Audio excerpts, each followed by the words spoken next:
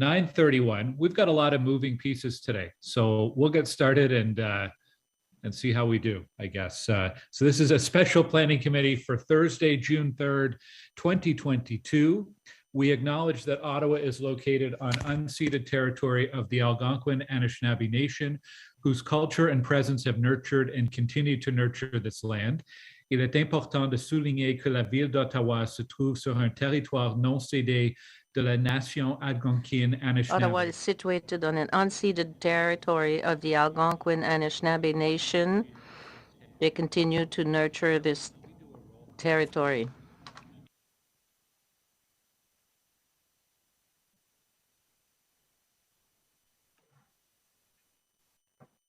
Sorry, you want me to do the roll call, Chair? Yes, please. Okay. Councillor Brockington. Here. Councillor Cloutier. Présent. Councillor Curry. Right here. Councillor Dudas. Here. Councillor Hubley. Here. Councillor Kitts. Here. Councillor Leeper. Good morning. Councillor Menard. Here. Councillor Tierney.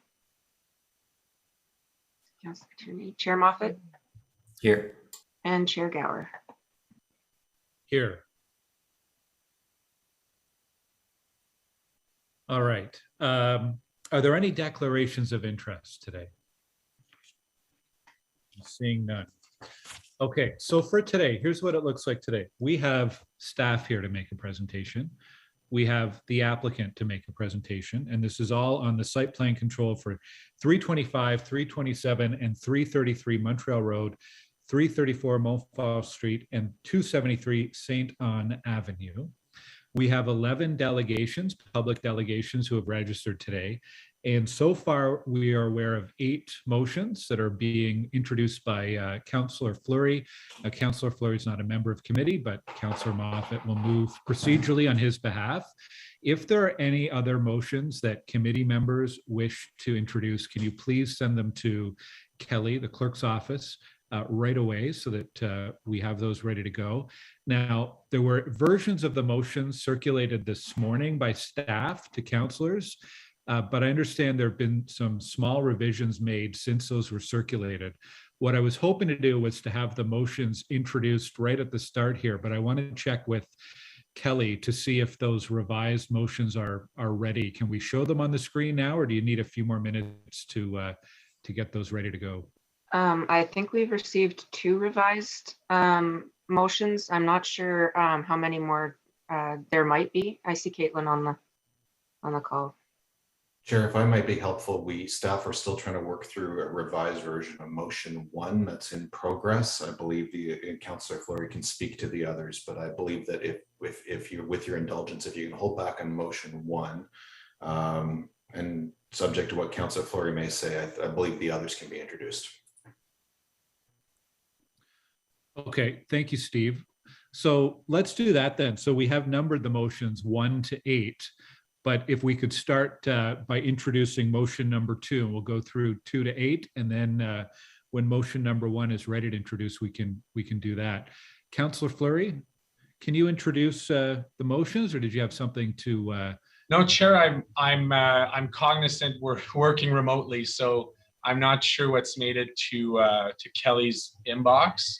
I was a few seconds late here because I was finalizing with legal some final wording on one of the motions, but there had been minor tweaks to the others. So I'm not sure if I could ask if Kelly could loop back with Christine Enta, who would have the latest that have been revised. I apologize, Chair. If we were in person, I would see if what she has in hand, if what the clerk has in hand is the latest. Well, tell you what, I don't want to hold up the meeting, and I'd prefer to introduce the motions as final as they can be. So why don't we go ahead with the staff presentation and then the applicant presentation, and then if we can try to have all the motions, the latest versions, ready to introduce before we go to our delegations, because I think it'd be helpful for the delegations especially to be aware of what's in front of us before we have their presentations. Councillor Brockington? Just in the meantime, are the motions in the shared directory now? I have not seen any of the 8 motions to date. So they were circulated by email, and I know they were being uploaded to the shared drive now. I'm not sure if Kelly or Caitlin can confirm whether they're on the SharePoint site yet.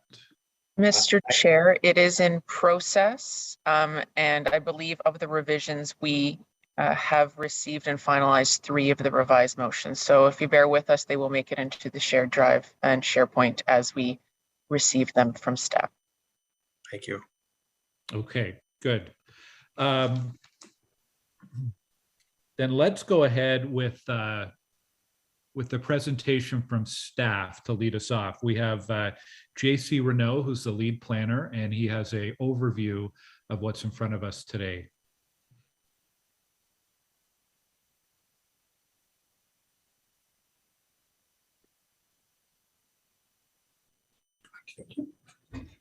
Good morning, everybody. So as stated before, this is for site plan control at 325, 327, and 333 Montreal Road, 334 Montfort Street, and 273 Sainte Anne Avenue. Next slide, please. Here's a brief overview of the location of the property that is located within the Vanier neighborhood, east of downtown. Next slide, please. And a simple closer look at the property. Next slide, please. And this view with the satellite imagery showing the surrounding context of the property with frontage on Montreal Road, Sainte Anne Avenue, and Montfort Street. Next slide, please.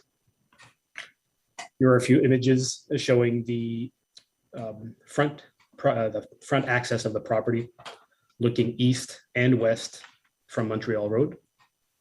Next slide, please. Here are views of the loading area entrance looking north and south from Sainte Anne Avenue. Next slide, please. And views from the staff parking entrance looking west and east on Montfort Avenue. Next slide, please. So a brief background of the applications.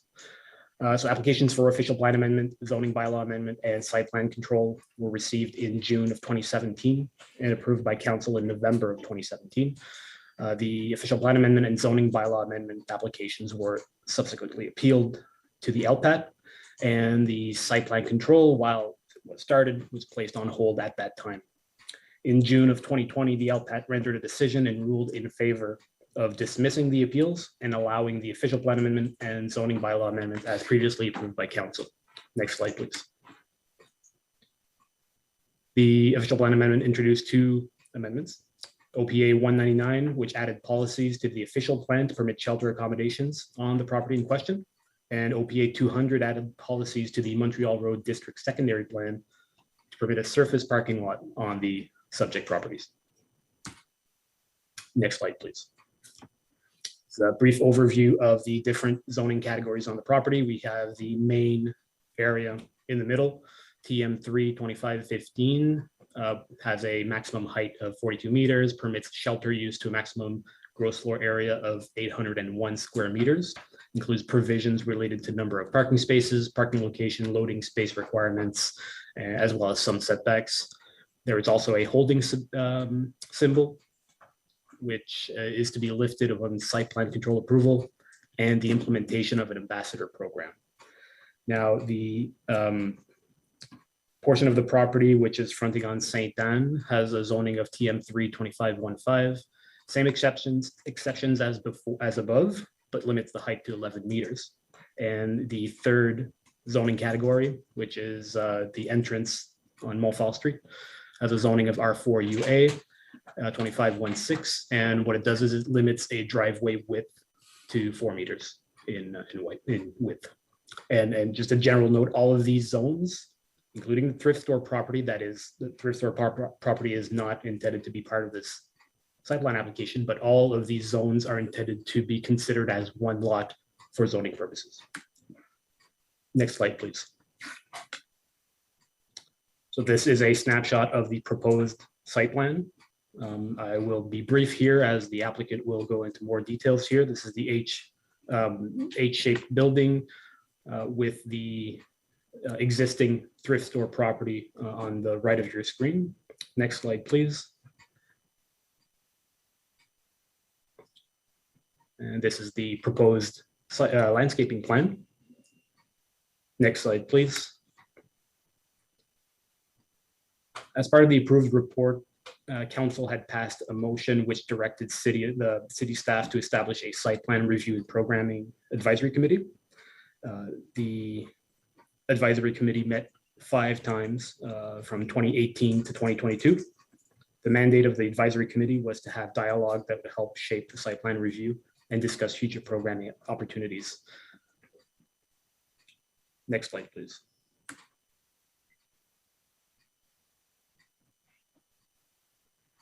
Each of the 5 meetings resulted in detailed discussions on both site plan conditions and future potential programming. Consensus could not be achieved regarding the committee's authority with regards to programming and what could be included as part of the site plan process. Following the last meeting, the March 30th meeting, city staff determined that the intent of the motion had been fulfilled to its best ability. Next slide, please. Today's report's recommendations.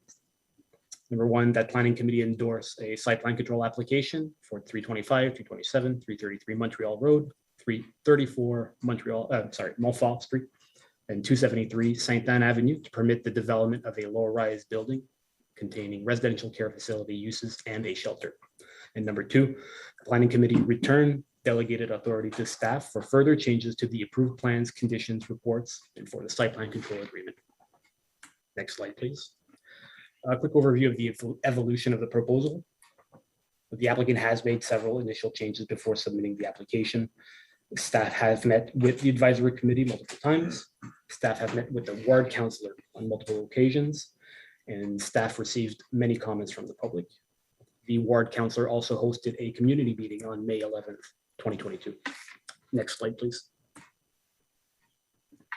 The discussions mentioned before resulted in the following changes to the proposal: reduction in the height from 6 to 4 stories on the west wing, the removal of previously proposed addictions program, the addition of 32 supportive housing units, including 6 barrier-free units, simplification of the building footprint in some areas in order to remove alcoves, increase visibility, change in materials, change of the building, a change in materials in the driveway pedestrian access in order to formalize the various uses there. Also some various landscaping elements, fencing, loading facilities, gates, lighting, security enhancements. Next slide, please. And now for a brief policy review. So the application is consistent with the TM or traditional Main Street designation in the official plan, notably with the policies that were introduced with OPA 199. The application is also consistent with sections 251 and 411 of the OP. The application meets the intent of the central sector designation in the Montreal Road District Secondary Plan, notably policies introduced by OPA 200. Next slide. Proposed developments consistent with the intent of the zoning bylaw and meets all the applicable performance standards, particularly those introduced by the zoning bylaw amendment, specifics to exceptions 2515 and 2516, as mentioned earlier. Proposal has been well designed in consultation with staff and is in keeping with the character of its surroundings in terms of building materials, landscaping, site layout. Proposed development has been designed as a purpose-built facility from the ground up, safety and security in mind. Thank you. Okay, thanks very much, JC, for the overview. And we will come back to staff at the end of this for questions to staff, to JC and other colleagues here. We're going to move now to a presentation from the applicant. We have 3 people making the presentation this morning: Marco Manconi from ND Management, Patrick Bisson from Hoban, and Glenn Van Gulik from the Salvation Army. There are a number of representatives from the applicant who'll be available to answer questions later, but for now we have these 3 representatives to walk us through a presentation. And I think, Marco Manconi, you're leading off. Good morning. Yes, well, thank you, Chair, and well, thank you to the Planning Committee. I'll briefly just like to acknowledge the team that you mentioned that's here from Hoban Architects. Patrick Bisson will run through this presentation. We have Gord Lormo from Hoban as well, and FOTEN, our planners, Miguel Tremblay and Paul Black. and various members of our consulting team and members of the Salvation Army. So I'll turn it over to Patrick that will walk you through the presentation. Great, thank you, Marco. And thanks, JC, for the presentation. It's quite thorough and has covered quite a bit of my material. But anyways, thank you for being here today. So all of you are very familiar with this file as it has a long history. So we'll skip over the contextual formalities because I think you guys are all very well aware of where this building is located, but nonetheless, we'll go through the presentation. Next slide, please. So as you all know, site's located at 333 Montreal Road, fronting on Montreal Road, but bordered by Sainte-Anne, Montfort, and Granville Street. Next slide, please. I think it's important to remember that our mission for this project has always been to design a purpose-built facility that is designed to serve the broad range of community needs, but also providing a real sense of hope and dignity for those that need it the most. Next slide, please.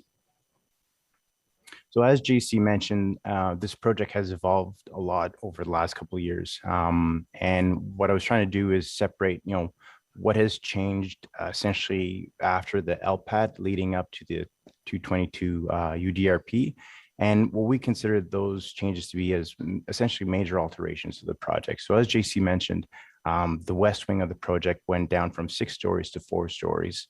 Another big alteration was removing the addictions program and substituting that for supportive housing. Additionally, we also tighten up the footprint of the building to really try to incorporate some of the comments that we had heard throughout the approvals process, whether through the LPAT or whether through the community open house meeting that we had back in 2017. Next slide, please. So in terms of tightening up the footprint of the building, item 1, 2, and 3 indicate the regions that have been deleted essentially from the site plan as a result of the tightening up of the building footprint. Next slide, please. In terms of post 222 UDRP alterations, a lot of these alterations have to do with whether the recommendations from the UDRP or recommendations brought forward through the Site Plan Advisory Committee and other comments that have been brought forward to us. So as JC had mentioned, one of the main items was improving the pedestrian access to the entrance of the facility, indicated by number 2. The UDRP had indicated they had concerns with the architectural language of the community space at the center of the project, which is highlighted by number 1 here. So we changed the scale and the materiality of it. Additionally, they had some concerns with how we were treating the sort of front planter wall. They wanted it, the height reduced to gain better visibility through the parking lot. Just as a side note, just on the previous slide, the changes had resulted in a decrease in about 20% of the size of the facility, which is worth noting. Next slide, please. So just in terms of where these items are situated on the site, number 1 was a modification in the increase in the size of the egress paths. Number 2 was a request to heighten the sort of the privacy fence between the loading area and the adjacent property. Number 3 was to develop more clarity in the fencing details that we were proposing. Number 5 was to add a security control gate leading into the shipping and receiving area for the facility. Sorry, I skipped number 4. Number 4 was to provide a security gate and move it closer towards Montfort Street, towards the north, to reduce any potential either queuing or people gathering there. Number 6 was to, again, reduce the scale of the central community space, and 7 was to add the pedestrian, increase the pedestrian thoroughfare to the main access. Next slide. Next slide, please. So in general, this is the site plan. Again, we haven't changed the intent of the site plan. Everything remains quite similar to what it initially was. Next slide. Next slide, please. So we'll just go through some of the important design principles, but the takeaway here is that the design principles were really developed based on the evident shortcomings of the existing facility. and the principles have been also designed by very influential precedents across North America. So there's been a lot of research and thought put into the design of the new facility. Next slide, please. So in terms of providing a wide range of housing options, the facility, as you know, offers shelter, emergency shelter. It provides transitional independent living, supportive housing, special care units, day program, and administrative support. Next slide, please.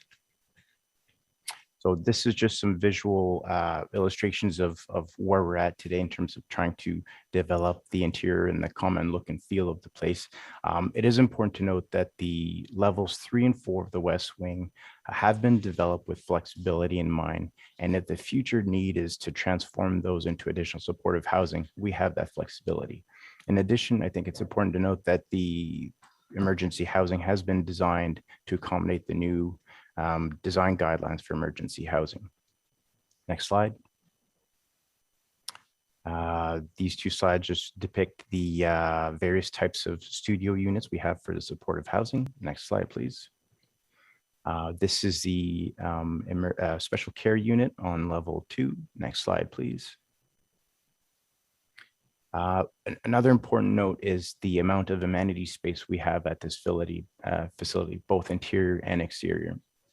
It's important to note that the current facility really struggles in providing that. And we think that with reducing the amount of beds while retaining the exact same amount of amenity space that we had initially really helps with the idea of keeping people on site rather than them walking around the neighborhood. So the amenities are meant to engage them and keep them within the facility. Next slide, please. So that was the ground floor. This is the upper levels. So we have common amenity space, both in the supportive housing and in the emergency shelter wings per floor, in addition to the lower level and the ground floor. Next slide, please.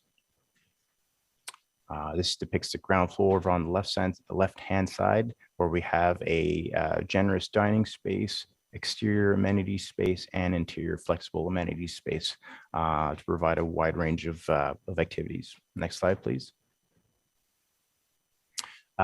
Controlled access. I'll ask you to go to the next slide because we can see this a little bit more thoroughly. Next slide.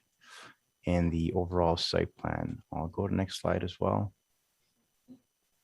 Next slide. So I think this is an important slide just to explain, the main access points, the secondary access points, which parts of the sites are completely secured and which ones are supervised and secured for the guests. So the parts indicated in red are fully secured. The intent there is to not have access there and generally used for exiting the building in case of emergency. The areas highlighted in yellow are the secured courtyards, which are meant for the guests and have supervision. The red arrows are the main active entrances to the building. Number 1 is the main entrance. Number 2 is the entrance to the admin and supportive housing. And number 3 is the staff access. Number 7 is your rear secure parking. And then obviously the front of the property leading onto Montreal Road is open sort of Woonerf style access to the site with parking for the site, but additionally is intended to feel like a pedestrian thoroughfare. Next slide, please. Designing for privacy was really intended to focus all of the external balconies and terraces internally to the project rather than on the outside, really to preserve the privacy of the adjacent properties, but also to keep those sorts of activities within the middle of our site. Next slide. Segregated access points. So just quickly here, we have the secure staff parking lot towards the north. We have the shipping and receiving area towards the west off of Sainte Anne. And then we also have the main access point to the building off of Montreal Road. Next slide. So just another perspective view looking at it from a different angle. Here we see the north parking lot. We see the vehicle outreach bay here, staff access, secure staff access over here, the supportive housing access here. Next slide. And then last but not least, the designing the street for people. As you know, we will be retaining 325 Montreal Road, the existing thrift store, but there is an intent on changing some of the corner programming to a coffee shop with additional family services located down below. And the intent there is to design the street for people and make it an habitable space for people to congregate.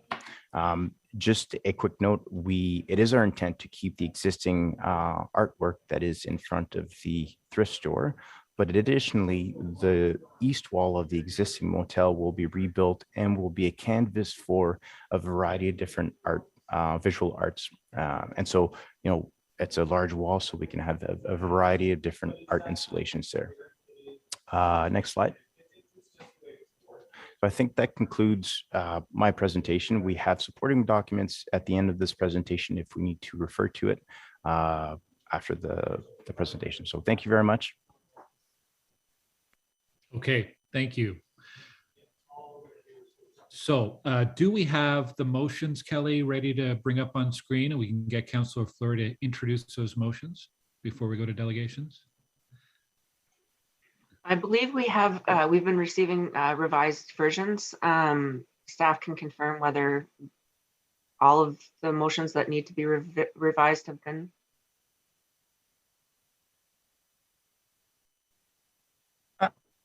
I believe we have most of them now. So, Mr. Chair, if you wanted to proceed, starting with motion 1, I'll ask my colleague Eric, who's keeping track of the versions, to just interrupt us if we get to one that we haven't got the revised version of yet. Okay. I think only number 1 So was revised, and the rest were. I think it was only number 1 that was revised, and then 2 through 8 should have been fine as per what was shared at 9 o'clock this morning. Okay, good. So let's bring motion 1 up on the screen, and when it's up, Councillor Fleury, you can read it in for us.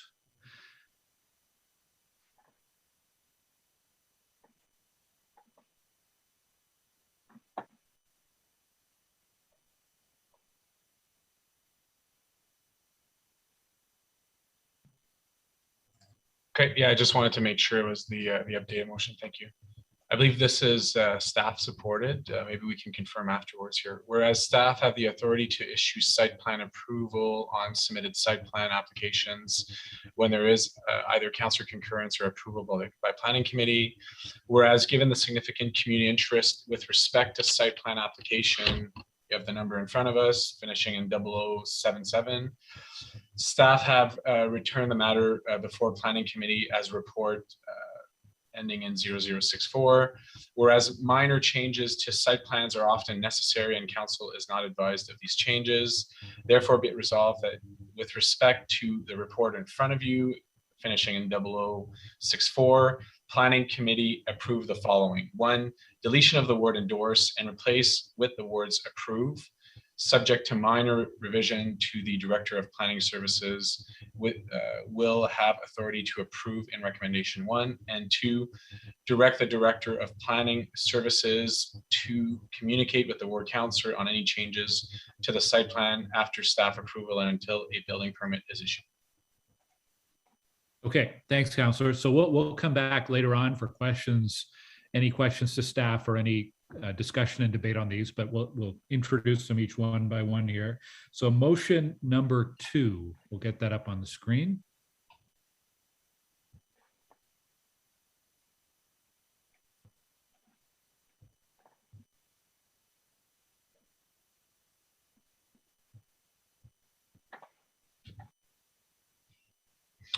Do you want me to read? So it says Councillor, that's the mover, Councillor Moffat? Yeah. Whereas staff report, which is in front of you, details the site plan application with respect to 325, 327, 333 Montreal Road, 334 Montfort, 273 Saint-Anne, where staff report includes a number of supporting documents, including those providing background information on the site plan application and comments from the community organizations, which form document 1 to 12. Whereas on June 1st, 2022, the General Manager of Planning, Real Estate, and Economic Development issued a memo to Planning Committee providing background information on the Salvation Army Plan Review and Programming Advisory Committee and a copy of the agenda and minutes summary for each of the advisory committee meetings.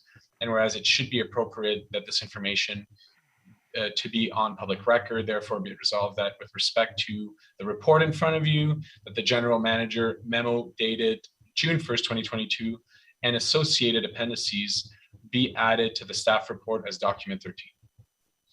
Okay, thank you. And we'll bring up motion number 3.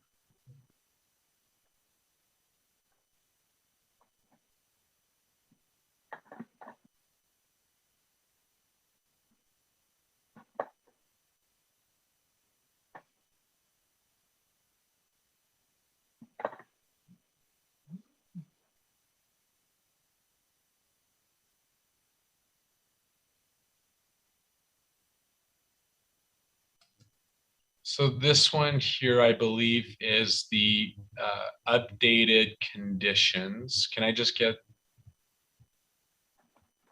confirmation that that's this one here? Additional conditions. I believe that's it. But if we could just. That's right. It's conditions 27 to 31. Okay. So and if it's possible, Chair, again, for delegations purposes, if they could be drafted out or copied, I'd appreciate that. Whereas the staff report 00064, or this report, contains conditions of site plan approval in document 4. Whereas since the staff report has been prepared, there's been further negotiations between staff, myself, and Salvation Army on additional conditions. Whereas these conditions need to be added to the existing document 4 for approval as condition 27 through 31. Therefore, be it resolved that with respect to this report, that the existing document 4 be replaced with the enclosed revised document 4 to reflect the conditions of concurrence for site plan control. And again, Chair, I'd love for when you look at it again, if the actual conditions could be added. Okay, we can get the 4 conditions for later on. So that's screen.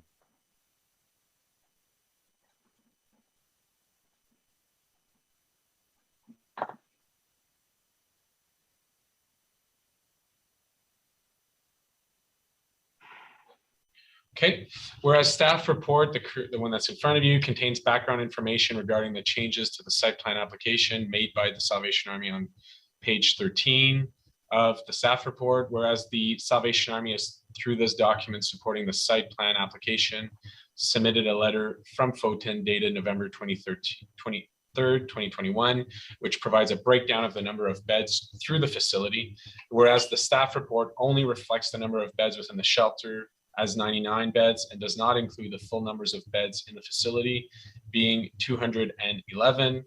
Whereas clarification of this information provided to Planning Committee is desired and a fulsome report including all information should be presented. Therefore, be resolved that on page 13 of the staff report, the first paragraph under the heading Site Plan Control Proposal and Evolution, the following be added as a 5th bullet point on number of beds in addition to the shelter beds 99, special care 60, transitional independent living 90, supportive housing 32, for a total of 211 beds. Okay, thank you. Motion number 5.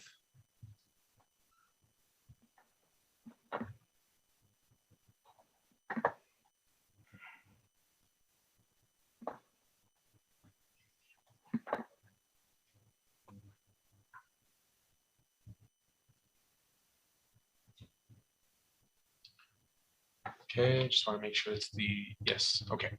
So, okay, whereas the staff report in front of you contains conditions of site plan approval in document 4, whereas since the staff report has been prepared, there's been further negotiations between staff, myself, and the Salvation Army with respect to driveway access to Mofa, additional buffering, and sidewalk conditions. Whereas these additional matters are to be reflected on the final site plan and landscaping plan. Therefore, be it resolved that the site plan and landscaping plans submitted by the applicant shall include the following. 1, driveway access to Mofa, the gate closest to the street to 6 meters from the property line, restricting the queuing to a maximum to 1 car. 2, a green friendly buffer with will be in place between the fence of the residential property to provide additional landscaping, so long as there is no interference with underground services along the western fence of the property at 333 Montreal Road. And 3, provisions of the segregated sidewalk in front of the property being along the Montreal Road frontage with a minimum width of 2 meters and a wider sidewalk through the site at a minimum of 1.5 meters. Okay, and motion number 6.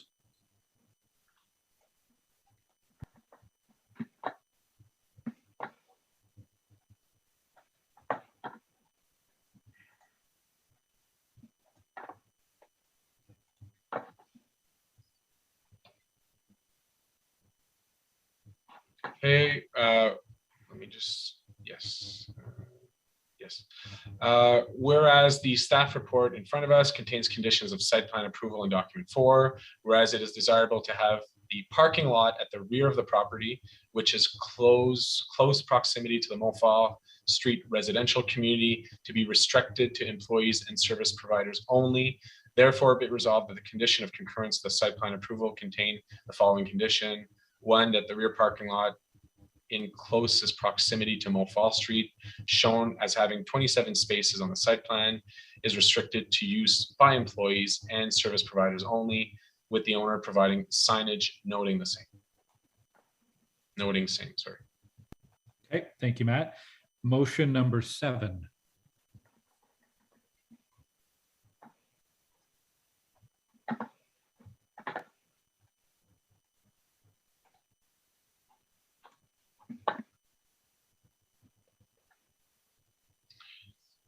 Okay, whereas the staff report in front of you contains conditions of site plan approval in document 4, and whereas all other shelter uses within the city of Ottawa have an ambassador program and outreach programming, and whereas the Salvation Army has advised that they will be implementing such program in the form of a proactive patrol, which will be run by the Salvation Army to provide support to this facility. And it should read clients here, and it's clients. I don't think that this is the last one, Chair, but I'll read it if it has to be reclarified, as well as respond to the community concerns in a timely fashion.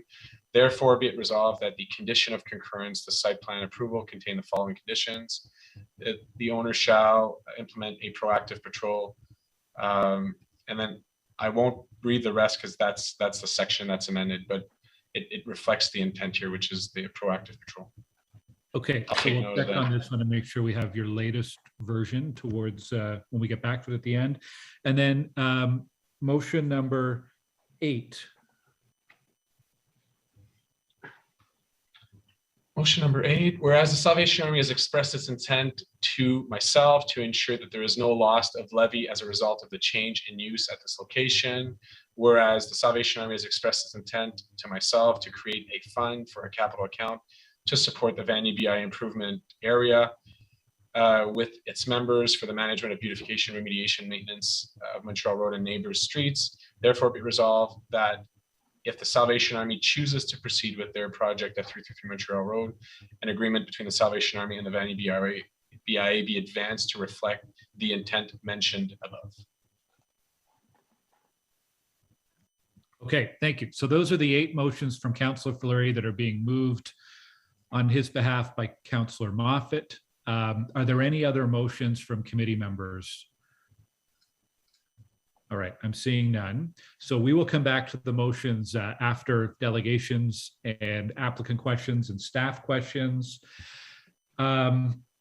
It's probably a good time to remind everyone, this is a site plan application that's in front of us. And in Ontario, site plan control is a planning tool that a municipality uses to evaluate certain site elements such as walkways, parking areas, landscaping, or exterior design on a parcel of land where development is proposed.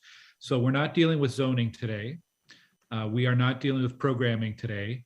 And we're also focused on the exterior of the building rather than the interior of the building. So I would remind committee members to keep that in mind as we get to our delegations and eventually the motions as well. So we are going to turn now to our public delegations. We have 11 people who have registered. Each person will have 5 minutes to make a presentation, and then there will be an opportunity for committee members to ask questions from each of the delegations. The first 3 delegations up will be Colette St. Denis, Natalie Carrier from the Vanier BIA, and Leo Laverne. So we'll begin with Colette. Is Colette with us?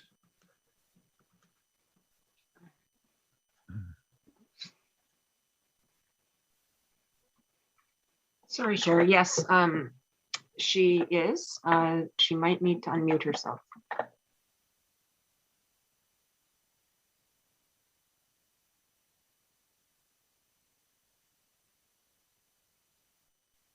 So Colette, you may need to accept a prompt to unmute and join us here on screen.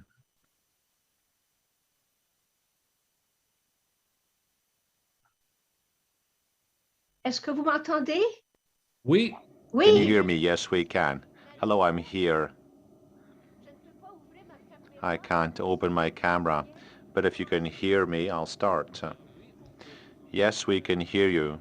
We can hear you very, very well. Please go ahead. So I'll start. Yes. For homeless people and Vanier residents, we're asking for housing first. We're asking for 40 units with supervision in various areas of the city so that homeless people can be reintegrated into society. And there needs to be a centralized service for the homeless population. There needs to be supervised living for homeless people, and then we need to create affordable housing for them as well. And this is much better than housing which is not adapted to their needs. We refuse to transfer the problems of George Street and Booth Street to Montreal Road. What you're doing really is transferring problems to our area. There needs to be something which really helps people to find a home. We reject the Salvation Army project, and this should not be funded by taxpayer money. We reject also this plan. Why? Because this is an outdated model. It's a failure. The Booth Center proves this. It's a waste of millions of dollars, which could fund about 200 apartments for homeless people. We have to improve existing services as well. There are various issues, various irregularities, and have been since the outset. An example,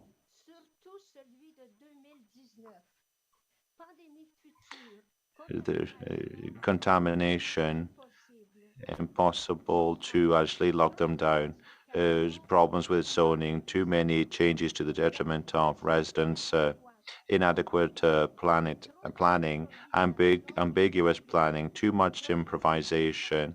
This is a project which has been rejected across the city. It shouldn't be in Vanier.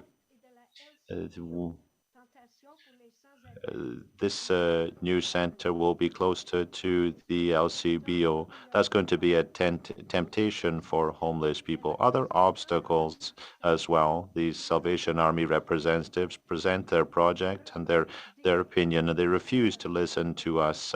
The proof of that, the advisory committee rejected any ideas that we had. They have been very, very evasive. They're not realistic. They have outdated ideas as well. They say that they have all the solutions. They don't answer our questions. If we look towards we have to look to the future now. We should not take premature decisions. This is a drastic decision for the residents of Vanier. It'll increase traffic, pollution, garbage, and light. It will mean that we'll have to have more police officers on patrol. People are worried in Vanier. they're worried for their kids and for seniors who live next to the center. Homeless people are people without a home. They will only be reinserted into society very slowly. The Salvation Army does not want to cooperate with us. I know they do a lot of good in society, but they refuse to listen to us. We shouldn't be recreating the problems of downtown in Vanier. We call on municipal councils to block this project. No funding should be provided to it. Many people are against this. We don't think that the Salvation Army should have control of our lives. We don't think it should have an impact on our riding. The Salvation Army is a very positive force, but they've lost our trust through the refusal to listen to us and to listen to our concerns.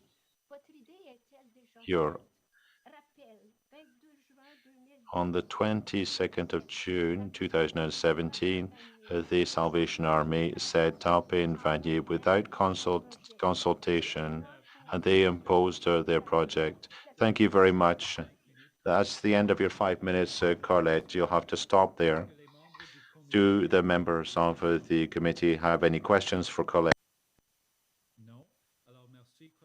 Thank you, Colette, for your presentation.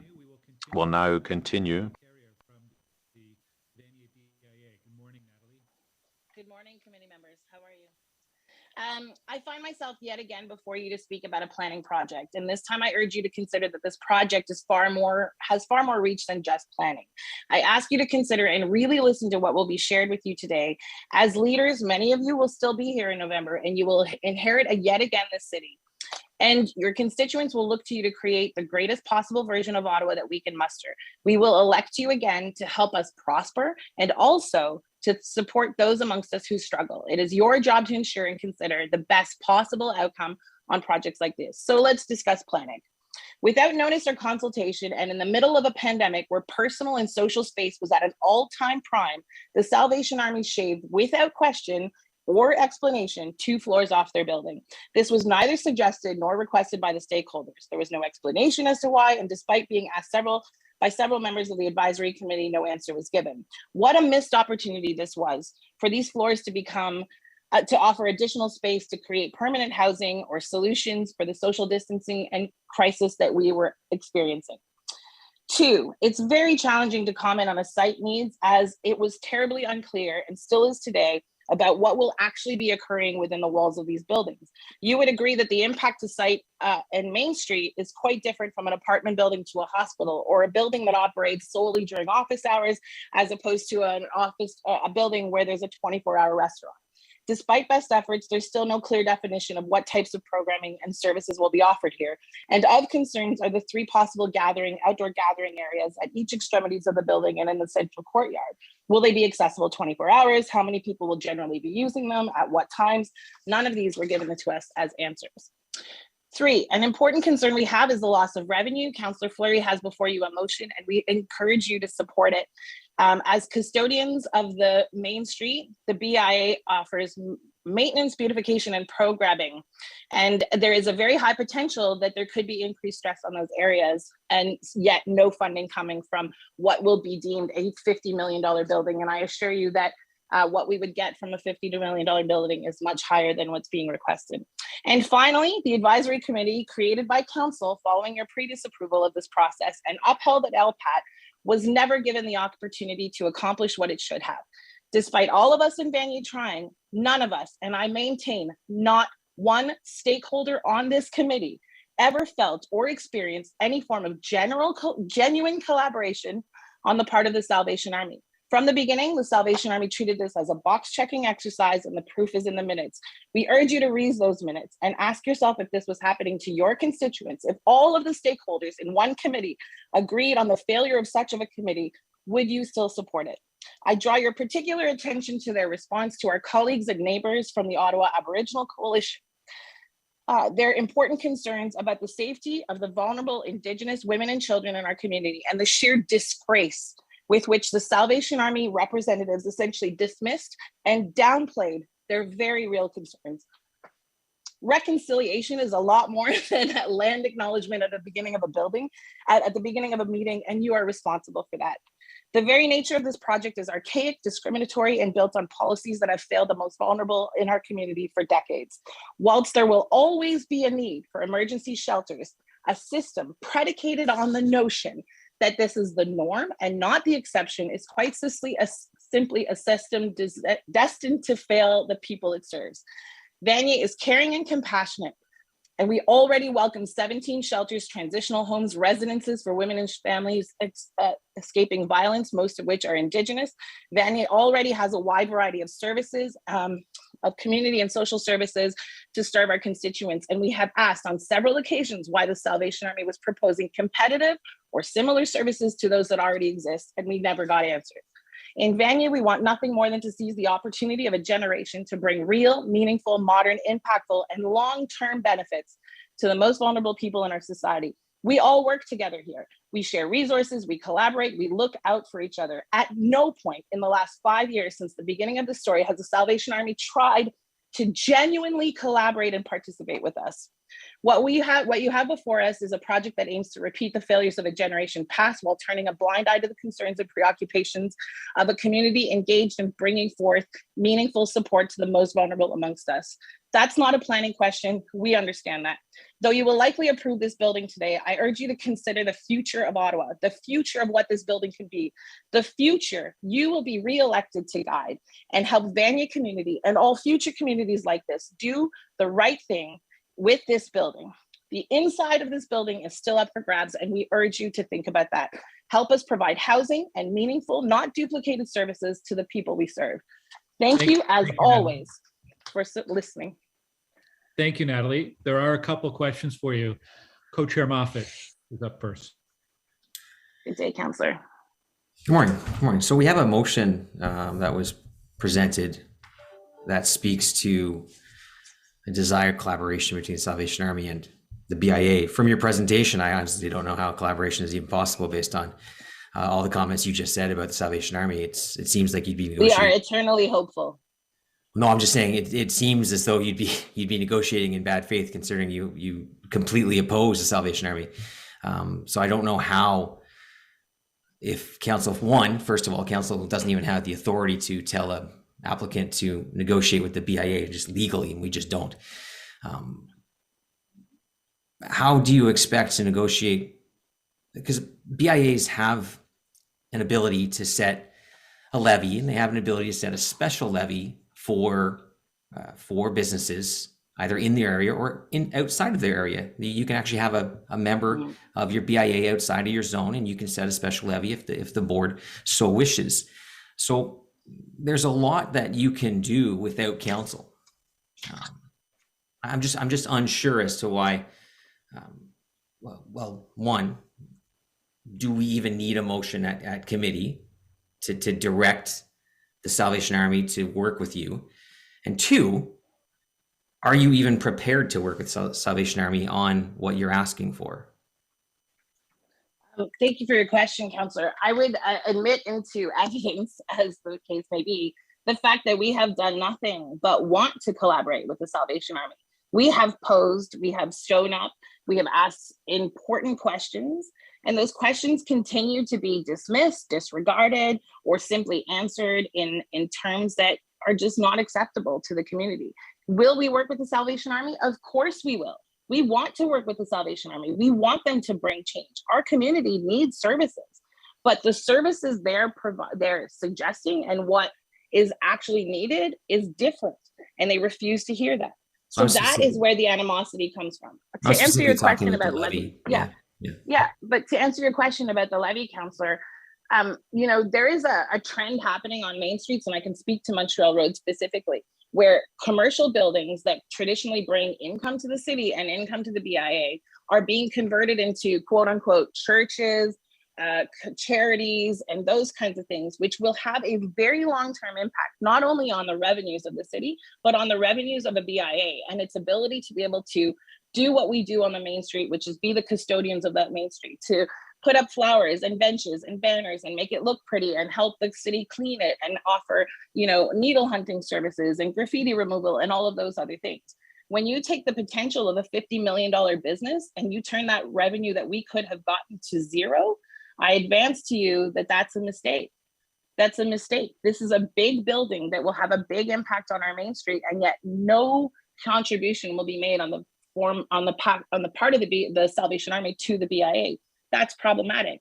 More problematic than that is that the conversation was had with the Salvation Army and they actually agreed to do it, but city staff refused to put it in the report.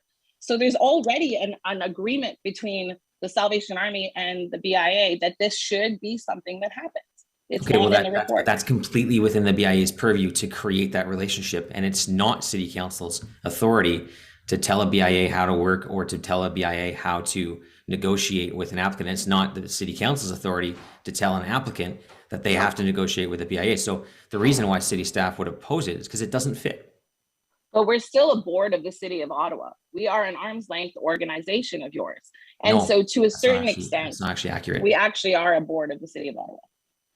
Legally, we are a board of the City of Ottawa. The city assists, but it's not, you're not a creature of the city.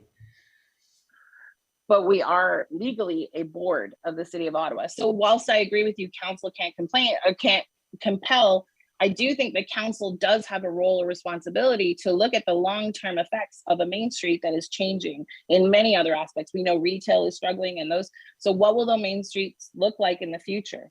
And so that's where I think that there is something that can and should be said about this. Yeah, but specific to the levy, I just want to be clear, specific to the levy, it is completely within your purview to have a conversation with the Salvation Army about their membership in the BIA that has nothing to do with our role as councillors. Unfortunately, Councillor, some BIAs do have associate memberships, which is what I think you are referring to. Our BIA does not. So we currently do not have a policy or a procedure by which to accept an associate member. That's something that's easily changed in your board meeting. You could easily change it at your board meeting with a constitutional amendment to your perhaps your board. There could also be a recognition by planning that this is an important development and the development should contribute to the main street the way all other developments do, despite the fact that it's being built by a quote unquote charity that actually has a revenue model. Okay, thanks. Okay, thanks, Co-Chair Moffat. And we will get staff to comment on the procedurally and legally what ability Planning Committee would have to direct the applicant on that issue through site plan. Councillor Fleury. Yeah, thank you, Chair. And remember, it is an intent. It is not a mandate that motion seeks to advance. Natalie, I'd have so many questions, but we've spent hours on this through the advisory committee and through the stakeholder engagement. So I'll spare everyone's time in going over those elements and concerns. I would, correct me if I'm wrong, but I think you're speaking macro as a city and where we need to go. You're speaking macro as our main streets, and then at the same time, you recognize what's in front of us in terms of the review. On the report that's in front of us, you're in a unique position as a BIA where you have very strong ties to the Francophone community in Ottawa, but also specifically in Vanier. And I would extend that to the Indigenous communities as well. You work closely with a number of Indigenous groups. We will hear from them later. On page 66 of the report, there is reference by the Salvation Army to an intent to public art or some form of public element of art relating to Francophone and Indigenous reflection. I would love if you would be able to share your thoughts. You've done a lot of public art. We've worked collaboratively with both Francophone and Indigenous groups, and I think it is important to hear your position on that. Certainly, thank you, Councillor. I love public art. I'm a huge advocate of public art. We have, in the last 5 years since I've been at the BIA, invested, I think, somewhere over $200,000 in public art on our main street, and that does not include what the city has invested as part of the Montreal Road reconstruction project. Public art is incredibly important, and art has a place in communities to both reflect and represent the people in which which live there. So, ultimately, is it important to have art that represents Indigenous communities and Francophone communities? Of course it is. The challenge with this particular public art, in my opinion, is that it sort of supersedes the normal collaboration that we have within the community of Vanier to put up public art. So to this point, though we've asked several questions, we have no idea of how they're going to go about choosing an artist or doing any of those things. They're not compelled, because it's private property, to necessarily abide by the normal standards that exist for public art. So that's problematic. The most problematic, as a Francophone and somebody with Indigenous ancestry, is that this is basically their, like, once again, box checking exercise. We're going to put up a Francophone mural, therefore we've represented Francophones. We're going to put up Indigenous art, therefore we've worked with and collaborated with Indigenous people. It's tokenism at best, and it's quite frankly insulting. The community didn't ask for it too. That's important to say. That was not something that came out of the stakeholders committee. It's not something that came out of a public consultation. At no point did we say, in order to represent the communities you want to serve, you need to put up a mural of Francophone people. Like, it's just silly. Thank you, Natalie. Thank you, Chair. Okay, thank you, Councillor. Thank you, Natalie, for joining us today. Thank you. We're going to move on to Leo Laverne, followed by Mark Miracle. Leo, I saw you on my screen a few moments ago. Hello, good morning, bonjour. Bonjour, Monsieur le Président, membres du Conseil, membres du Comité. Good morning, Mr. Chair, members of committee. Thank you for having me today to speak on this issue. I have a few concerns, and I will start by saying that I am the Executive Director of the Pauline Charon Center, located in Vanier since 1963. It's a center for seniors, so people that come from activities, daytime, nighttime, sometimes over the weekend. So you'll understand my concern with this possibility of having some 200 people wandering in the street every day, not knowing exactly what they're doing, even though there is program, but we can see the effect now. Lately, we had to call the agents because we're finding needles next to the building or next to the dumpsters. It's something that we hadn't seen for a long, long time. Graffitis that I can't describe. I can't tell you what's written on, that was on our container in the back. So as a past City of Vanier councillor, I understand the challenge you can have, that you're looking at the whole of the project and not its specificity. But I would ask you, and to the funders too, I think that Colette Saint-Denis and Nathalie Carrière said it very well, so I won't repeat them all. But we talked about patrols, patrolling around. I don't know what they would be doing or if they'll come right up to the Pauline Charon Center, but I can tell you that this is a serious concern for me, that because we'll have more and more people that are, whether homeless or that have nothing to do, that are wandering around the market right now. They're just looking at cars, and then one car was vandalized the other night. And what everybody said since the beginning, you know, it's not a question of not in my backyard. I was born in Eastview, that was, it has become Ottawa now, but I've been living in this community for 74 years, and I've always known Vanier, Eastviews as a very nice and welcoming communities. It's not that we don't want to have such services or such housing units, but it's having them all in one specific site. And once it's built, you know, there will be other coming along. The history keeps repeating itself, and the situation will get worse and it will affect the community. So as I said, it's not a question of not in my backyard. I was also asked to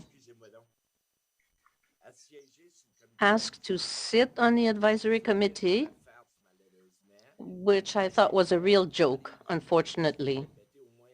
And I said it at least twice during the meetings. I thought I was wasting my time because I don't think that the Salvation Army was there to listen. They were doing what they want, not what the committee wanted.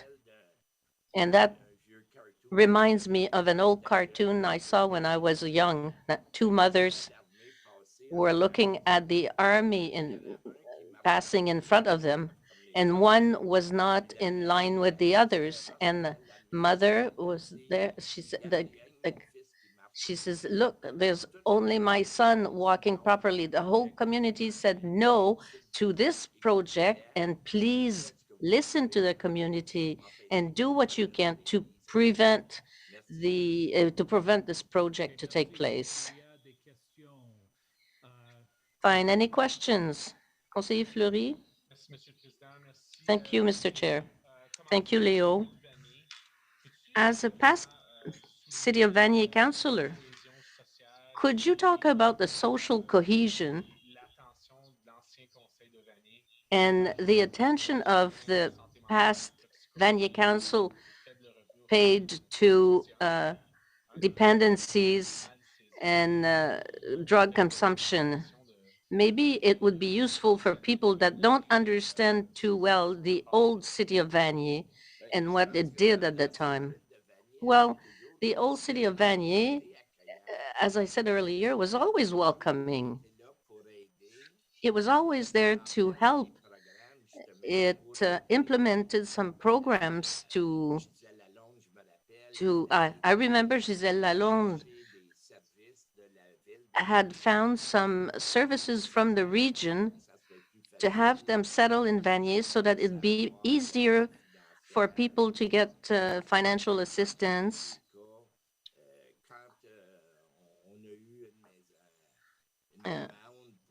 When we got a request for a women's center, we were open to this idea. There's always people that will be against, but we were open to that and we accepted. So I don't know if that helps, but that's how I know the City of Vanier, where I come from and where I've always lived. We're very welcoming, but we don't want to feel invaded with all the problems of society. Thank you, Mr. Chair. Thank you, Leo. And thank you for your presentation, Mr. Lavergne, and thank you for your service to the community. So we continue with Marc Miracle. Bonjour, Marc. And thank you so much for the opportunity to share an Indigenous perspective with respect to the proposed Salvation Army developments. I think I want to make something very clear that the Indigenous community and the Ottawa Aboriginal Coalition has been very clear from the beginning, and we've maintained our concern about the scope and scale of the proposed facility and how does it fit into the Vanier community. We've also identified from the onset of the creation of the Site Plan Review and Program Advisory Committee, when we first met in October, when we met again in January, again in March, that the mandate and the roles and responsibilities of this committee were never clarified, defined, articulated, firstly by the city, and certainly by the Salvation Army and their technicians. And we can't help but feel that the process itself has been tactically and strategically focused on the site plan review, and any conversation about programming has been avoided to a fault. And we also take the position that programming informs design. So what's going to happen in this building is going to shape the spatial configuration and ultimately how it's expressed in design form on the street. And we would ask again, how does this fit in with the Vanier community? And certainly it will have impacts. It does have impacts on the community at large, but it's going to have, I think, a disproportionate impact on the Indigenous community. And as everybody knows, Vanier is probably the largest concentration of Indigenous people in the city of Ottawa. We also know that 1/3 of the clientele at the Salvation Army is Indigenous, and that's been validated in terms of the 2021 point in time count that was conducted by the city in cooperation with other city organizations, including Indigenous organizations, in trying to better determine what the homeless population was at that point in time. So certainly the committee process has been profoundly disillusioning to us. And I think, on a personal level, despite the fact that we come into this process wanting to make change, to be part of that change for the betterment of the community, it's been somewhat of a disingenuous process. And I say that because we start out with community engagement sessions. We actually met with the Salvation Army on November the 30th as a coalition.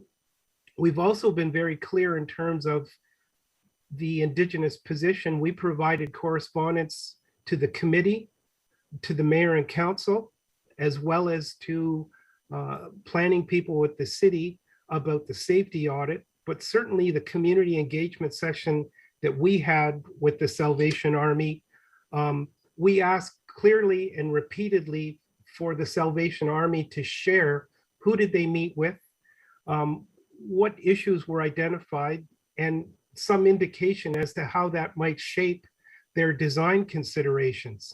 And I think Natalie was clear that there has been some modifications to the building, but when the modifications have been made, and significant spatial modifications, it's been done with no context. It was just reported that they removed the floor. So we have no idea what the impact of our comments in terms of scope and scale, the type of programming that's going to occur at the building. None of that was responded to in a transparent way from the Salvation Army. As I said, up to 1/3 of the clientele of the Salvation Army are Indigenous. This has been validated. And what we would ask is, how is the Salvation Army going to achieve better outcomes with its Indigenous clientele? Are they going to do it through relationship building and community outreach? And are they prepared to work with Indigenous organizations to assist in better serving their clientele? And I can't help but think that, there was a deliberate marketing decision made about this facility to shift the conversation more to, in quotation marks, supportive housing, as opposed to any reference to shelter. It's been— That's your time. However, okay. Councillor Fleury does have a question for you. Fair enough. Chair, is it okay just for him to finish that sentence? If you can finish that sentence quickly, and then we'll go to your question, Councillor Fleury. I'm finished. Okay. Morning, Mark. Thank you for your delegation and for the engagement. Simply for record and for committee's awareness, you are the executive director of Gignol. today your delegation is on behalf of the coalition of Indigenous organization as a resident or as a member of Gignal. I think it is important for record purposes. Well, in that context, Gignal Housing has 201 units in the city. We have 85 units within a half a kilometer distance of the proposed facility. We have units on St. Anne. We have units on Montfort. We have units on Shakespeare that are in the immediate vicinity of the proposed facility. So we have a vested interest about the impact on our tenants that include women, seniors, children, families. It's definitely going to have an impact. And I would also, I know it was raised previously, but the notion of vulnerability and the safety audit, none of this was done through an Indigenous lens, and there's been no adequate response from the Salvation Army as to the impacts on our community, and in particular, the vulnerability around women and girls, seniors and children specifically. Thank you, Mark. And I appreciate and I don't want to put you in a corner. I simply want to understand. My understanding was that you're also here speaking on behalf of the Aboriginal Coalition who wrote in. Can that be clarified? Because I do recognize your leadership role at Gignal, but you also have an important leadership role at the coalition. I want to make sure that your delegation is captured in that spirit, if it is. Well, Gignal Housing is also a member and founding member of the Ottawa Aboriginal Coalition, which is a coalition of Indigenous service providers throughout Ottawa. But as you know, a concentration of 10 or 11 of those Indigenous service organizations are located in Vanier and will be directly and indirectly affected by the scope and scale and location of this proposed facility. And I was selected to represent the coalition as part of this committee. Okay, good. That's exactly what I wanted to understand and for committee to hear. The coalition as written in a number of times. I'm coming back. I want to come back to the report. There are two sections that I would like to bring your attention to. There is a gender and reconciliation or Indigenous lens. I apologize if I don't have the appropriate wording, and section of the report. And I don't know if you've read that section, if you have a comment for us, if you have an advice for committee, but it basically states something very generic, that site plan matters do not relate to this clause. And I wonder if that is your feeling and the feeling of the coalition.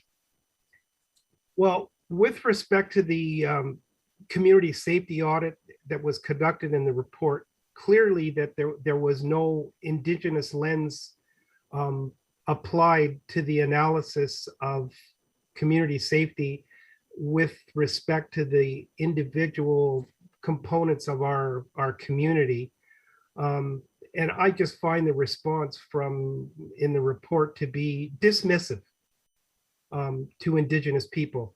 And it has nothing in terms of advancing how that vulnerability will be addressed.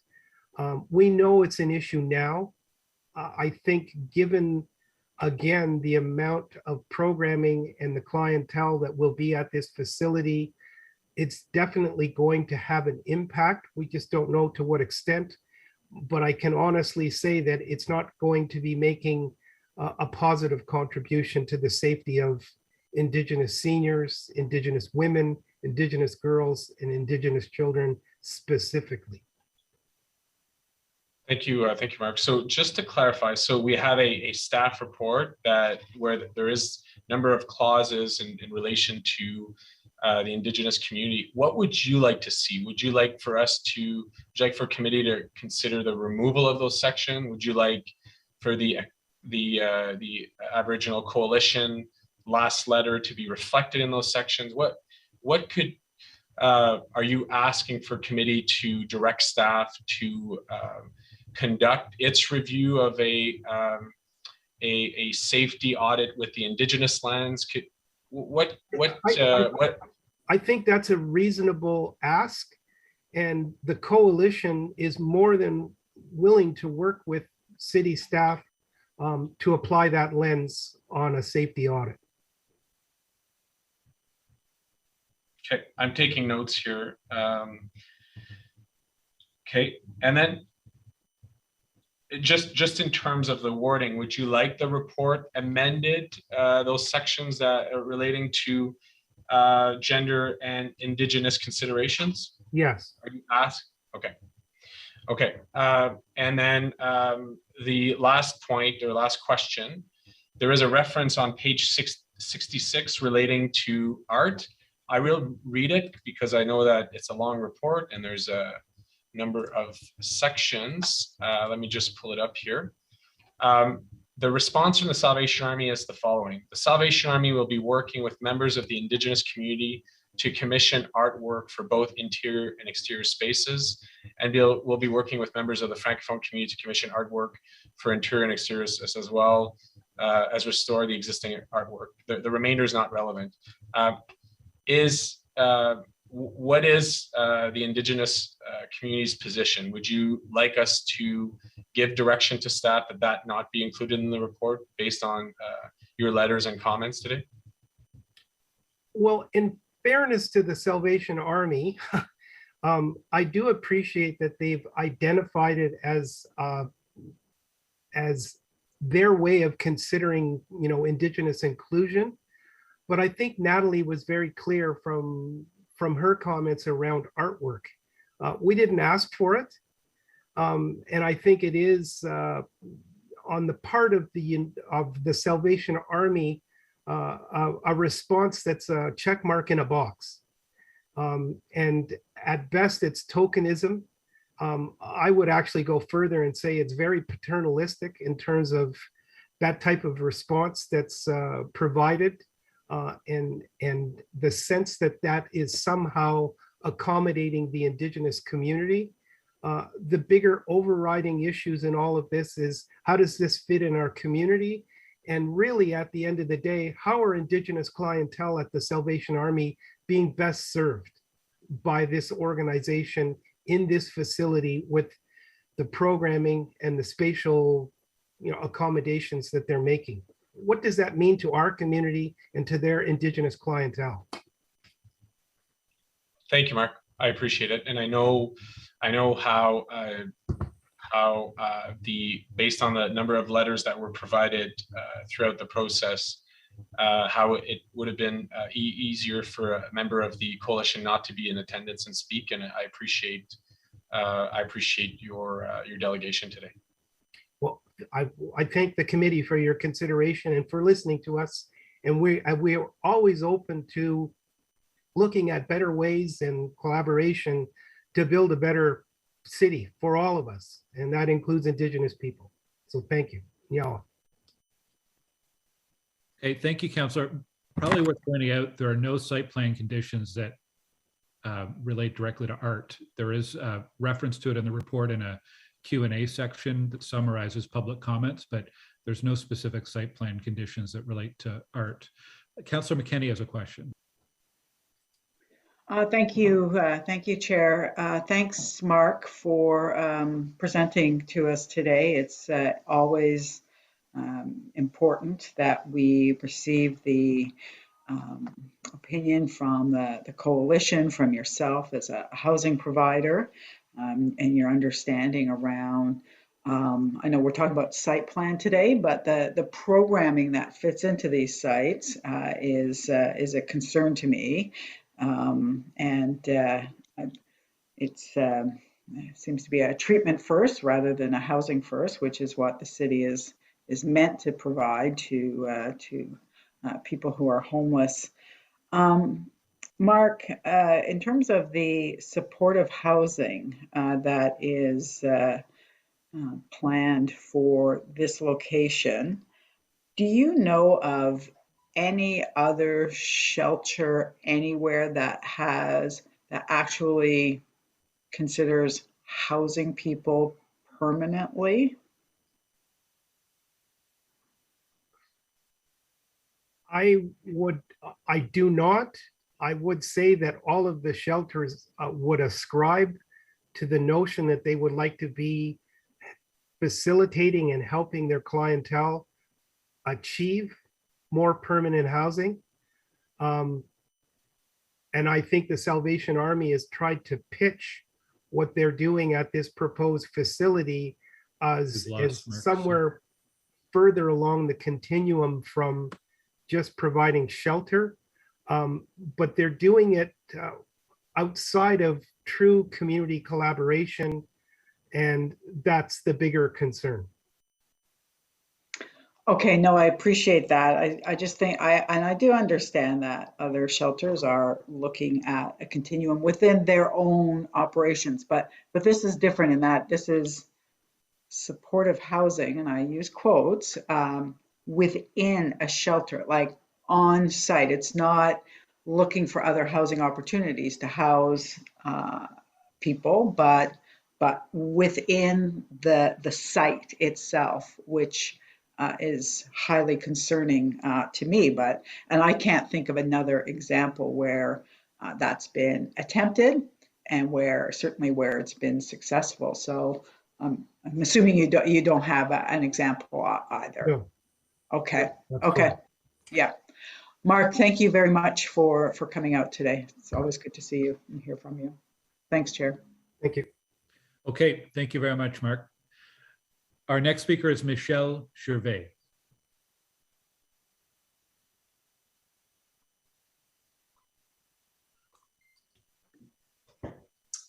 Good morning. Bonjour, est-ce que vous m'entendez? Oui. Can you hear me? Yes. Good morning. I am Michel Gervais. Executive Director of Vanier Community Service Center, just a recent retiree. And I'm here to speak to the impact of the project on the network of close-knit organizations that work and plan services together in Vanier, in our community.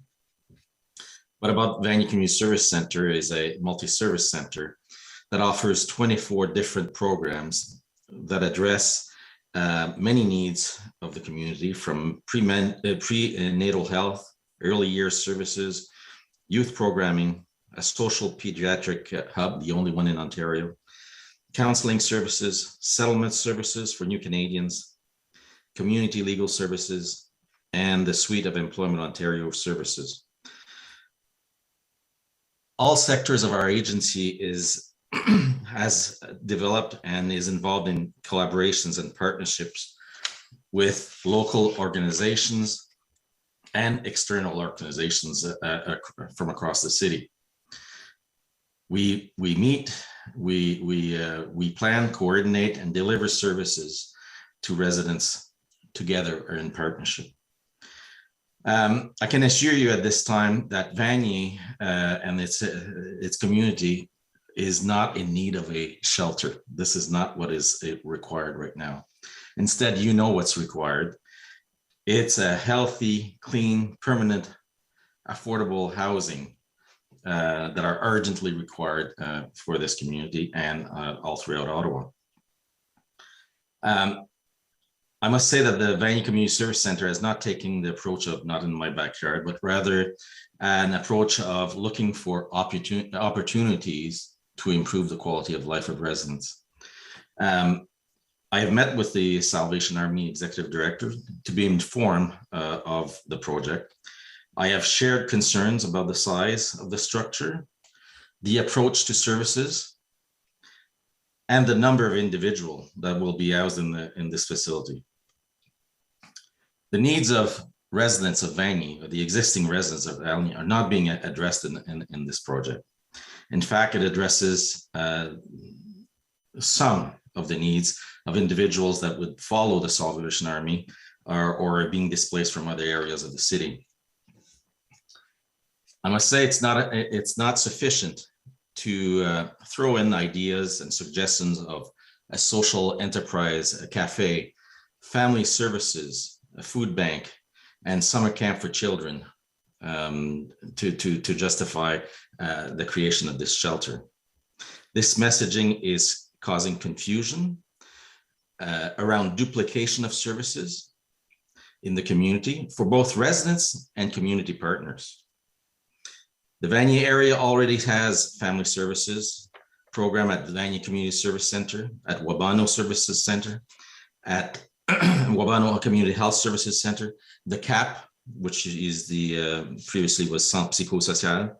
We have food banks and food programs at Wabano, at Vanier Community Service, in various other organizations and churches, including Bikers Church and the missions food trucks that are present in our community. Now, this same confusion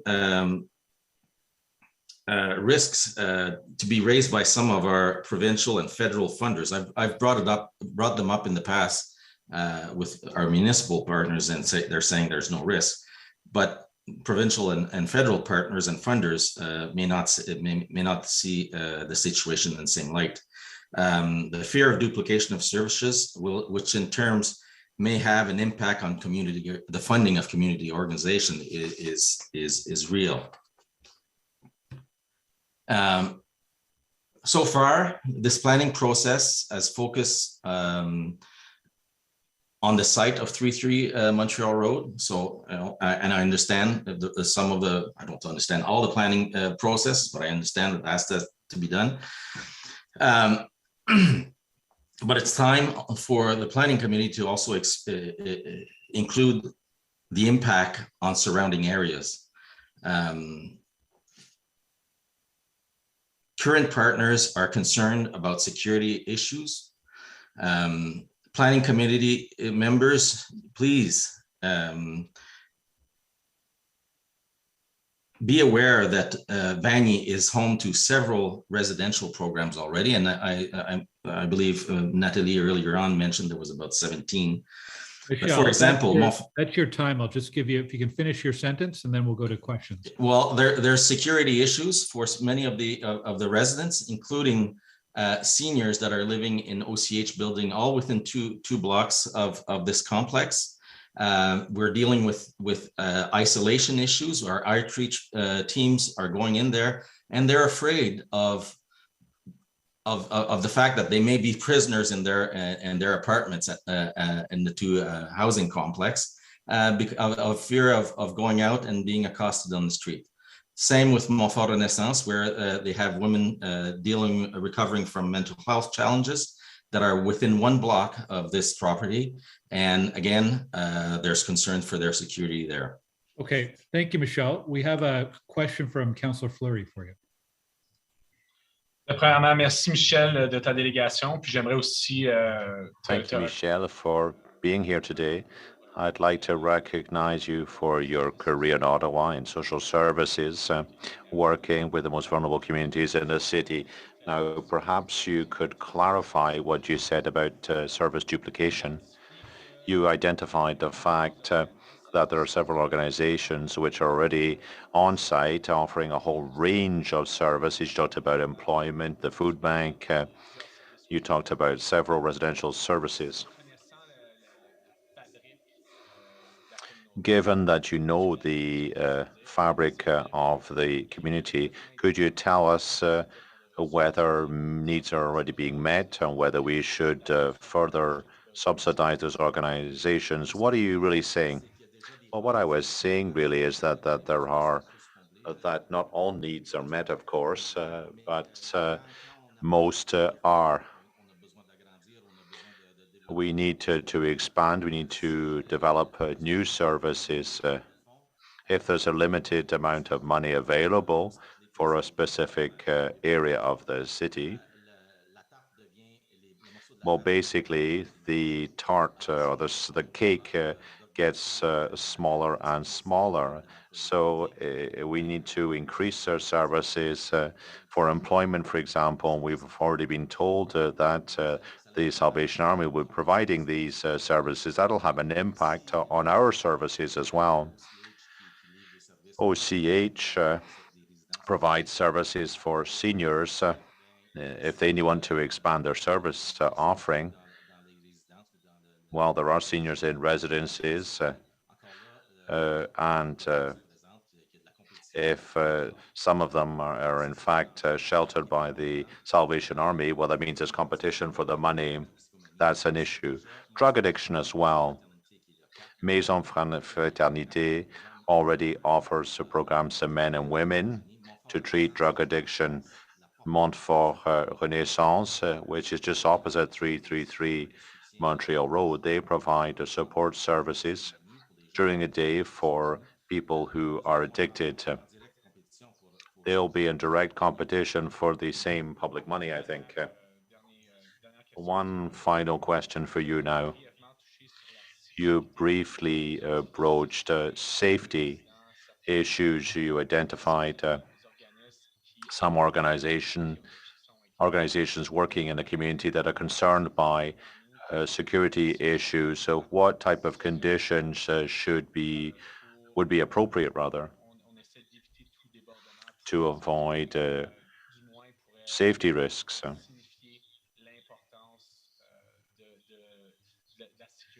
So what should be done to protect the community's safety? Well, look, there are models that work. Housing first, that works. It's recognized worldwide, which seems to work very, very well. These results of this type of program have been studied, and the results are positive. Now, a smaller facility which fosters integration, which belongs to the community, that's really the approach which would be the right one and supported by people in the area. This is what we need. We need to address safety issues, because if you feel you belong to a community, you won't go about intimidating people who live there, residents. Well, I understand that, but given the presentation we have, 211 beds, what additional conditions should be added to protect the community? Is there something that you would propose or advocate for? Well, it's the size, really, of the structure. It's the number of people who will be housed there, all men, 200 people in the streets at one time. Seniors will be worried, but all residents will be worried. There are many new Canadians, they're vulnerable. So really, we're creating risks for many segments of our community. So it's really the scale of the project, I think that's the problem. Thank you, Michel. Thank you very much, Mr. Chair. We've done this before. We did it in 2017 many times. We cannot people zone. If the concern is who's going to use the building, we cannot zone that. We cannot make a decision, planning decision, based on who's going to use the building. You cannot do that. Just want to put that out there so that we understand that. Mr. Chair, just so you understand the spirit of my question, I don't know if the translation came through, if that was needed, but my question was in relation to site plan conditions. If there are risk of safeties in the community, what would Michel, as a professional in social services, now recently retired from CSCV, what would you like to say to see added as a condition? That was simply. I still feel that my comment was warranted. Yep. Okay. Thank you to both of you, and merci, Michel, pour votre présentation. Thank you, Michel, for your presentation.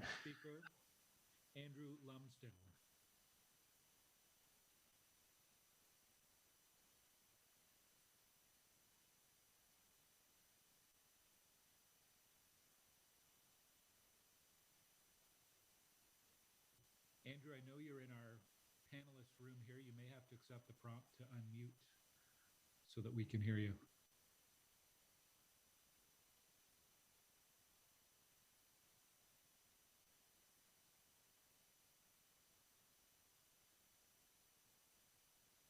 Well, I'm wondering, why don't we move ahead? I see Wendy Muckle in the room as well. Why don't we move ahead to Wendy, and we'll go back to Andrew after Wendy's presentation. So Wendy, good morning. Good morning. Thank you very much, Chair and councillors.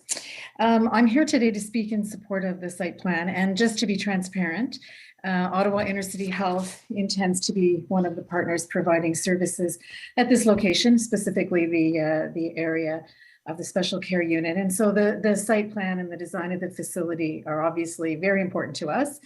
But in fairness, we have had significant input into these aspects. So that's not why I'm here today. The reason I've come to express support today is simply to remind you that the design and the site plan have been strongly informed by the voices of the clients that we serve, including our Indigenous clients. And I really think it's important for them to be able to see their ideas and their suggestions reflected in the process, which they have.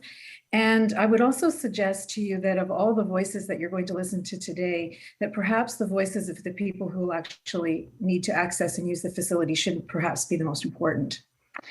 And lest you think that people staying in the current Salvation Army shelter not be likely to reside at the new one, I want to remind you that our own data shows that that's not true.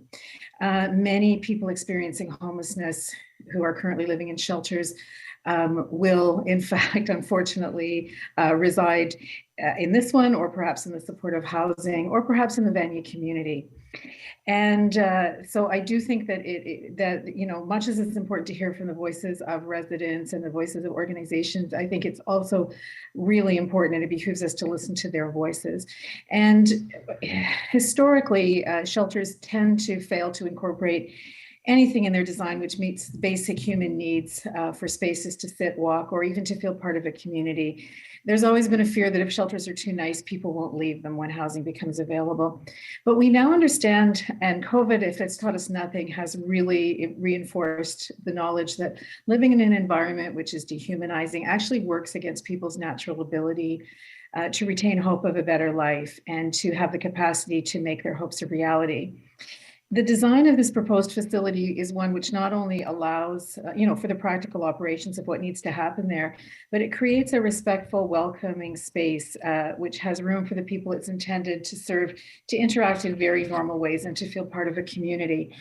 And I just reflect on the excitement that people expressed in seeing the plans and in being part of that and in meeting with the architects. And some of the revisions, for example, the artwork out front actually reflects their requests. And I appreciate that the request didn't come from the BIA. I wasn't aware that was the correct process, but I do think it's important to remember that the people who use the facility also have the ability to ask for things that are important to them. And the current site plan reflects their wishes for a welcoming space, which incorporates trees and plants and doesn't look like the things that cause fear for them. For many of our clients, the sight of large institutions stirs up negative memories and it can be very triggering. One of the comments which was consistently made was that the look of the building and the look of the surrounding space doesn't look like an institution. People described it as looking like a fancy apartment building or maybe looking like a college campus. And that feels good for them. The functional aspects of the site plan, obviously they're important, but I think that the most important thing is how it makes the people who live and work there feel about themselves. And they've consistently reacted to these plans in a very positive way. And I really thought that it was important to be here today to remind you of that and to ask you to endorse this application. Thanks. Thanks, Wendy, for bringing that perspective. Councillor Fleury has a question for you. Thank you, Chair. I will ask for a bit of diligence. And Wendy, although you and I don't agree or see eye to eye on this particular matter, I do want to take the opportunity to thank you. I understand that you will be retiring, and we've worked very closely over the last 12 years. You've done a lot for our city, specifically for those without a voice, and also for us who have had to advance outdated war on drug style policies. So I personally want to thank you for education with me, engagement with the community, as well as your ongoing fearless advocacy for our most vulnerable residents, particularly those who suffer from addiction. And I want to make sure that it's stated on record. So thank you, Wendy, for your work. Thanks, Matt. I'll second that from Councillor Fleury. Any other questions, Councillor Fleury? No? Okay. Any questions from the committee? All right, thank you again, Wendy, for joining us. Thank you. Try to go back to Andrew Lumsden. Andrew, if you're with us and you can unmute. Can you hear me now? Yes, we can. Hi, Andrew. Oh, that's good. Hello. I lost the screen, so I've been in a real panic. I had no idea how to get back, but somehow or other, I've managed it. Every time I see a homeless person and they become increasingly visible, I think, but for the grace of God, go I. I'm not an expert on the homeless, but I've spent many hours on George Street talking to the homeless in front of the Booth Center. I've also actually been inside the Booth Center and given a personal one-on-one guided tour. So I'm reasonably familiar with what happens there, but that is not the issue. I really want to talk about the homeless. First of all, they're a nomadic group. They don't all come from Vanier, as I heard someone say in the early stages of a few years back. They come from all across Canada, and they keep moving across Canada. So you're, as I say, you're dealing with a very transient nomadic group of people. But the second and important thing to know about them, the homeless, that many of them become homeless as a result of an injury suffered at work, maybe through negligence of the employer or an accidental action by a fellow worker. And they end up inevitably in hospital or somewhere, given painkillers, and very often this leads them into the use of drugs. So what I come to you today with is a plea on behalf of the homeless. Ideally, when we're considering a project of this magnitude, the city should really have an advisory committee consisting of the homeless. And I'm wondering just how many homeless people have been advising the city staff. Instead of getting their advice, we seem to continue to act in a very paternalistic way, and one of the earlier speakers has already referred to paternalism. And the non-homeless, a paternalistic way in which the non-homeless design solutions for the homeless. I think if such a committee had been formed of the homeless, they would have recommended most of all that the homeless, like anyone else, want to be treated with dignity. It is not a dignified existence to have to live in a shelter, however new and shiny it may be.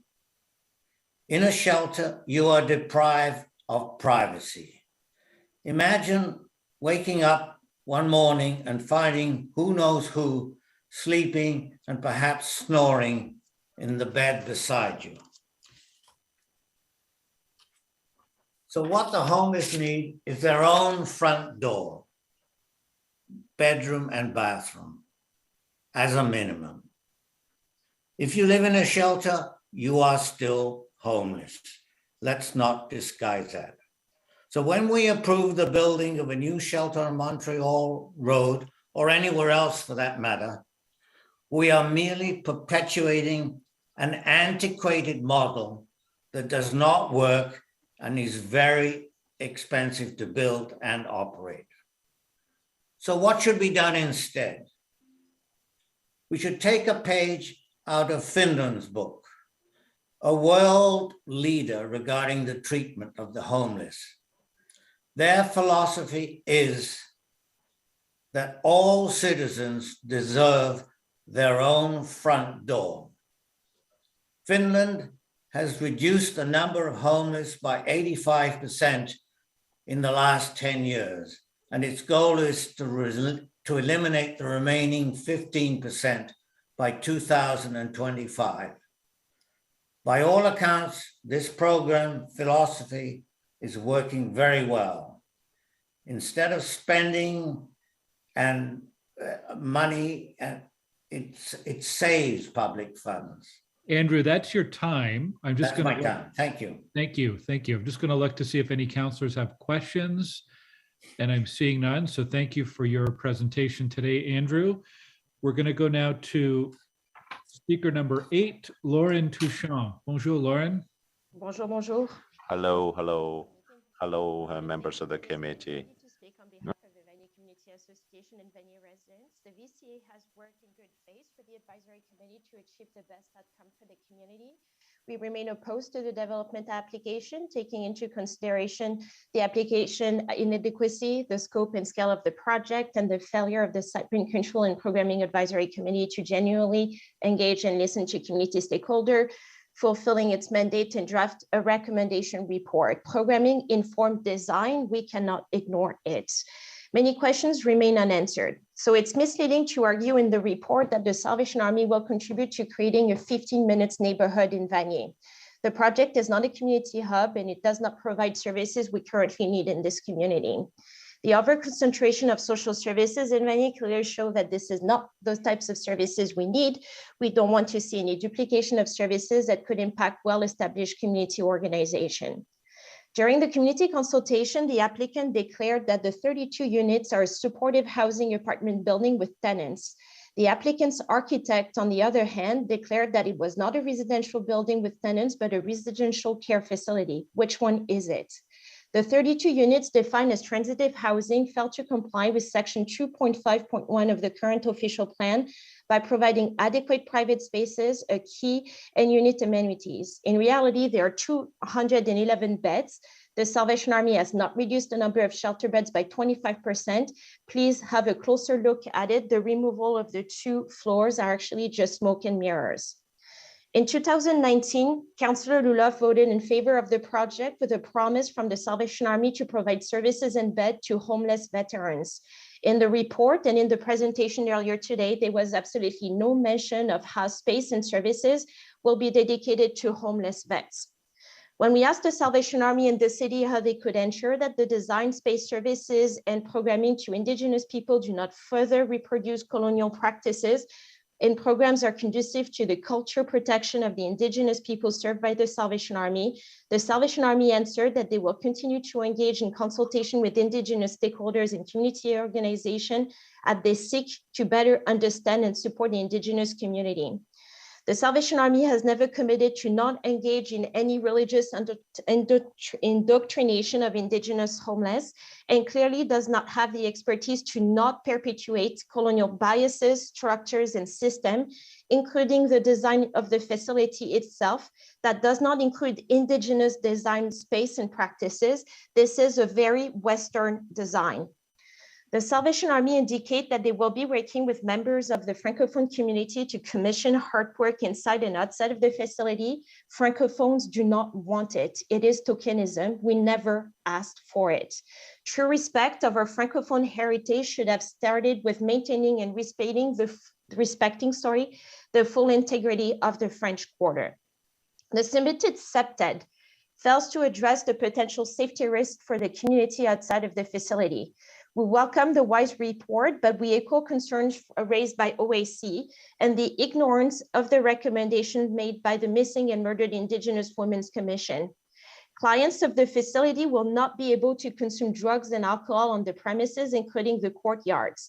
Consumption will occur outside of the community, outside of the facility, in the community. And if this proposal moves forward, this committee should ask the Salvation Army to include a safe injection site in the design. Evaluation and reports associated with the implementation of the ambassador program should have been presented during the advisory committee. We know from the Waller Street experience in the Byron market that the applicant sought funding from businesses and residential buildings. The applicants also argue that the community and the Ottawa Police Services are responsible for ensuring public safety. Vanier is one of the poorest communities in Canada. Taxpayers and local businesses should never incur the cost of the ambassador program. The failure to design strong safety mitigation measures leave women who have fled domestic violence currently living in a women's shelter located less than 500 meters from the proposed facility very vulnerable. They are very petrified. And the city is abandoning families who are currently homeless living in hotels and motels on Montreal Road. The UDRP has not provided its written report. The advisory committee has never completed its work. Stakeholders never agreed on terms of references.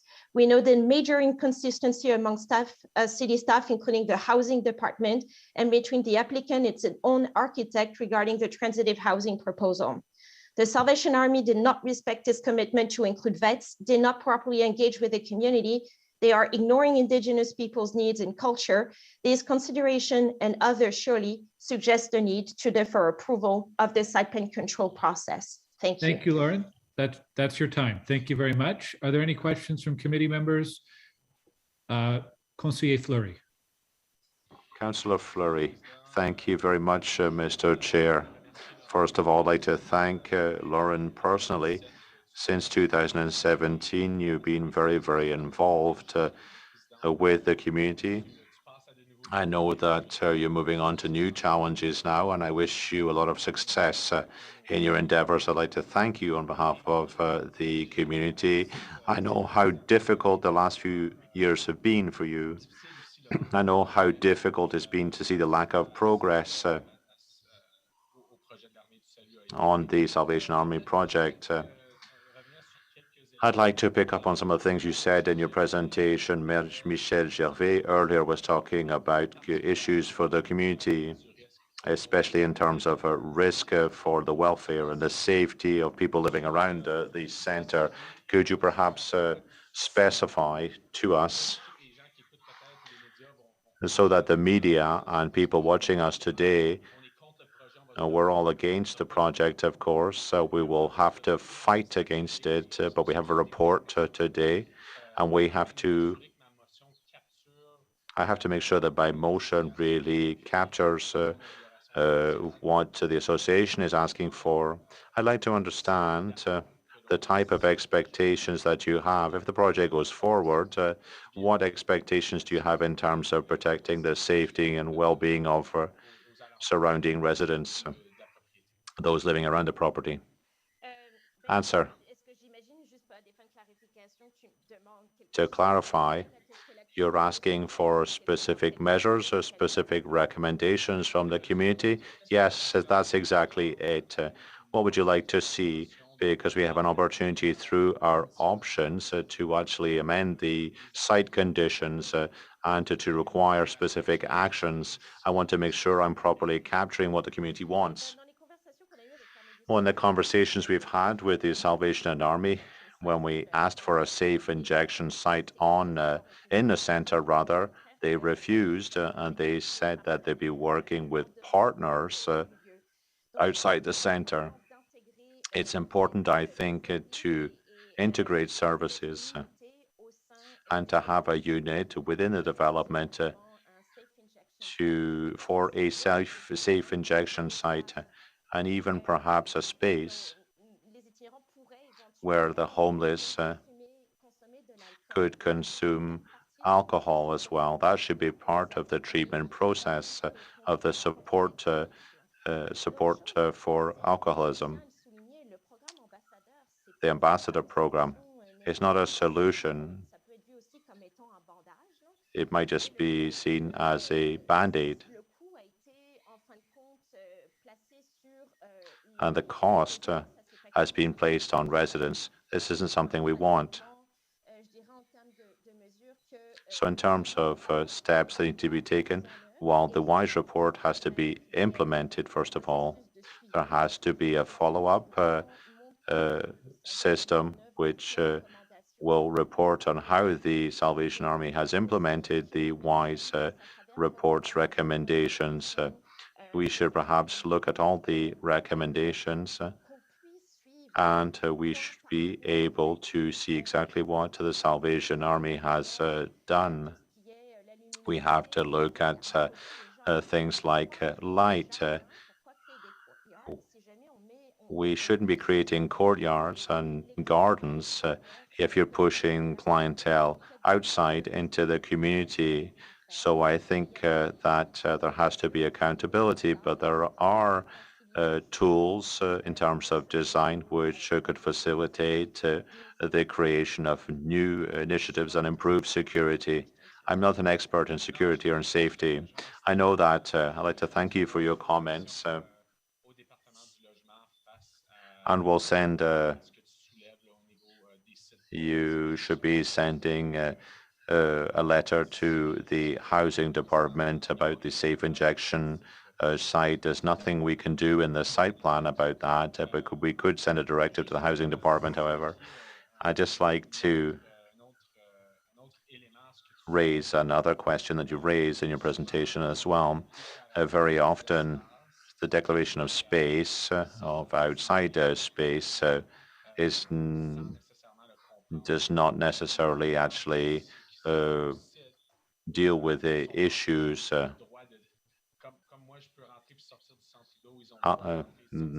These homeless people will be able to come and go as they wish, and that's right. It's not a prison, but it's also important to say that creating the space will not reduce pressure on the community. Do I capture adequately or accurately what you've said? Yes, you have. In fact, thank you very much. Thank you. You very much, Chair, and thank you so much for being here and presenting today on behalf of the Vanier Community Association. Lauren, I know you've been heavily involved in this. I'm wondering, can you just describe your experience with the collaboration or lack of collaboration since this project came to City Council, and what recommendations you might have for the future when City Hall is considering these types of projects where vast majorities of entire communities and neighborhoods are concerned about them? What recommendations would you have to improve the process in the future? Thank you for the question, Councillor Menard. So since the very beginning, we learned about the facility, I do remember, in June 2017, so almost 5 years from now. It was a surprise. We never heard of it. The Salvation Army never approached us. And then we discovered throughout the process that this was a project in the works. So I would say that one of the best practices we could recommend is engage early on with the communities. And, part of innovation, co-construction, and deliberative governance would be to co-design and engage not only residents, but also stakeholders. There was a missed opportunity to engage with, for instance, an Indigenous architect that could have designed the place in a shape and form that would be more conducive to Indigenous healing processes. And this is well known across Canada. Our Museum of Canadian History was designed by an Indigenous architect for those very specific reasons. I think also throughout the process I'm going to fast forward to 2017, we never heard back from the Salvation Army for about 2 years. And suddenly they resumed last year the advisory committee. That the first meeting was disastrous. We had no idea what was going on. And I think it is important that you don't leave the community hanging for 2 years, especially after the community fought with this OMB and LPAT appeal. The Salvation Army, even during the pandemic, should have continued the conversation. They came back to us and they dumped something on us without once again truly engaging with us. We didn't find that the city was very helping us to foster multi-directional dialogue with the city councillors and the Salvation Army. And I think this is really important to foster this type of collaboration. There could have been more co-design, there could have been more co-creation of the project. We never really talked about programming. Every time everything was referred to the site plan control, when actually programming informs designs and vice versa. In the future, so if this committee decides to move ahead with this project, I think that working groups with community stakeholders in the community should be implemented. We need a tracking system that really shows progress and how community feedback is really informing the development of the facility, but also is informing a decision on programming. So it's not just consulting, checkbox, and so forth. How do we co-create, we co-design a project that everybody can be proud of? So that would be my biggest recommendation as we move forward. Thank you for that, and thanks for being engaged throughout the process, even though it's been a difficult process. Thank you, Chair. Thank you so much. Okay, thank you. Thank you very much, Lauren, for your contribution today. We're going to go now to Chris Greenshields. Good morning, Chris. Good morning. Sorry, I've been having connection problems. I hope you can hear me now. We can, loud and clear. Thank you, Chair. The Vanier community, like other Ottawa neighborhoods, has struggled over recent years with growing crime, growing mental health issues accentuated by the pandemic, and the challenges of intensification, framing a growing housing affordability crisis, just to mention a few problems. And indeed, Vanier needs help. The city's Vision Vanier initiative, including the Building Better Revitalized Neighborhoods program, has been seeking to address some of these together with neighborhood policing. None of these take into account the overhang and expected impacts on the community of the Salvation Army project on Montreal Road, Vanier's Main Street. The formation of SOS Vanier, like SOS Montfort a generation ago, has been the community's response. That response costs hundreds of thousands of dollars raised in the community. The effort focused on housing first, including a conference with experts to address its need in Vanier and elsewhere in Ottawa. Personally, as a volunteer over the last 5 years, I've been actively engaged in both the community's and the city's efforts.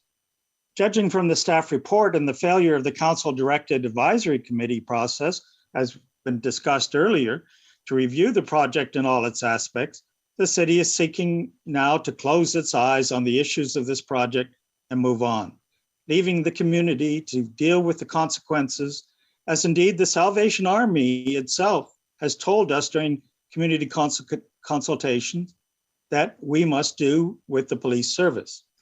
The application before you presents an old model in its site plan, which has failed the homeless again and again. Indeed, this project seeks to reinforce this outdated model at taxpayers' expense. The staff report records community comments, including a detailed review of the site plan control application by the VCA, for example, but it fails to respond to most of the points. In its proposal for supportive housing component, and as Councillor McKenney has mentioned, while on the surface it's commendable, the Salvation Army is proposing a supportive housing model, which turns what should be tenants living in their own home, a residential building with its own amenity space, into clients as part of an extended shelter totaling more than 200 beds. There was a difference expressed between the applicant and the architect even about what the architect was designing here. The architect noted it was designed for clients of a residential care facility, evidently not supportive housing, like the John Howard Society supportive housing project in Vanier, the Rita Thompson House. And full disclosure, I live a couple of doors down from the Rita Thompson House, and I can testify it's been a great success. The city's recommendation stated this project is described as a residential care facility and shelter. I welcome the motion to address the absence of reference to provision of the standard requirements for housing for the tenant's own amenity space, which effectively now forces vulnerable tenants to share shelter amenity spaces in the rest of the project. This, as Councillor McKenney has suggested. And it's designed for shelter use, not for tenants of a supportive housing unit.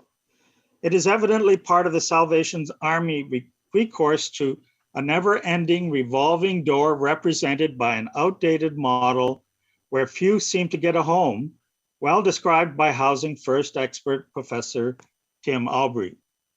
Tenants of a supportive housing building deserve better. In closing, I want to voice my support for Councillor Fleury's efforts to address this and other issues in motions which have been presented today. Committee members, please do not close the door on this project. Much work needs to be done and serious consultations finally need to be undertaken with the affected community, including the Indigenous community, and Council has to ask itself where the report is that it called for, including the recommendations. In your decisions today, I hope you provide staff with clear direction. Thank you, merci. Okay, thank you, Chris. Are there any questions for Chris from the committee? I'm seeing none. So thanks, Chris, for your presentation. And we'll go now to Drew Dobson, representing SOS Vanier. Good morning, Drew. Good morning. Can you hear me? Yes, we can. Okay. Thank you for giving me the opportunity to speak here today. I represent SOS Vanier, a group of residents that believes modern evidence-based solutions to homelessness should be employed rather than storing homeless in outdated, ineffective shelter facilities that essentially warehouse them. We believe some shelter space is necessary, and those facilities should be limited in size to the 100-bed best practices number. We believe that housing first should be the highest priority when looking to house the homeless, and we believe that supported housing should be standalone and should be appropriate sized in a community. As we all know, the Salvation Army's decision to build the mega shelter on traditional Main Street in Vanier has been a contentious one. While I'm sure the Salvation Army will tell you that the facility only has a limited number of shelter beds and that they will be offering supported housing, this is simply not true. Most of the beds in this facility will be de facto shelter beds. They will have different names and take funds from different funding envelopes, but they will essentially be short-term shelter beds. The applicant did not consult with the Vanier BIA or the Vanier Community Association before they submitted their development application. This was inexcusable. They could have done a heads up or a pre-consultation with these organizations before filing the site plan application with the city. They simply chose not to. As a result, this project was not adjusted to fit the community, and the project has been vigorously opposed by the community that will host it. The site plan Review and Program Advisory Committee was set up by a motion passed in Council in 2017 to engage the community in order to contribute to being a positive impact on the neighborhood and to have productive and meaningful dialogue to take place to help shape the site plan review and to draft conditions and programming of the facilities to help promote the city's housing and homelessness goals and to lessen any community impact. The members of this committee were never able to get city staff to nail down terms of reference or rules to govern the committee. This made the committee process needlessly cumbersome. In late 2021, Salvation Army met with the Site Plan Review and Program Advisory Committee to present their new site plan. As soon as the applicant finished their presentation, the city decided the committee had fulfilled its mandate. This was premature and prevented the committee from completing any real work that was envisioned when it was created. We do not believe the committee fulfilled its mandate as it was not given the opportunity to provide feedback and to negotiate with the applicant in order to make this a better project. The committee never heard the concerns of the participants and did not help shape the project as envisioned and was disbanded as soon as the Salvation Army finished presenting. As you all know, the ward councillor is usually provided with the opportunity to do a consultation with the residents and then in collaboration with city staff negotiate with the developer to improve upon the site plan. In this case, the whole process was so rushed that it was almost pointless. The councillor held a consultation on May 11th and gathered feedback just in time for it to be included in the staff report, but not in time for any meaningful changes to be made before things had to be finalized to send to this committee. After this, the councillor is normally given the opportunity to pull delegated authority if they are not satisfied with the site plan that will appear in the staff report and can ask that the site plan be reviewed by the planning committee. In this case, it appears that city staff rejected delegated authority, therefore usurping the councillor's role in the process. One can only assume that this is to bypass the councillor's ability to hold meaningful discussions with the developer to improve the site plan and to speed the file through the process without the normal scrutiny. We and others submitted our site plan comments to both the Site Plan Review and Program Advisory Committee and to city staff handling the site plan application. The comments are thoughtful, legitimate concerns about the site plan, and no changes are made to the site plan before you today as a result of these submissions. It sure seems like attaching comments to the staff report was just a way to check the box that said consultation complete. When comments and suggestions are solicited and changes are not made, it makes you question the sincerity of the process. We're not asking you to stop this project. We're asking you to advocate for the best facility for the homeless, the community the shelter would be located in, and the taxpayer. We are asking this committee to reject the site plan as presented today and give the ward council the opportunity to provide the developer with meaningful input and work with them to develop a site plan, the best possible site plan for the project. By allowing a developer to circumvent the local councillor, you would be removing the leverage they have in negotiating the best possible deal for their constituents. We're asking you to reject this and send it back to the site plan review and program advisory committee so they can complete the work that council prescribed in motion 6111. We are asking that this committee not give city staff delegated authority for this site plan. If they felt it appropriate to reject the delegated authority on the site plan they're presenting here today, then we believe that any site plan in the future should come back to the same committee. None of you would appreciate a developer avoiding discussions and negotiations with your office by using procedural maneuvers to circumvent your prerogative to either accept or reject the staff report. Drew, you are at time, so thank you for your presentation. I think some of us could disagree with you on how you've interpreted the process, but I'll leave it at that. And Councillor Leeper has a question.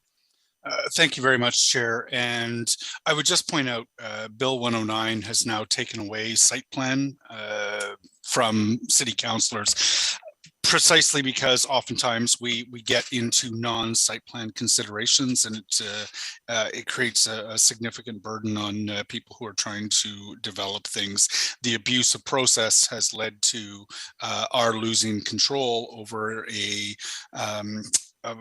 process that used to give us, when we were working with it in the spirit in which it's intended, small but important changes. And I am very sorry to have lost that, but right across the province, city councillors have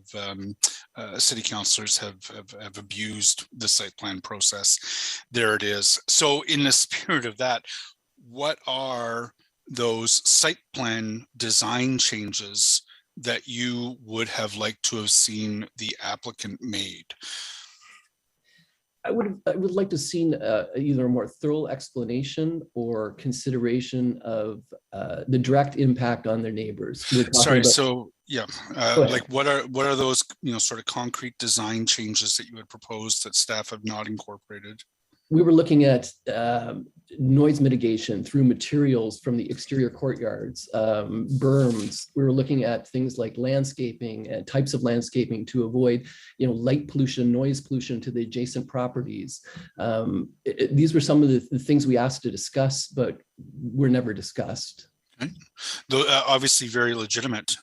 So I don't think there is anything in front of us today that proposes changes, unfortunately. That's correct. We submitted our issues and our problems and our questions and things we wanted to discuss, but because of this abbreviated process, there was no time for us to enter any discussions to sort of come to agreement to change some issues in the site plan before it came for our planning committee. So with respect to light pollution, usually what we see is that the builders are required to adhere to regulations that prevent the spillover of light onto adjacent properties. So I'm going to assume that staff have done their homework on that, and that they will require the applicant to install lighting that meets with our requirement that light not spill over onto adjacent landowners. But with respect to noise, you'd suggested a berm. Where were you proposing that be put? Well, I'll just go back to your first issue. The UDRP panel, one of the members suggested that in the rear of the building where the staff parking is, rather than the cars pulling up to the backyards of the neighborhood, they reverse it so they actually pulled up to the building. So when they came and went at night, the headlights from the cars would not shine into the bedroom windows in the backyards of the neighbors. Is there a fence? There's a standard fence around it, but this was one of the suggestions from the urban design review panel that was not incorporated into the new plan. But to move on to the sound, as many of you know, I own a bar with a large patio on Montreal Road, very close to this facility. And we realize that sound at night travels more robustly than during the day because there's no background sign. And also the cooler it is, it seems that sound travels more in cooler areas. And also you get echoing between large buildings and stuff. So there was concern that with these exterior courtyards, all backing on single family homes, that you had to be very careful in the materials you used and how you dealt with it in order to avoid this echoing and the sound at night. So we were looking at maybe some conditions to say, this won't be open past 10 o'clock at night or 9 o'clock at night, or that they would be supervised so there was never more than a certain number of people, or that they would be supervised so that the sound level didn't get too high. Yeah, we can't do that in site plan, but yeah, but you can do design issues, like you can have berms, you can have trees, and then looking at the type of trees, like maybe you need evergreens so that you don't have this problem in the winter as well as the summer, because you lose the foliage in the winter. So I think more thought needed to be put into how these outdoor spaces were designed, and we didn't get this opportunity to discuss that. Okay, no, and this is all useful. All, a fence around the parking lot to ensure that it prevents the headlights from going into homes is something that I'm very interested in hearing from staff about. Is it the sunken garden, or is it the courtyard, the front courtyard off of Montreal Road that is the key noise concern? The primary one would be the rear courtyard, because that is where you have single family homes surrounding it, and the noise would be more of an issue. The front, it would be going towards Montreal Road. So while it is a concern, it's not as great a concern. Okay. And Councillor Leeper, there is a fence around the facility, just so you know. Okay, and I presume it doesn't matter that those are single family homes versus detached semi-detached homes versus triplexes. I just want to be careful that we're not assigning a level of privilege to detached homes that other residential developments are not entitled. Residential homes. Thank you. So those are all excellent points, and I'm looking forward to exploring those with staff. Drew, thank you. Thanks. I'll do one fact check. Motion number 3 does include additional site plan conditions that were requested by the councillor, I believe on behalf of some of the community concerns. Councillor Fleury is up with questions.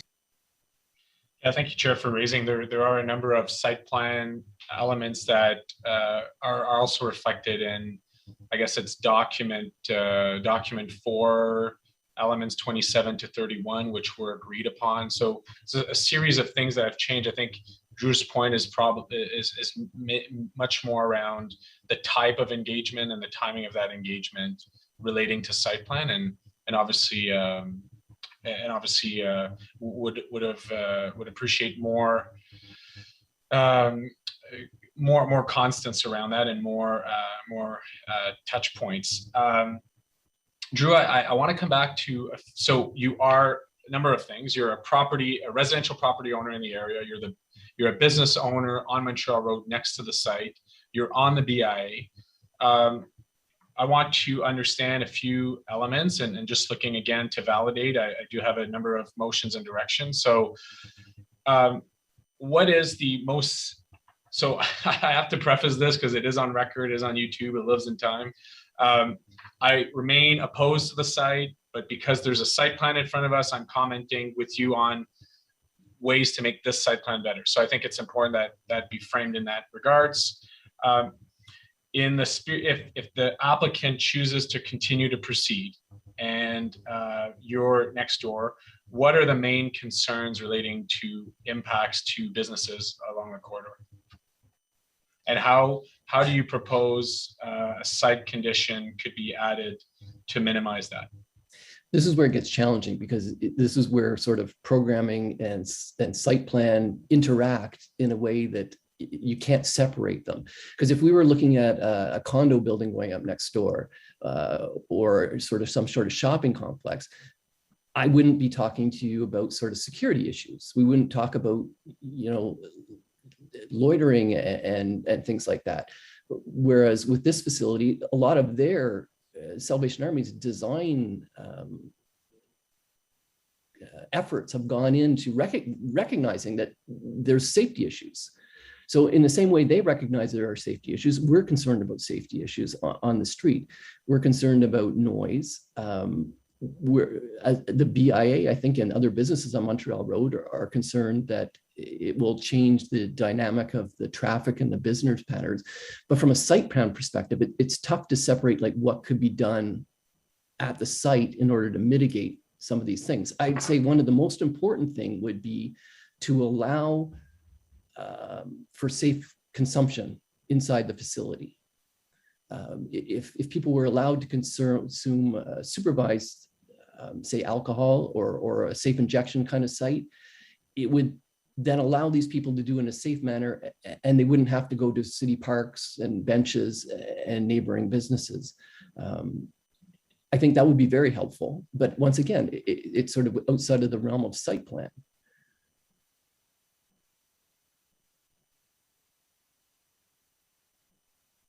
Sorry, I'm trying to get on here. I apologize. So Drew, I think you're raising two things, and let it be known. I think Councillor McKinney and I work closely with our BIAs, and here we have a BIA here, really speaking, a very modern approach to harm reduction, including safe supply and consumption site to minimize the safety impacts in the neighborhood. Thank you, Drew, for speaking to that. In terms of community safety, so assuming that those types of services are not there, because right now they're not, I'm giving, or I'll be giving, a direction to housing staff if the applicant were to look for funding and agreement reflected to that issue. What would you like to see in terms of community safety and well-being measures? Is a neighborhood patrol enough? What does that look like? Like, what would you like to see there? Well, first and foremost, I think the city has to perform a SEPDED on the surrounding neighborhoods. They have to look at the neighboring parks. They have to look at the neighboring roadways and determine, is there adequate lighting? Are there adequate spaces, and are there safe spaces? We then have to look at keeping city parks clean and safe, because we do have a needle problem sometimes in Vanier, and I think we need to have regular patrols of park spaces so that we don't get children going down a slide and stepping on a needle. So I think we do need regular patrols from just to clean up potential hazards, but we also need a patrol just to make sure that things are going well. So yeah, it would be nice to have a patrol from the applicant, but I think it goes further. I think the city has to look at, Parks and Recreation has to look at it, city has to look at the street, the police have to look at patrols. It's a larger issue, but I think more departments need to be involved. Okay, I want to thank you for your engagement throughout, and appreciate your delegation today again. Thank you. Councillor McKinney. Thank you, Chair. Something just came up for me actually as you were speaking, Drew. It's nice to see you again. On-site plan, and I'm going to bring in programming because it does affect what the site looks like, essentially. Because we have supportive housing here, which I don't believe anyone should live inside of a shelter, which that would be happening with both the supportive housing and the 30 transitional beds, which have horrible outcomes for anyone. Once you know that you don't have permanent housing, the countdown, the clock starts ticking right away. So outcomes are terrible. So for those 62 beds, 62 homes, do you think that in terms of the site plan that what we're looking at here is an institutional setting that is trying to, push itself towards a housing setting? Do you see this setting as this site plan, this setting as the built form as being conducive to housing people? Anyone? No, first off, I think it's only 32 beds that they're labeling as supportive housing, and 30 transitional. So I okay. yeah. So. And I think the The problem with this is this facility, they're not labeled as supportive housing. This is labeled as residential care facility. So it doesn't have the same protections as you would if you were building a residential facility. So they don't have the same requirements for amenities. They don't have a separate entrance. They don't have separate facilities. I think for it to be successful, supportive housing should be an independent facility. I look to Shepherd's a Good Hope facility outside of the Mulford Hospital. It's 42 studio apartment beds, but it's an independent, it's right sized, it's a right location, and it's a great program. Something like that would be great. But when you put it inside the same facility as a shelter and they share the site plan, they share the same doors, all the same amenities, I think you sabotage the success of these people. And these aren't truly supportive housing. They don't have keys and leases and the ability to do what they want within their walls. They really are, it's not supportive housing, it's residential care. Yeah, thank you. I agree. Thanks, Drew. Thank you. Thanks, Chair. Okay, thanks very much, Drew, for joining us today. We'll move on to our final speaker, Tom Ryan. Thank you. Good morning, Tom. Good day. I just, in this newspaper drawing, it's pencil crayon on Mylar. The people there said that you have both sides shown to you people. I do not see it on the computer. Is it up or? Hello? Bear with me one moment. Okay, graciously appreciated.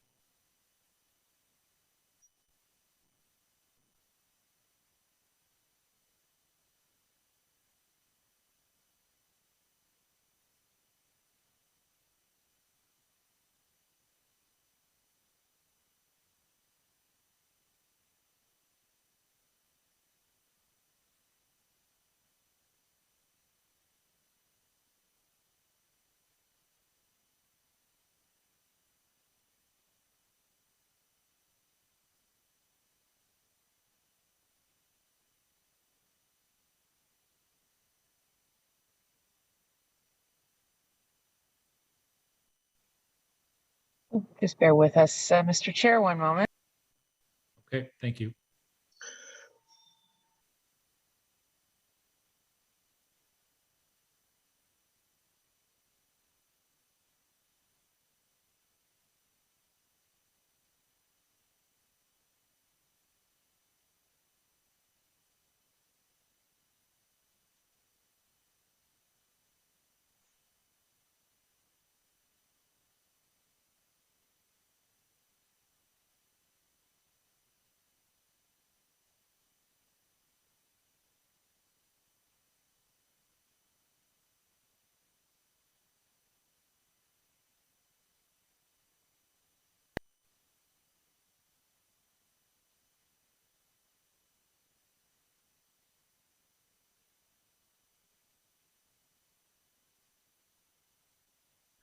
Okay, there we are, Tom.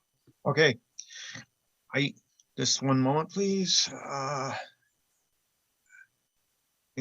Jumping.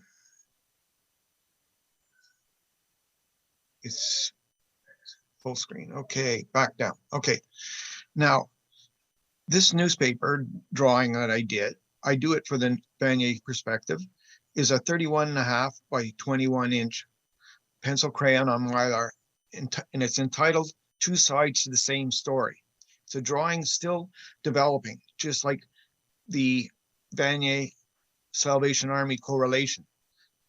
Thus, it's still not finished. As the title states, there are at least two sides to the story, the people side and the monolithic side. Both stand in the drawing and the political perimeters.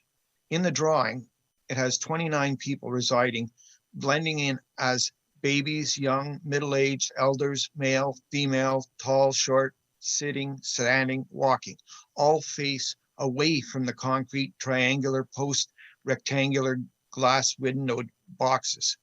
This semi-dressed hanging side, mannequin bodies and fluorescent lightings, all sorts of for sale signs and enlarged 333 Montreal Road, capital lettered building illustration, not real photos hanging on the front. Now, and just a moment. Okay.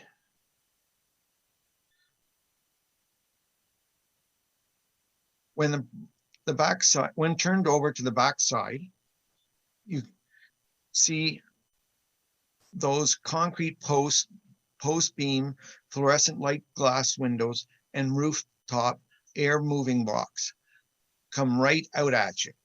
While these same 29 individual people face away, look away, seem to be ignore the cement and steel box still behind them. All the manufactured parts from steel entrance door to handrail to big cast cement flower bowl on the back's right entrance, the almost all backward letter signs and posters seem to express everything inside out.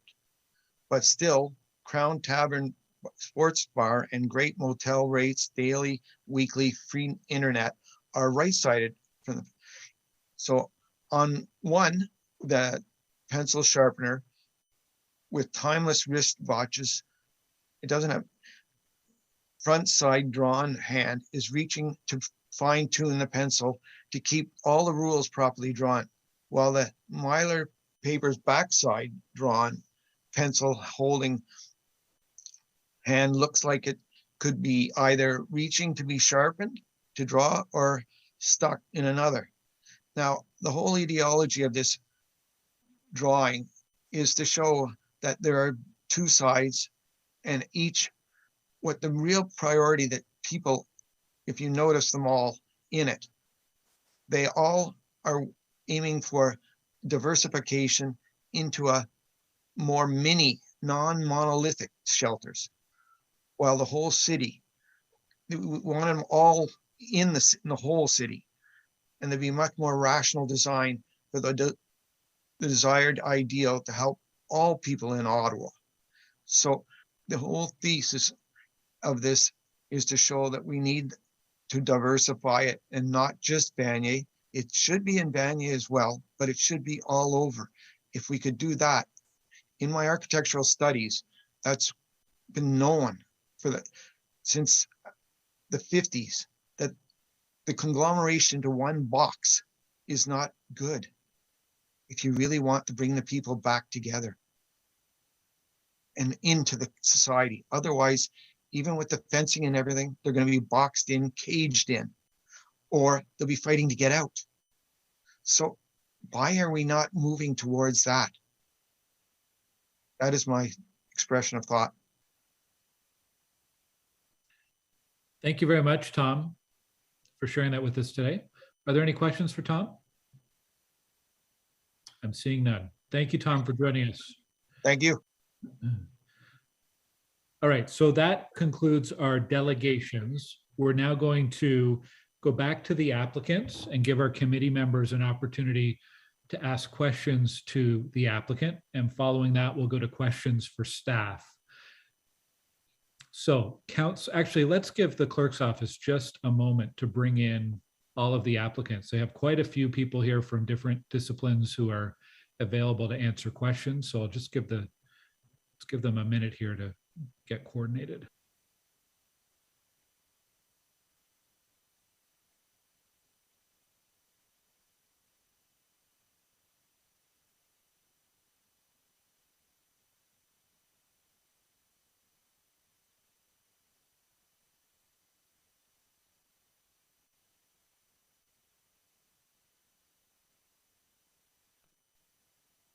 Okay, Councillor Leeper, you're up first. Thank you, Chair. I'll just, very quickly ask about a couple of the considerations that were raised by Mr. Dobson with respect to efforts that have been made to mitigate the impact of headlights in the parking lot, as well as noise from the courtyard and its impact on some of the adjacent residential housing. What are you doing? Are there elements that the community has asked for that you've decided not to do? Thank you. Through the chair, Councillor Leeper, we have on that perimeter around the staff parking lot, we do have an enhanced fence. I think it's 7 feet tall. And we've also enhanced a series of planting with some shrubs, etc., to help with blocking that light. In terms of noise, our courtyard is sunken. We also have fencing and planting that will help with that noise as well. And recently we've worked with the councillor to implement some new gates that will prohibit parking and in the loading area.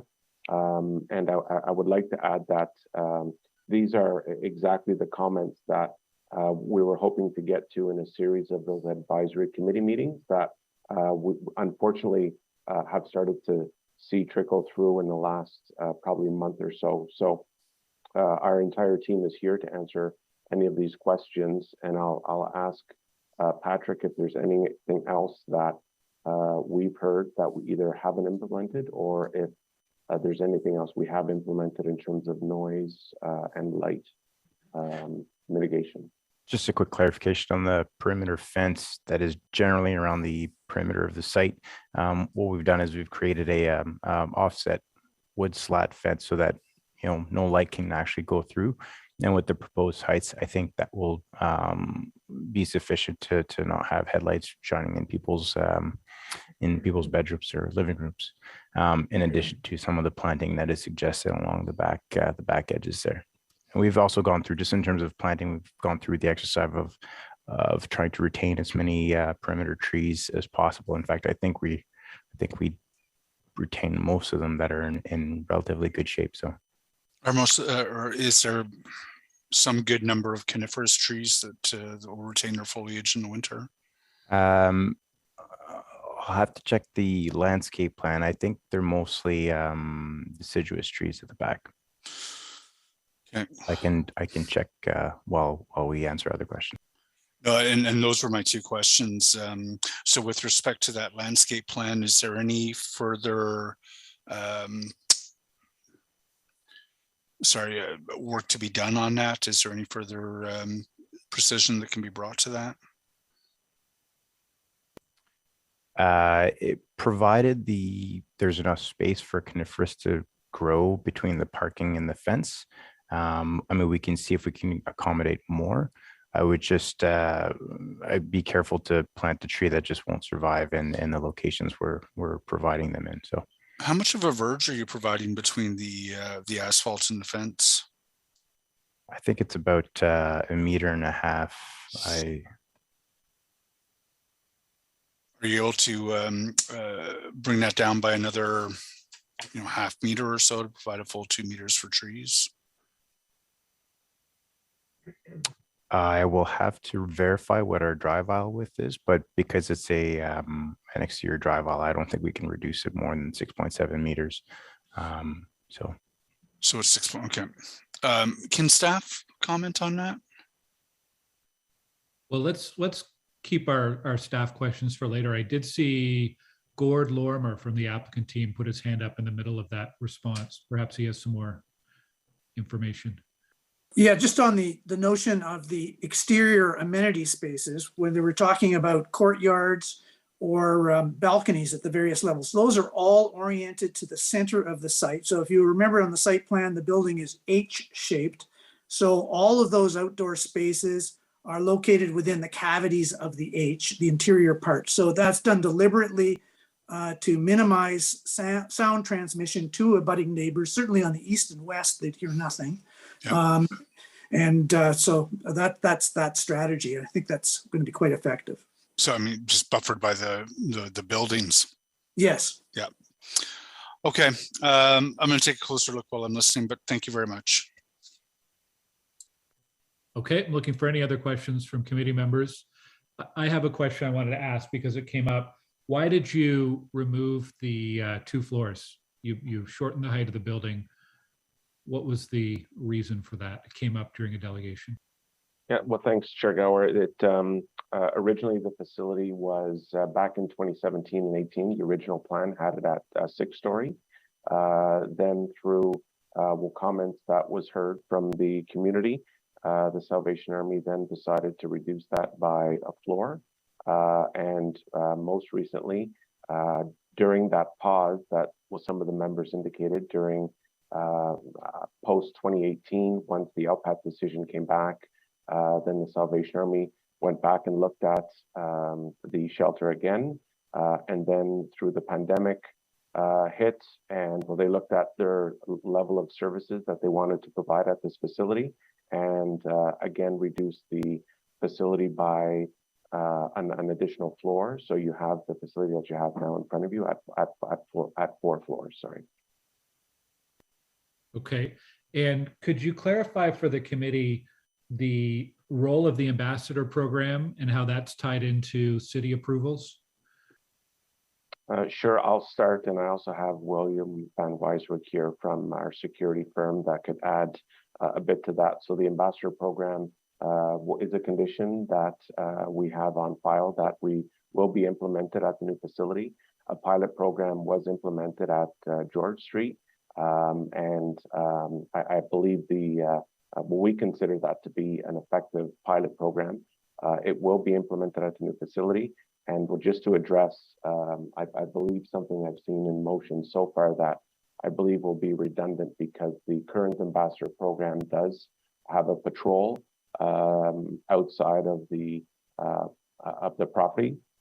So we're anticipating for 2 blocks around the facility that will be patrolling that, and that's already covered. William, anything you'd like to add on the ambassador program?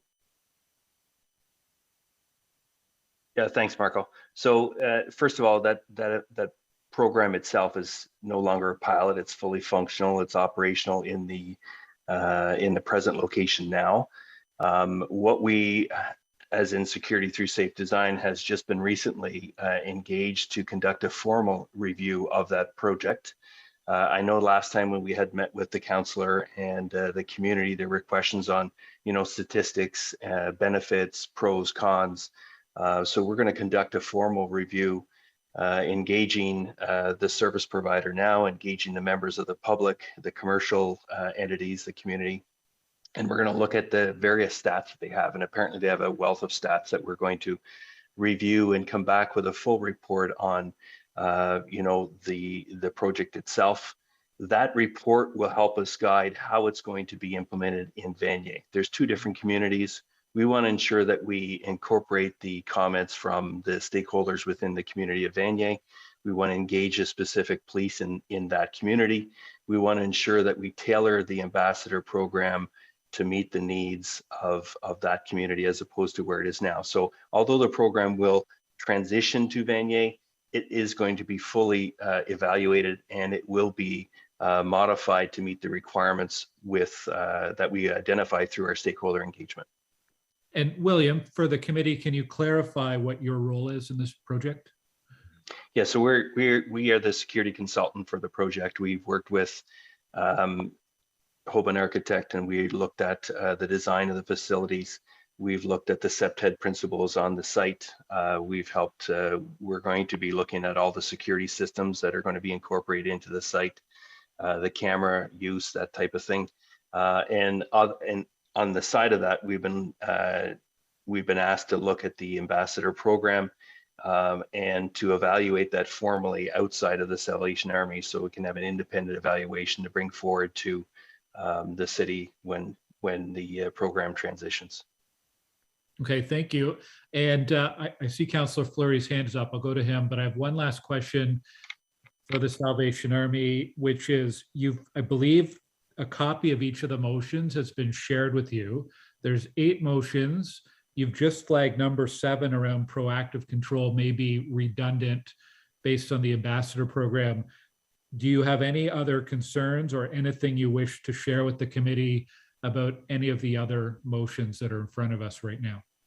Yeah, sure, Chair Gower. I mean, we're I'm reading these as we go here. So essentially, motion number 2, we're okay with. Motion number 3, and then motion number 5. The others, I believe we'd have to have a bit more discussion on that. Okay, well, this is an opportunity for discussion, but let me go to Councillor Fleury with his questions first. Okay. Well, Chair, I'd ask procedurally, I mean, obviously the motions that are on the floor were not able to come to an agreement with the applicant. So they're on the floor today. So I want to make sure I'm using my time diligently and respectfully as well. So are you going to give space to the applicant, or do I properly discuss the motions once we go to questions to staff? Well, I think it's reasonable if the applicant does have concerns, since these motions are coming to us basically almost as the meeting begins, that we do understand what the concerns are. We'll also have an opportunity to ask staff about where they're coming from, and Councillor Fleury, as the mover, obviously you have a reason for raising them as well. So to make a full decision, I think the committee does need to understand the point of view of the different stakeholders. So you have the floor for questions, and as long as you need to dive into any of the issues right now with the applicant. Okay, just to tie in what I was saying here, these are not new motions or questions. The motions that you're seeing on the floor, they're not new to the applicant. The motion is new, but the themes are not new. We've requested that countless times through JC, who is the planner, to the applicant. So I just want to clarify that aspect. We couldn't come to a resolution, which is why it remains outstanding. So question to you, Marco. There is concern about the loss of levy, which is an important mechanism to fund the role of a BIA on a main street. Can you, sorry, you moved on the screen here. Can you speak to the intent of the applicant in this regard? Yes, thanks through the chair. I'd just like to clarify one additional point, Councillor Fleury, that a few of these motions are at least new to us. So even on this first one, in terms of looking for endorsement rather than approve, et cetera, well, these are new to us, so we're reviewing them as we speak here. But that being said, and moving on to the just before you respond, because it is important. So the motions that are not site plan condition, yes, they're new to the applicant because they're wording in the report and they're wording staff report. So I'm fine that you've clarified that, but it is important that I'm not saying that you have seen them. To me, they're relevant to the city and the planning committee. The elements that I'm referring to are really site plan condition specific. Very good. Okay. I think I'll short circuit this because we've spoken this for the last couple of weeks. So we have every intent to enter into discussions, and we committed to that at your public meeting that you hosted, Councillor, with the BIA. We'd like to become an active member. We'd like to sit down with them and discuss what is a mutually agreeable amount that could be drafted in terms of fees. So again, we don't see the need for a motion because we've committed to this, and we will continue to work with the BIA to become an active member and to actually nourish that working relationship as we get out of this facility, open the doors, and become an active part of the Vanier community. We've heard today the coalition of Indigenous organizations in Ottawa raise a number of challenges and questions, having written to committee formally and speaking as a delegation. One of those aspects is was the consideration through the safety audit to include a Indigenous lens. unless I'm wrong, I don't believe that to have been completed. Is that something that the applicant can add to the review prior to seeking final approval? So I think I'll go back and kind of replay what's happened to date. The SEPTED was completed by William Van Ryswick of SDSD. Thanks to a comment and suggestion from the Vanier Community Association, we also engaged with the WISE group, and we had them complete a safety audit as well. We did receive some feedback from the OAC on that WISE report.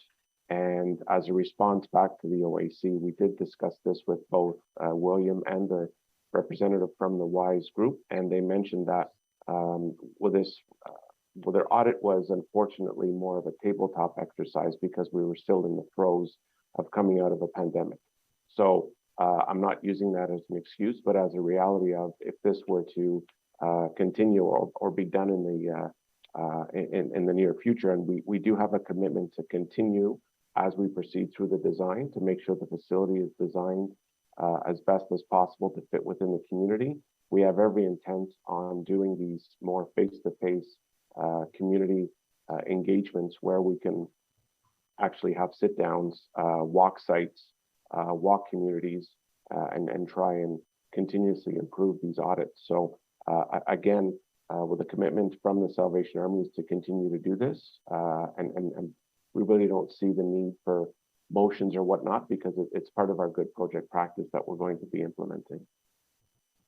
Okay, well, committee's faced with a decision today, and I have to decide if I am bringing a motion on that regard. So can I get a yes or no answer to, you have a current safety audit that was conducted. We have a request from the coalition of Indigenous organizations to improve that review with an Indigenous lens. Is that something that you can commit to? I'm not sure if I can commit to that, Councillor, because I don't know what really that entails, to be frank. So if that's a meeting, if that's dialogue, so at this point, I can't commit to that because I'm not sure what that means, to be frank. Okay, I'll take it back to our committee and staff. You made reference to a successful ambassador program, and I've expressed concern that I'm not sure what the word success means in this case. I'm also the local councillor for where your site's located on Booth Street, and wondering what would be indicators, what are examples that residents in the market in Lower Town along Rideau Street would see that would indicate a successful ambassador program? Thanks, through the chair. So I guess, William, can you give us some highlights of the ambassador program on at the Booth Center? Yeah, for sure. So Councillor, just to my last previous note, so that comment that you made at our last meeting was well received. Went back and I've asked for statistical data that is captured by the service provider now that is fulfilling the role of the ambassador program. That will now form part of our formal evaluation, which will be shared with everybody. When we talk about having a successful program, it is by means of information and communication with community individuals, community stakeholders in that area that have expressed to the Salvation Army the benefit of the ambassador program and the benefits that they see working. It's talking with the actual service provider and the fact that they have a very strong relationship with the local police in that area. And it's receiving comments back from the police to say that the ambassador program is obviously involves individuals that are trained over and above a normal guard duty, if you want to call it that, where they, when receive calls from the ambassador program, respond, quickly, understanding that it's a call that is required, and that they vetted this program through themselves too. So it's a little bit of not the data that we have, which we're going to gather for the formal report and submit. It's the response that we received from the community itself and some of the stakeholders on the benefits. So what is the ambassador program? Sorry, I might be mistaking if it's, yeah, I'm looking for clarity on what you're describing as the ambassador program. So right now, the ambassador program involves 2 individuals at a time that are that will patrol the area of the Booth Center. When I say patrol, what they look at for is to be proactive in the community. They speak with the homeless individuals. They speak with people that they identify as in specific need. They try to work with individuals to identify where they can get the help that they require, whether it be the Salvation Army, or whether it be the mission or somewhere else. They deal with response. You know, they look for safety issues on the streets with respect to needles, etc. So overall, it's a matter of a proactive approach to deal and to help assist the individuals on the street themselves to seek the help that they require. How's that different from the Salvation Army outreach van? Well, the ambassador program is really defined as making those partnerships and engaging with the communities directly around the Booth Center. So their goal is to have the community understand why they're there, who they are, how they can help. If they have problems within their own establishments, that there's a resource that, you know, that is available to assist in it's specific to that direct community of the Booth Center. So that would be the same thing with respect to Vanier. It would be specific to the community of 333 Montreal Road, where the outreach is far greater. Does the ambassador program have any costs onto the partners that you're describing? I can't speak to that personally. I can ask Mark or Glenn if they want to talk to that.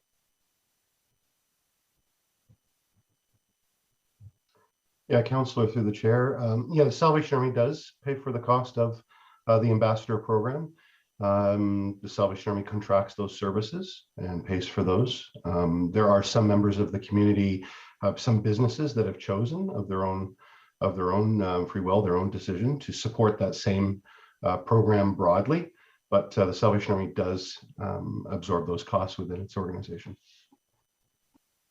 So is it fair to say that your ambassador program is the hiring of the private security and the requirement or the pressure that's put on neighborhood condos to hire the same security to see if there could be a comprehensive approach to displacement?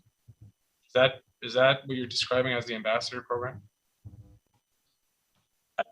Sorry, Glenn, I'll say no. The ambassador program is not a guard company that goes around and moves the issues. It's yes, provided by a guard company at this point. Whether that will be the format that's used in Vanier is still under review and be part of the formal evaluation. But the individuals that are assigned to the ambassador program through the existing guard company receive additional training on dealing with homeless, on identifying concerns of individuals, on how to provide direction to the homeless or to a person in need as to where they can get help. It's not just moving a problem, it's trying to address the issue at that point. Was the ambassador program in place when a large encampment was set up on George Street in front of your property?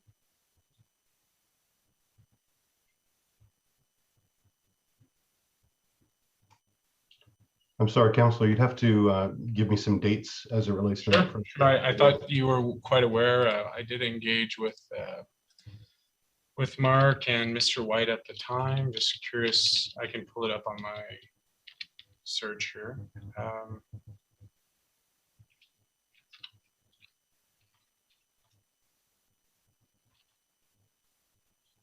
Okay, I'll come back to that. I'm curious. I guess the point that I'm trying to make, Chair and colleague, is that there is an aurora of what is an expectation of a patrol program. And if you've noticed in the description, I clarify it some more. I'll speak to the motion when it comes up. I just wanted to raise a number of concerns that I have in relation to the description of an existing ambassador program. My final sets of questions Thank you, Chair, for the diligence on time here. I appreciate that, for the flexibility on time.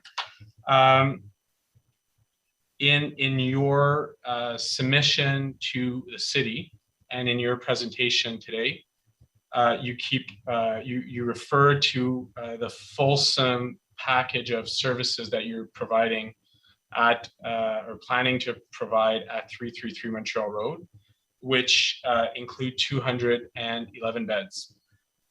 How many of those beds and services have permanency? How many of the residents, how many are non-clients and become residents, so have a key to a unit with a lease in the current proposal?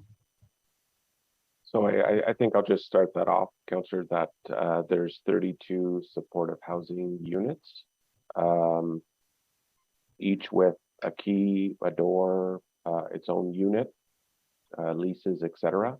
I'll ask Glenn to elaborate on the next part of that question.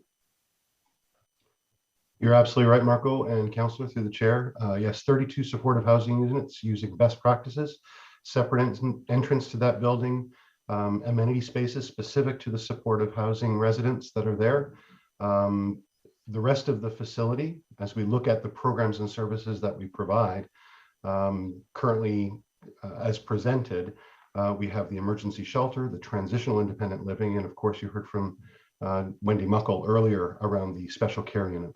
And so those are the areas within the programs within the residential components of the facility. But the supportive housing component is 32 people, 32 single units that have leases, that have keys, that are independent living for individuals. So is it fair to say, so 211 minus 32, which I'm not debating, have no lease or a key to a unit? 32 supportive housing units have a key to a unit and a lease. We also have the emergency shelter, the transitional independent living, and the special care unit. So as we look at the remaining beds, as you've put it, we look at those areas and the types of programming that's provided within those. Those are specific programs that are intended to support people wherever they're at. And so whether that's emergency shelter, whether that's someone who's trying to get back on their feet through transitional independent living, or need additional medical supports that can be provided by nurses or doctors through the relationship with Ottawa Inner City Health, those programs exist as part of the rest of the facility. I appreciate your sales pitch here. I'm asking a very clear question. So there's 211 beds proposed. I recognize you identified 32 supportive housing beds. I want to make sure that what I'm bringing forward as to my colleague is reflective of the response to my question. So I'm not asking you to break down the other services. I'm asking a simple question. I recognize there are 32 supportive housing beds, which I'm not debating. Out of is it fair to say that 179 beds, no matter the program or the funding source, do not have a key to a unit? That is correct. Those areas do not have leases or keys. Their intended purposes are different than supportive housing. Although I will say it has always been and has been our intention, we've communicated over these last 5 years, at some point we want to see those transition to be supportive housing, which is why the facility has been developed in such a way. Okay, I appreciate the clarification. Chair, if you don't mind, I will search my box to the encampment question and I'll come back if appropriate. Thank you. Okay, Councillor McKinney.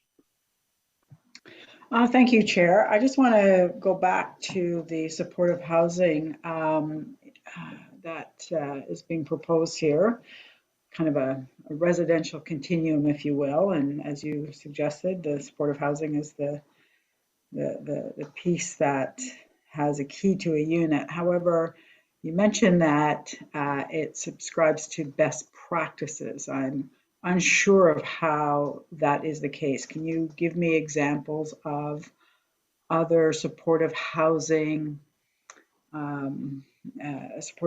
buildings, if you will, units are located within the confines of an emergency shelter and where the best practices you refer to are.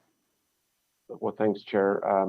Patrick or Gord, would you want to start with maybe an overview of that supportive housing and the amenities it has and some of the research we've done to date? Sure. I mean, I can start, and Gord, feel free to jump in, but essentially the supportive housing is laid over 3 floors. The main access to supportive housing occurs at the front of the building, on the south side of the building. We have some bike storage available immediately at the main entrance, so they don't have to trek the bikes through the facility. But once you get down the hall, there's a secured access point into the supportive housing from that shared corridor. And when I say shared corridor, it's only shared between the supportive housing and the administration. It is secured from the rest of the facility. Once you enter the supportive housing, there's various amenities. There's laundry, there's a lounge, there's access to recycling and waste disposal. We have 2 of the accessible suites located on the ground floor and access to the elevators to get up to the upper floors. On level 2, we have an exterior terrace, which is adjacent to the shared lounge, and we have the other studio suites located there. All of which are equipped with full kitchen, bathrooms, pull-out couches to offer a maximum flexibility for the residents. And one of the comments that came up originally was to try to include as much natural light as possible, so the very ends of the corridors have direct access to sunlight. And the level 3 is essentially similar without the roof terrace and has access to a balcony for those individuals who wish to smoke, but also have access to a shared common lounge. That's as far as I'll go, Gord. If I can, though, I'm very specific. I'm being very, you described what the units look like, and that's fine. That could be anywhere. Best practices was mentioned. And again, this is going back to site plan because we're being asked to approve a site that includes supportive housing, which I feel very strongly that supportive housing does not belong within a shelter. Nobody should live within a shelter or attached to a shelter. So my question is, what is the best practice that you're referring to with respect to supportive housing being shared with an emergency shelter? Just if you can give me an example, if not, then I guess that's the answer, but I'm just not sure what the best practices are. Yeah, Gord has his hand up, so I'll let him jump in here. Go ahead, Gord. Thanks. So I'm not sure that when we were talking about best practice, we were talking about the specific thing you're talking about right now, Councillor. But for example, when in terms of designing the supportive housing, we visited with several facilities, including Salis Clementine, and which is probably one of the best models locally of supportive housing development. It's not attached to a shelter, and this is not integrated into a shelter. It's a very big site. The current booth center, which is down on George Street, is right adjacent to, probably physically touching an Options Bytown building, which also has supportive housing units within it. So whether this is best practice, I don't know if I could speak to that, but it certainly is not unique. This is going on around a number of places, and it takes advantage of available supports that are on site. And at the same time, we can isolate the 2 populations pretty well. So I'm not sure that answers your question. That's the point, I think. Yeah, I mean, I guess it does answer my question. I don't believe it's a best practice. I don't believe that it is in the best interest of people who we are housing coming out of shelter to be housed in the same complex as a large shelter, as a shelter that's got, emergency shelter attached to it. So, but I do appreciate the responses. Thank you. Thanks, Chair. Thank you. Councillor Curry. Thank you very much. I just want to ask a question because, I just was sorting through some of the emails I'd gotten, and one of them I received an email from one of our staff that indicated all the consultation that was done. And then a number of the delegations indicated there wasn't really consultation or a rushed consultation. I just was wondering if someone could just go through that with us, because I want to make sure I've understood what I've read. Sure, through the chair to Councillor Curry.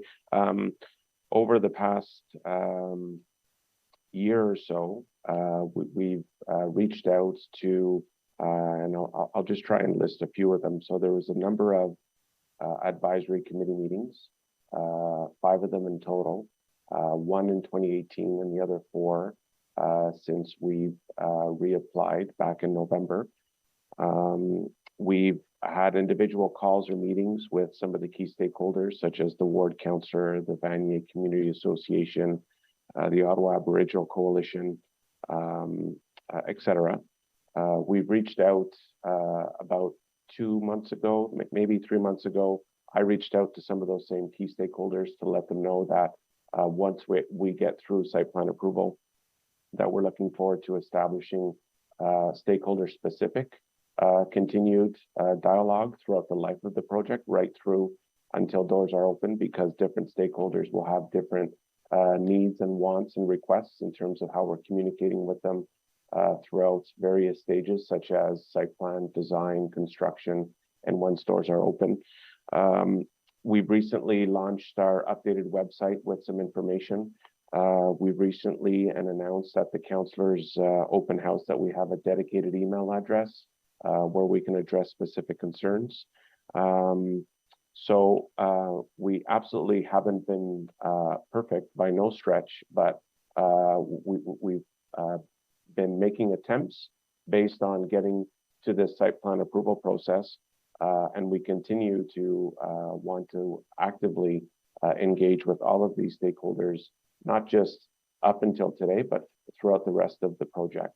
So that's just a bit of a history, a brief history, Councillor, on some of the engagements we've had. Okay, thank you very much for that. I'm glad to hear that there still is more to come. I would say some of these conversations are so interesting. Like, I just feel like there's so much more we could be discussing. And I feel like we're talking about it at site plan. It's not getting the right attention that it needs, because these are really important conversations. I'm just wondering, are there agenda items coming up on other committees? And I mean, also to my other point is this even properly site plan? Because I don't want to waste these conversations here when they could be somewhere else and much more fulsome. Is that a question for us, Councillor? Well, really anybody here. I've got my hand up, so I thought I'd say it now, but. I mean, well, the Salvation Army is 100% absolutely committed to detailed engagement with all of these stakeholders that you've heard today and others. So we're going to do it whether there's a city mechanism or not. So we will establish those regular links, and we will work with all of those groups, whether the city asks or has any specific requests to do that. Well, that's just good project practice that I implement. And when I spent my time at the city, well, some of you know that that's how I operate, and that's what we're bringing to the Salvation Army in terms of a project approach. Okay, that's really helpful. I see Matt Luloff, Councillor Luloff has his hand up there, so maybe he's going to say something about community and protective services.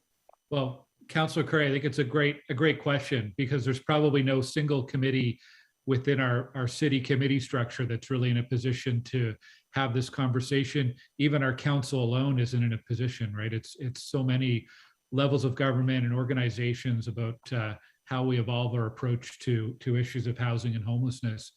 I also saw Steve Willis pop on screen. I'm not sure if Mr. Willis had any general comments on that question. What other council priorities or agenda items might be relevant here? Steve? Chair, if I can be helpful to committee here. So we're at the end of a land use planning process at this stage of a site plan approval. This is the last approval required before a building permit is issued. And what's before committee today is the land use matters as it relates to site plan, which is the physical configuration of the building. The land use has already been approved by the Ontario Land Tribunal, which I think was LPAT at the time. They keep changing the name. So that matter is decided. The land use is decided. So it's about the physical design today. Any matters related to ongoing relationships between the city and the Salvation Army and the provision of services go before Community Protective Services Committee at the time any contracts are awarded, and that occurs over time. And that's not necessarily every year. It's the time things are awarded. And Chair Luloff may have more to say than I am. It's not my area of expertise. And as Salvation Army has said themselves, they have a responsibility for continuing relationship in the community, which goes above and beyond any approvals the city may grant. Okay, that's helpful. Thank you. Thank you, Steve. Thank you, Kathy. Councillor Luloff. Thank you very much. These matters that we're just discussing right now will be in front of Community and Protective Services Committee. I do not believe at this point in time that there's enough information for me to comment intelligently on your questions, Kathy. Unfortunately, once we get through this process, then that process will begin when it comes to partnerships and whatnot. I understand that this question may not pertain to this, and so I'll ask the chair to indulge me. And if you feel that this is a question for a later stage, that's fine. I'll be quiet. But when we were speaking originally about this, there was an indication from the Salvation Army that there would be a prioritization for some of these services for veterans. And I was wondering if the Salvation Army might be able to comment on that briefly. If you feel that that's not within the purview of this, you can let me know, and that's fine. I'll dismiss myself. That's okay. Thanks, Councillor Luloff. Salvation Army, quick answer on that. Yes, Councillor Luloff, through the chair. Thank you for the question. The Salvation Army has continued relationships with organizations that support veterans. Vets Canada continues to work closely with veterans. And as I committed to you back a couple of years ago, actually, I think it was, speaking specifically about veterans experiencing homelessness, that is a space where the Salvation Army is invested. We are committed to supporting those that are struggling with homelessness, no matter where or who they are. Veterans included, and there is a pathway. There is a specific pathway on how we support veterans in the very best way with partnerships, as has been talked about. We don't do things in isolation. We do it with partners, and that is the very best way to do things, especially as it relates to veterans who need specific supports and can be supported in the very best way. So those supports are part of this process and part of the proposed application and facility on Montreal Road. Thank you very much, Mr. Gulick. I appreciate it. And thank you to the chair for your indulgence on that matter. I appreciate it very much. Okay, thank you. Any other questions for the applicant before we move to questions for staff? All right, thank you very much to everyone from the Salvation Army team for being here to answer our questions. We will shift over to questions for staff at this point. I have one question for staff to lead us off. I think one of the last few delegations brought it up. Can you just explain to us procedurally the question of delegated authority and how this ended up in front of committee today? Thank you, Co-Chair Gower. For site plan applications and other forms of applications under the Planning Act, staff have been provided with delegated authority. Certain things, certain controversial items, we can bring back to committee. We do not have to exercise our delegated authority. I'm probably one of the few people here in staff that go back to 2017 when this originally went to committee for the OPA and the zoning. So in relation, it was controversial then, obviously, it's controversial still today. So in things like this, I think another example would be the hospital that was recently done. When we just decided not to exercise our delegated authority and brought it to committee for a discussion here today. Okay, thank you. The other one was, when was this first submitted, the site plan first submitted to the city? It was submitted back in 2017. 3 applications came in at that time, official plan amendment, a zoning amendment, and the site plan came in as well at that time. So it's been here for about 5 years now. And why has it taken so long to get in front of committee or to get to a stage that it's at least close to finalizing? Co-Chair Gower, there's a sort of I guess a hierarchy of things to do when applications come in. The official plan and zoning are done first. The site plan is something at the very end that deals with the physical layout of the site, such as trees, the landscaping, sidewalks, where parking is, fencing, things like that, the physical elements. But before you do that, you have to get through the other components that I mentioned, the official plan and the zoning. Those went to council back in the fall or November of 2017, and as was mentioned by JC earlier, they were appealed to the it is now the OLT. The decision was done. That took a few years to get through, and then the applicant decided now it's time, and it's always up to the applicant when they want to bring the third part or whatever planning consideration or planning application forward. They revived it last fall to finalize. So sometimes these things do take a while, but considering the number of applications, how controversial they were, and the involvement of the OLT, it took a while to obviously to get here. Okay, thank you. Councillor Brockington has a question. Thanks, Chair. And I've just been having to deal with a few things this morning. Has staff commented on the flurry motions and their level of support or lack thereof for each of them? Councillor, we're going to go through each one of them once we're done general questions for staff and have staff give us feedback on each one. Okay, fair enough. That's what I'm interested in at this time. Thanks. Okay, thank you. Councillor King? Thank you, Chair. I did have a few questions that pertain to site plan. So I was just wondering, are there additional site plan conditions that could pertain to the right of way? And I'm thinking about Reginald Street and easements for the delivery to the thrift store to better achieve the design guidelines for the street for Montreal Road.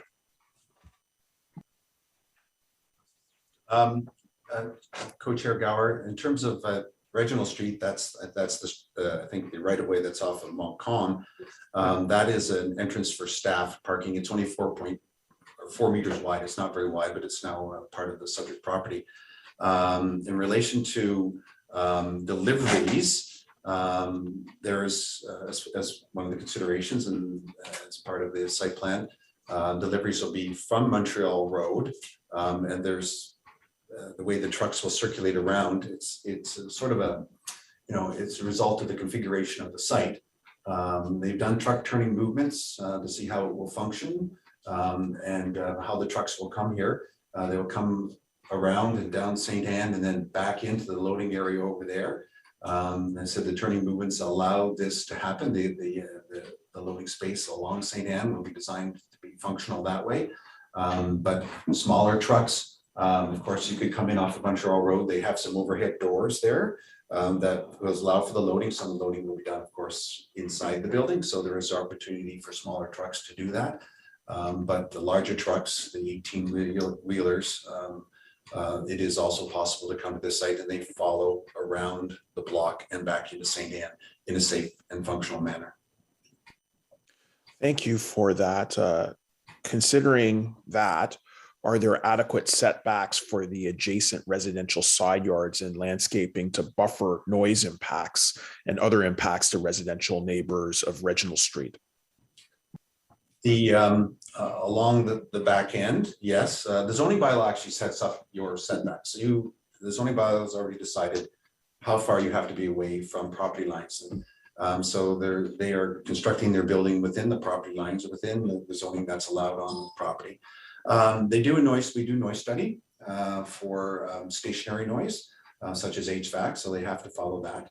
And as was mentioned earlier, the provision of the fence, there is an opaque fence around the property that will help with mitigate some of the noise. And then there's fencing along the back, I believe down Reginald Street or the private way as well. So there is provisions within the site plan to look out after noise impacts. There's also, I should say, while I have the moment, as Councillor Leeper said, the issues of lighting from cars. And it's not, I think it was brought up whether the parking is facing one way or the other way. Some people might choose to back into a parking space like I do, or drive into a parking space. So lights could be a concern at all times or for different ways. But it's that fencing around there, that opaque fencing, that will help mitigate the impact of lighting as well as vegetation along there, but specifically the fencing that's opaque. Well, I appreciate that and had observed that during the course of deliberation and debate here. One last question, notwithstanding calling it a multi-use building or a residential care facility, from a site planning perspective, are all of the appropriate elements such as visitor parking spaces and other amenities provided here appropriate for what is now in the form ultimately of a low-rise apartment building?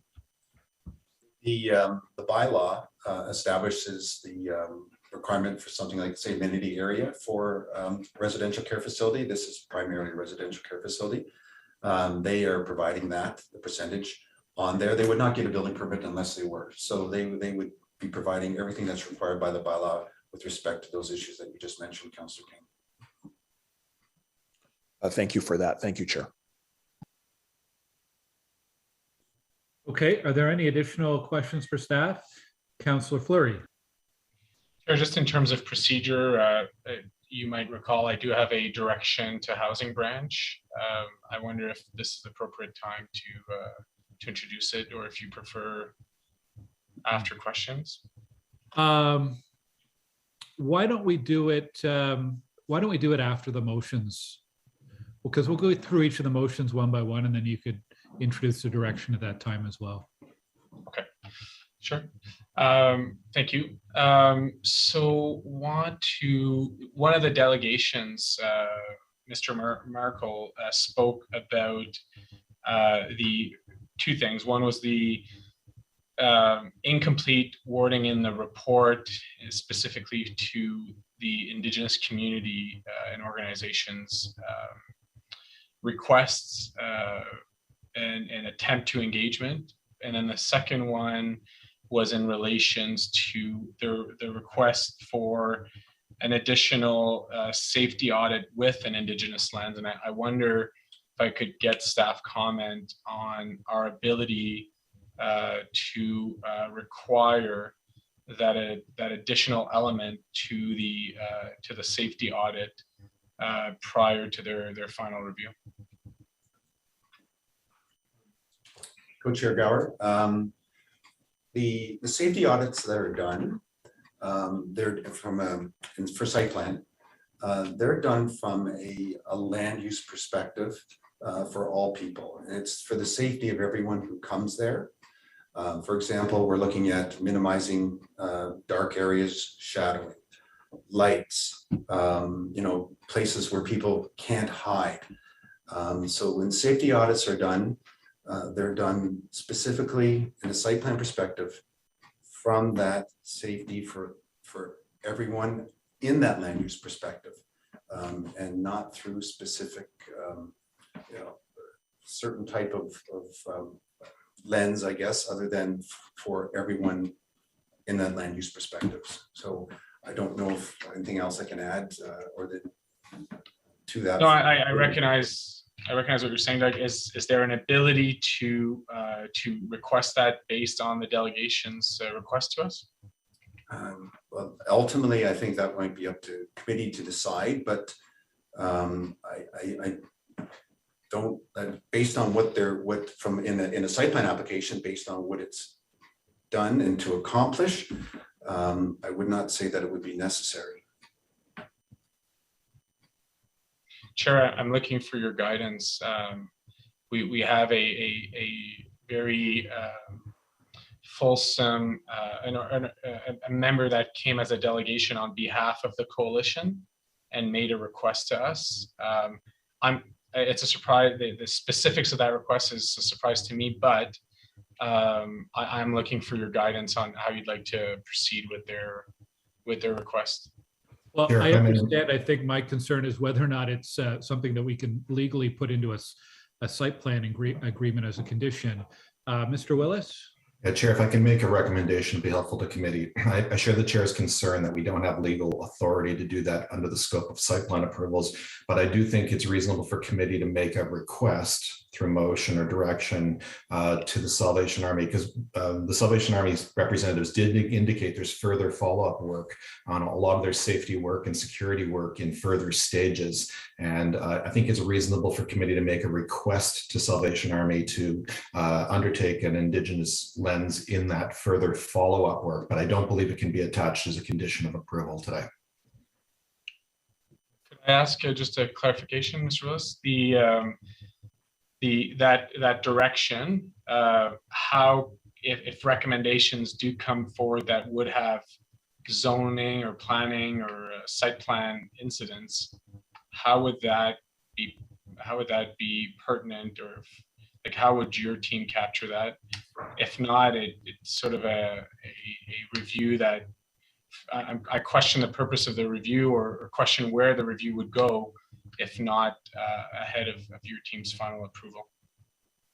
So, Mr. Chair, not all things coming out of safety audits are actual physical design changes. Some are, and if they were, through further follow-up work, we could redline the site plan approval and do that through the delegated authority in motion 1, and then make further subsequent changes if something arises.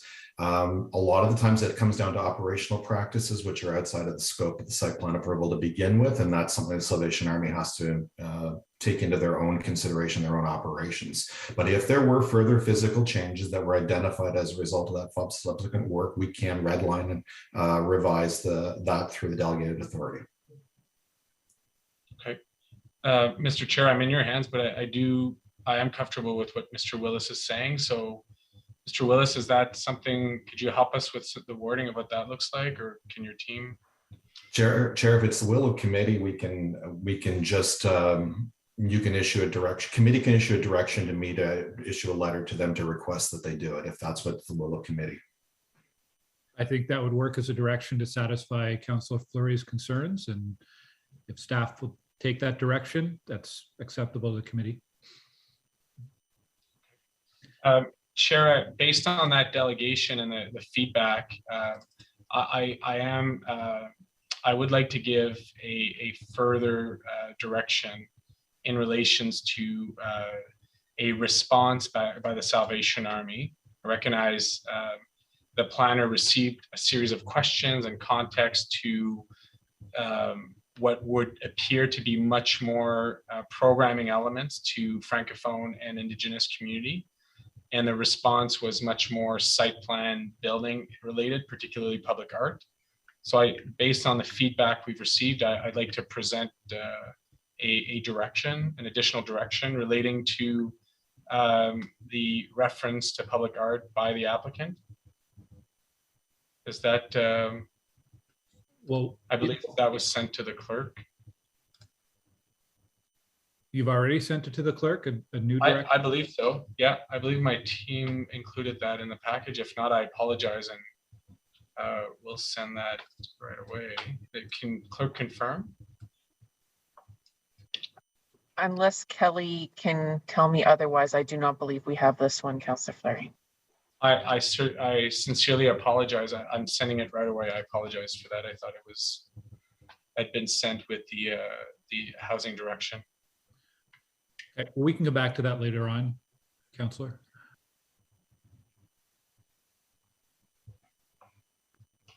Any other items, Councillor Fleury, or questions for staff? Oh no, I've spent a lot of time with staff on this application.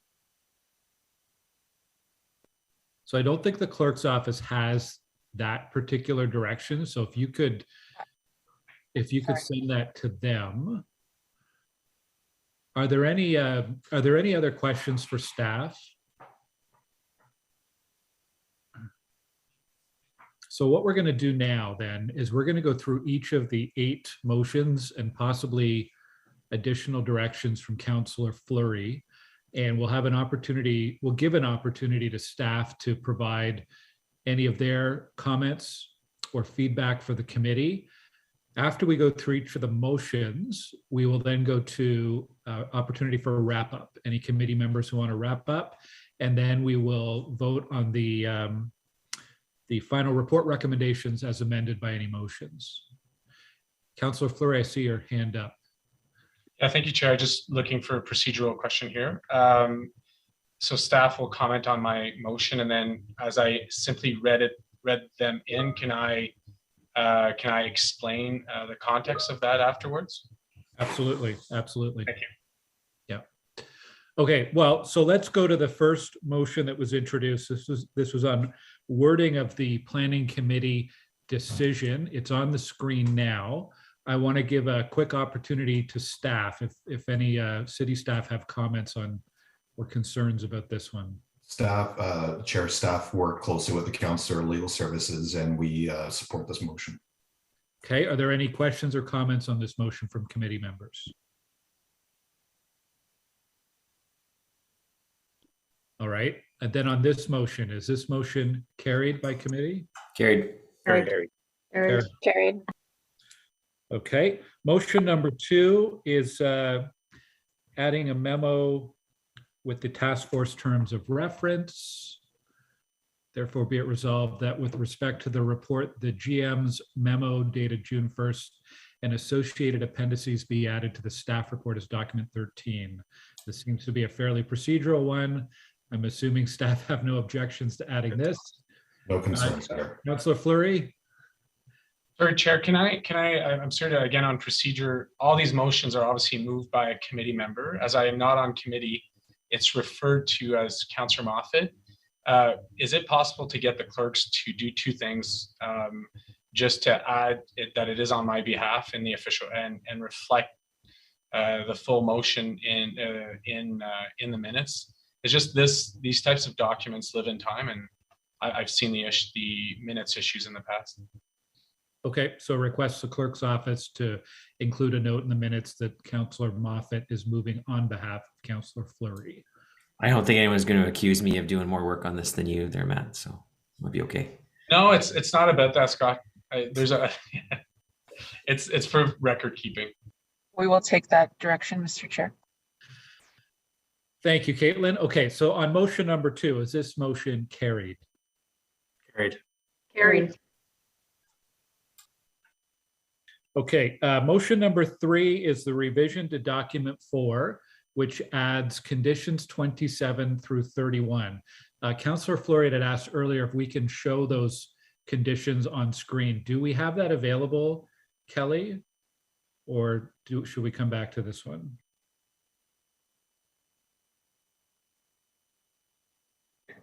I believe that the motion we have ready for the screen has the attachment. If we just scroll down, those conditions should be there.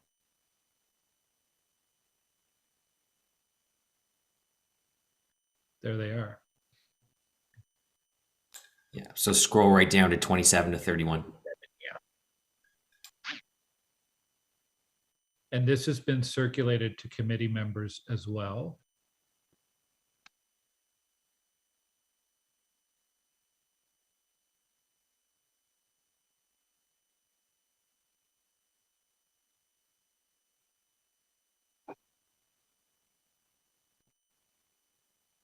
I assume this is staff supported, but I do want to check with staff if they have any comments or concerns about this motion or the conditions presented. Thank you, Co-Chair Gower. Yes, we support these. The additional conditions are actually done in consultation with the ward councillor. We support them. Okay, Councillor Fleury. Chair, there were 2 elements. Just looking as I've been working on a number of fronts here. The fencing ask. Could you just scroll to any loading gate? Just move up a bit. Okay, I'll look to Mr. Willis just for a comment. We've been going back and forth. Just want to make sure that there were a number of them and that these are captured as per the email, and if not, that he's comfortable that those staff supported through email ones will be reflected. Sure, there was an email exchange between the council and I first thing this morning where he listed some things of particular interest. My staff indicated they are covered by these motions, but I did commit in writing to the councillor that should they not be for some reason, that Mr. Moody and I will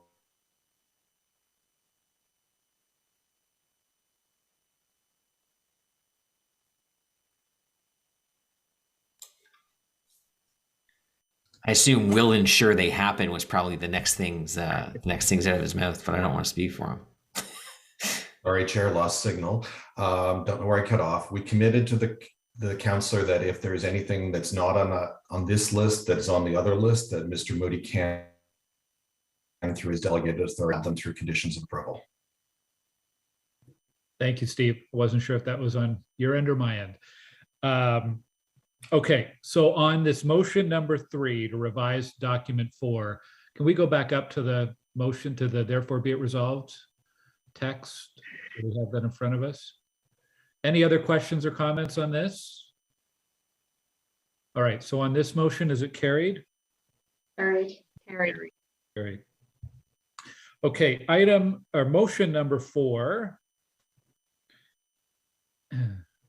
is in relation to bed count. We'll go to staff for any comments or concerns from staff about this motion. Yes, thank you, Co-Chair Gower. This is, I guess, text, within the staff report.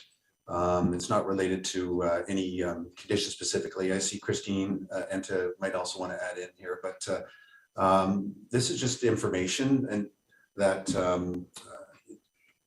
the staff report is one thing. It's just part of the rationale that we put forward, and not having these, we don't believe that it needs to be included within the staff report. This is, for example, like a lot of these things, actually, we can't approve through site plan the interior of the building. With respect to a shelter, for example, it's regulated by 801 square meters. So any number of these things could change. They don't want to get also people thinking that this might at the end of the day be specifically there. So it really, in our opinion, doesn't need to be added to the staff report. Okay, Christine Enta from legal, did you want to add anything to Doug's comment? The only comment that I want to make from a legal perspective is that staff, employees, and agents of the municipality have a duty to provide their expert opinion to council and committee through its reports under the Municipal Act. And this has been prepared by a professional planner, and the information that we're being asked to contain is not information that was provided by the professional planner when he prepared this report. And so, although this matter can't go before the tribunal unless the applicant is the appellant, there is no right of appeal save for the appellant, it would be difficult for legal services to try to parse out which parts of the report were provided as part of the expert opinion and which were extraneous information provided to that expert opinion. And so from a legal perspective, I don't recommend that that this be included for that reason. Okay, so concern about altering a staff report, and also this affects the interior, which is not normally part of a site plan consideration. Councillor Fleury. I can go to the answer, Chair. Okay, Councillor Curry. Yeah, I was simply going to ask that too, in that some part of this sounds like we would be amending minutes. It has a similar thing that something's already been said and that we're amending not by the people that were there. So it's a similar thing you can't do in board minutes. But if this information is important, it seems really important. Is there anywhere else that it could go that would be helpful? And maybe that's just a question for somebody else or Councillor Fleury, because I don't like it. I don't like amending a staff report, and I think there's a slippery slope to that too. But what else could be done here is my question. Councillors' comments. Put it in the councillors' comment section of the report. Councillor Moffat, did you have another question or comment?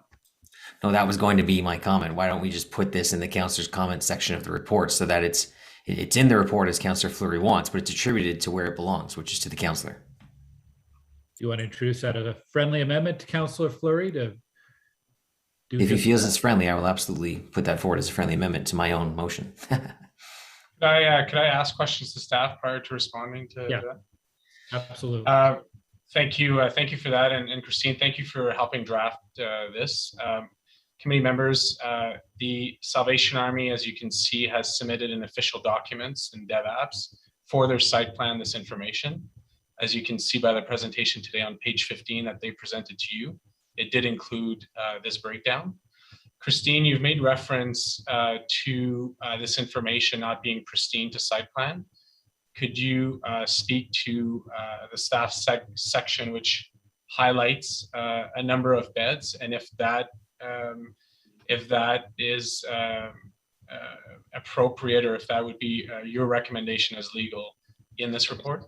So thank you, chairs. The Salvation Army did submit a letter from FOTAN that formed part of the public submissions to the development application. That is publicly available. And they did include this information in this letter from their planning consultant. However, the number of beds in the facility is irrelevant to the site plan application. I can't express what the intent was of the planning consultant to include this information. It was included. But from my perspective, it's irrelevant legally under site plan, under section 41 of the Planning Act. I believe that Chair Moffat has provided an area where this information and narrative can be provided, because certainly the Salvation Army did provide it. And that is in the ward councillor comments, which does form a significant portion of the planning report. Christina, could we pull up maybe for the clerk page 13 of the staff report? I don't have the ability to do that. Chair, perhaps clerks can assist. Councillor, why do we need that up? Just it's going to take the procedure. No, I don't disagree with legal's question, with legal's point, but staff did write a number in the staff report that does not show the full picture of the number. So I'm stuck in a bizarre way. I'm not asking for the number to be in the staff report, but there was a part number that was provided on page 13 of the staff report, which as a standalone does not live well with me and my community. So I see two paths. We remove that section, which I believe legal has said is not needed, or we complete that section with the full factual information provided by the applicant. I chose through this motion to present the full elements. If colleagues want to go the other way and strip that the number referred on page 13, I'm also comfortable with that. But I think we've heard clearly from staff their concern about altering the planner's report at this point. And on top of that, I do believe we heard from the applicant that the numbers could change and shift depending on the final configuration. I think Councillor Moffat's suggestion of including this preliminary set of numbers in the councillor's comments would get it into the report as you're looking for. Otherwise, we can vote on this and decide whether or not committee wants to make the change or not. Could I ask that the clerk put up page 13 on the screen? If we're able to get that quickly, yes. Kelly or Caitlin? Yes, just one moment. Thank you.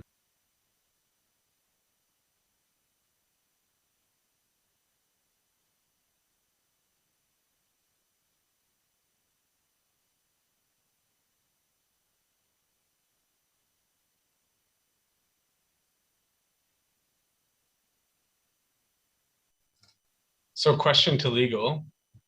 We can see on the screen there's a reference to a specific number of both the shelter beds and the supportive housing. Again, colleagues, this is not about me liking shelter or me liking or not housing. This is about showing a partial picture of the 211 beds that are presented. Christine, although not your report, would it be your legal advice that this is not relevant to the site plan and should not have been included in the report? It's not my role, Chair, to draft the planning report. I am not a planning professional. The planning professional did provide this information in the report. I can advise that it is my legal opinion that the number of beds is irrelevant to the site plan. That said, it is the professional planner's report. And from a municipal act perspective, my legal opinion is also that those words should not be altered at this time. Chair, if I may, what this section of the report is intended to do, and Mr. James can confirm, is to describe the evolution of the proposal, not the final state of the proposal. So it is not intended to reflect or capture the programming of the interior of the building, which is outside the scope of site plan approval to begin with. It is merely indicative of the changes made since the beginning of the proposal. So I think that's the intent of the paragraph ahead. I understand why the councillor might find it confusing, but that's the original intent. Doug James, I see your hand up. Thank you, Co-Chair Gower. That's Steve Wills said exactly what I was going to say. If you look at the heading above there, it's the evolution. It's examples of how the process or how the proposal has evolved. So that's why it's there, and exactly what Mr. Willis has said. Okay, thank you. Councillor Fleury, you still have the floor. So any other questions or comments on this motion? Look, I'm not looking to add this to my comments. My comments are fulsome and are pretty explanatory. I do feel that although today available on GeoMap, a clear record keeping of what is presented in point in time does matter. I'm not at all trying to shame staff in this environment, but this was raised to me by community stakeholders that the full 211 beds presented by the applicant, a number you didn't make up, a number I didn't make up, that is in their presentation, is not reflected in the staff report. So I'm conveying that to the committee. If committee feels that the intent at this point in time on what is June 3rd, 2022 is not relevant, then I've pleaded my case. I'm just trying for the full presented number and breakdown to be captured in the staff report, which I don't feel was. Okay, Co-Chair Moffat. No, I think staff have summarized this quite properly, and I think that the only number that matters, and I think we as leaders have a responsibility to the community that has concerns here to be truthful and open and honest with what the situation is and what the reality is, and that is that the only number that matters is 801 square meters. Square meters, am I right on that? Square meters, square feet, Matt? In the OLT decision. Meters. Meters, thank you. So 801 square meters. How they use that space is up to them. How many beds fit in that space is up to them, and it's not up to us. And we can't dictate how they use that space. So there's really no point to further nitpick the number in the report, which is reflective of the progress made by the applicant. If the applicant comes forward later on and changes that number, reduces it, increases it, I don't disagree that it's a concern of the community, but it's not a concern that we can address. And I don't think we should suggest otherwise. Since you don't agree that the motion could have a friendly amendment just to include that reference in your comments, just as an addendum, I don't really see the point in continuing to move the motion forward. Since my name's attached to it, I'm going to withdraw the motion. Okay, thank you, Scott. So motion number 4 has been withdrawn, and we'll move on to motion number 5, which relates to the landscaping plan. We'll get that up on the screen.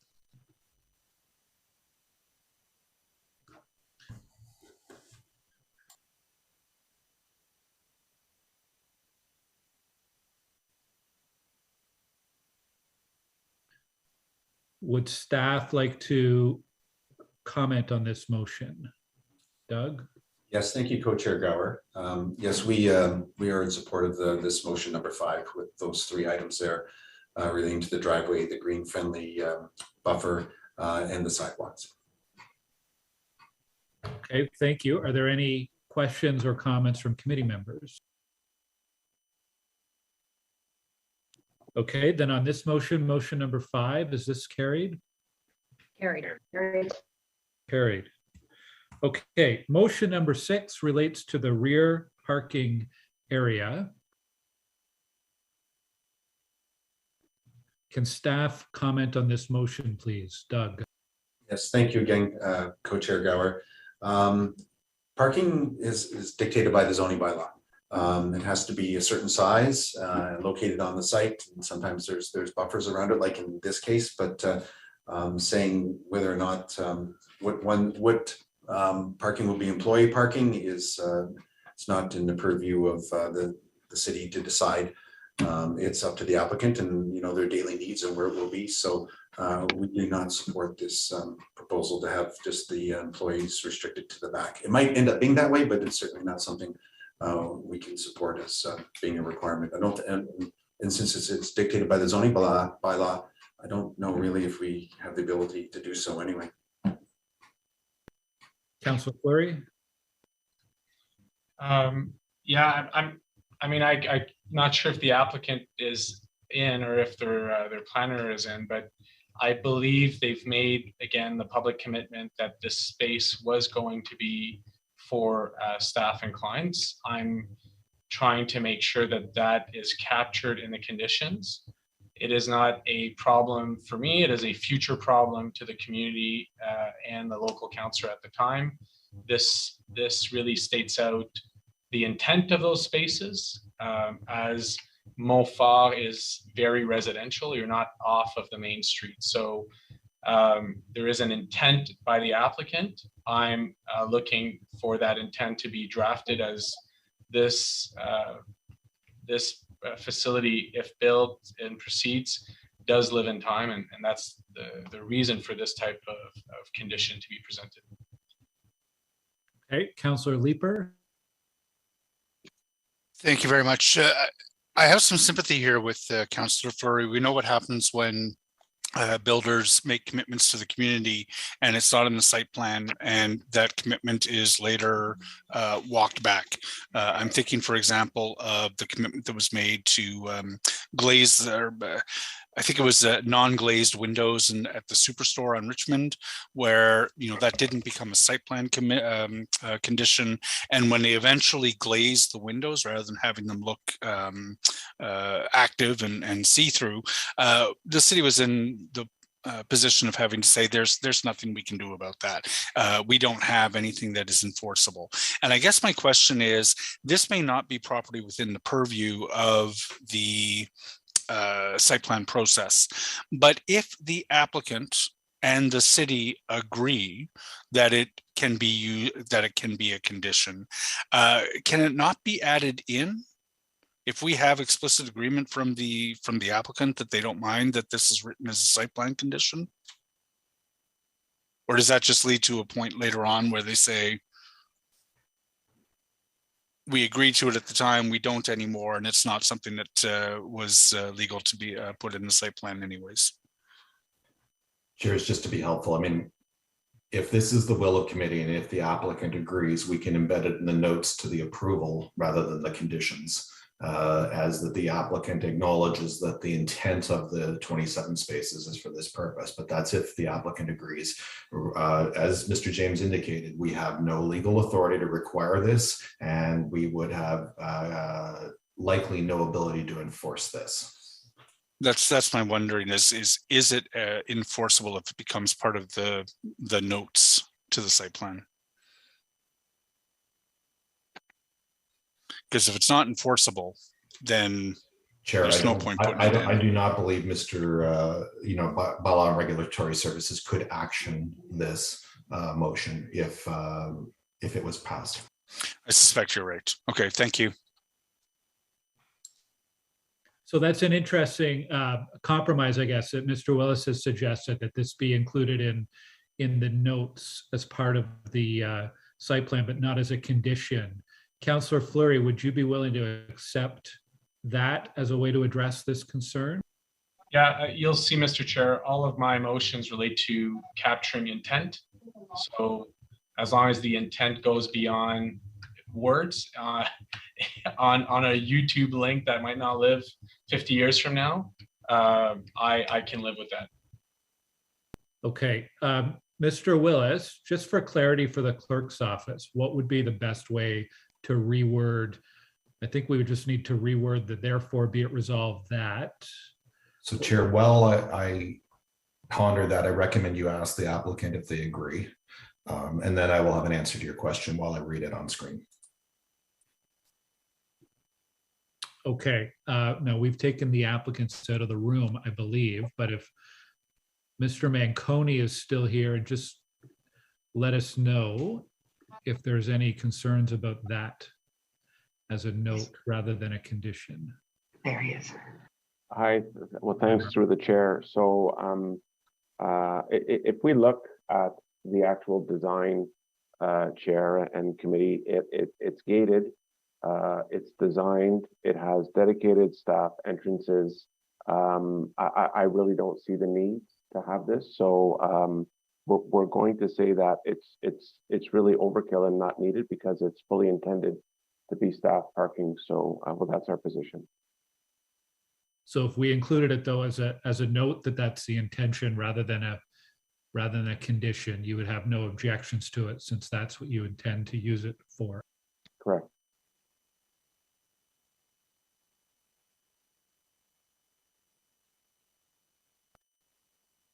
Steve, there's some potential revised wording. So Chair, my recommendations are in the therefore be it resolved that the notes to the site plan contain the following. That's correct. I would recommend that wording, and that where it says, yeah, someone else came up with the exact wording I did. This reflects what I would have done. Thank you.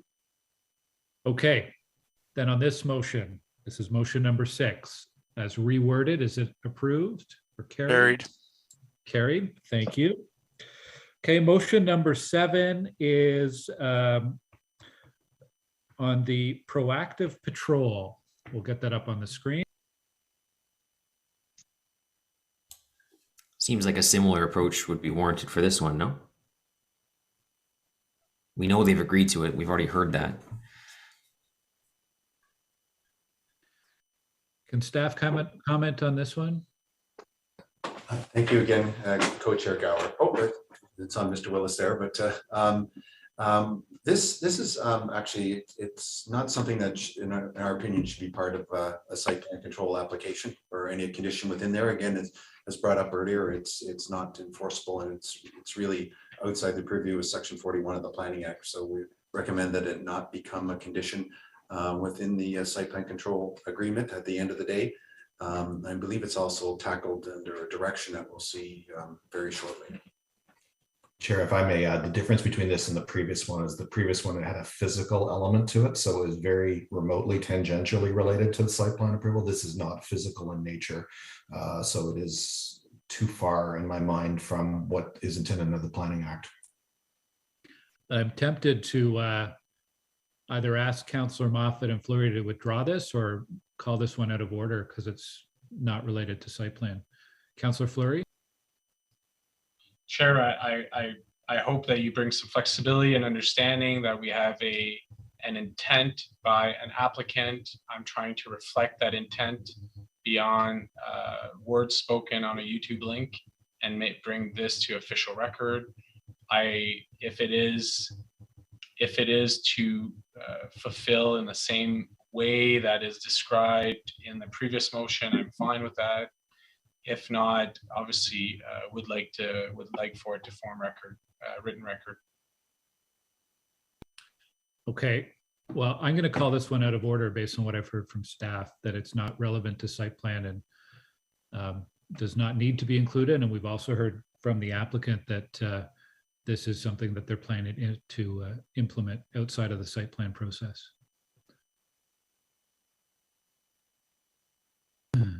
And then we'll move on to number 8, which is on the BIA and funding.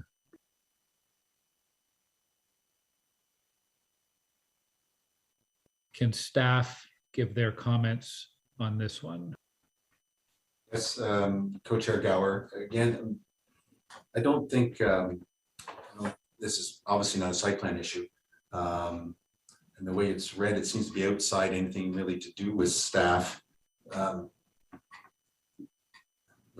anyway, so I guess the bottom line, it shouldn't form part of site plan, although it might. I think the Salvation Army has spoken today and provided their intent to do so. So it probably most best to live between the BIA and the Salvation Army themselves.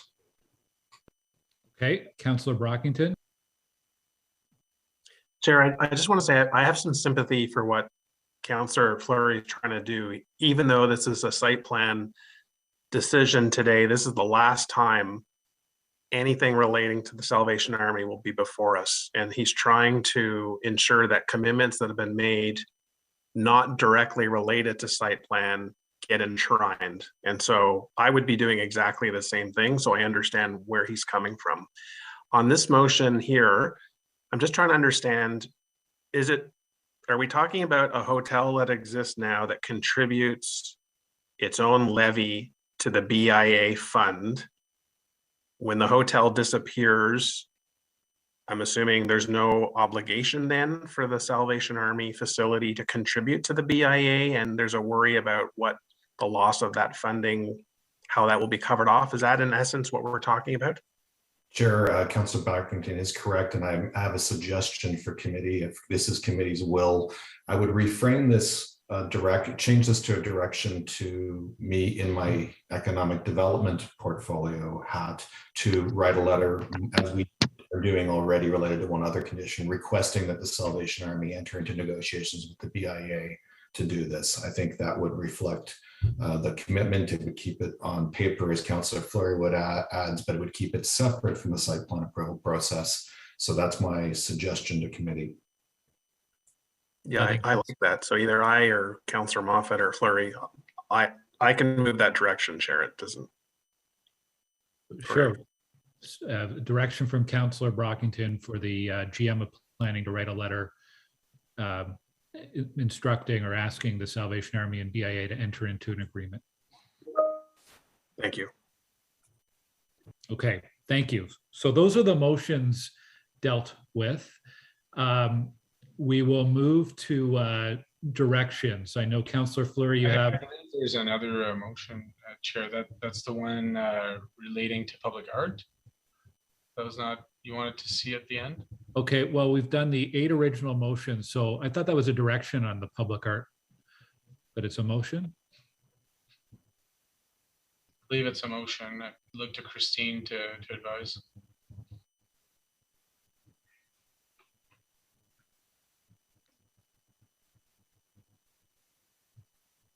Does staff have the motion? Sorry. Oh, go ahead. Mr. Chair, I apologize. I believe my direction was that it was to be a direction, and it is prepared that way. If the councillor wishes to change that, we can revise it. No, I'm okay. I'm okay if it stands as, I'm okay with the, just wanted to make sure. If it reads as a direction, that's fine.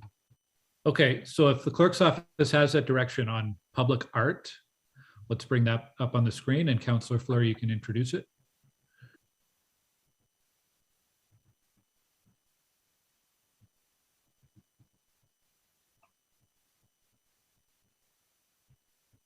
Just one moment, Mr. Chair. Thank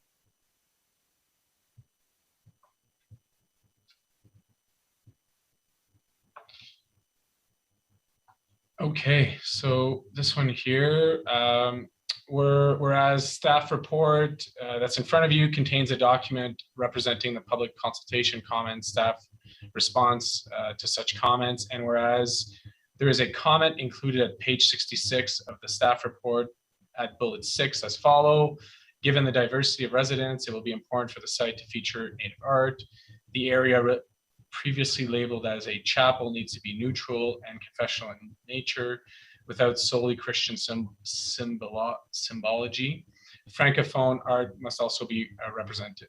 And whereas the staff report provides the following response at page 67 to the above comment, while the functioning of the chapel is not an issue for site plan control, the applicant has committed to providing Indigenous and Francophone art as part of the development. That's Salvation Army will be working with members of the Indigenous community to commission art for both the interior, exterior spaces, and will be working with members of the Francophone community to commission art for interior spaces as well as every effort to restore existing artwork currently displayed on the outside walls of the thrift store.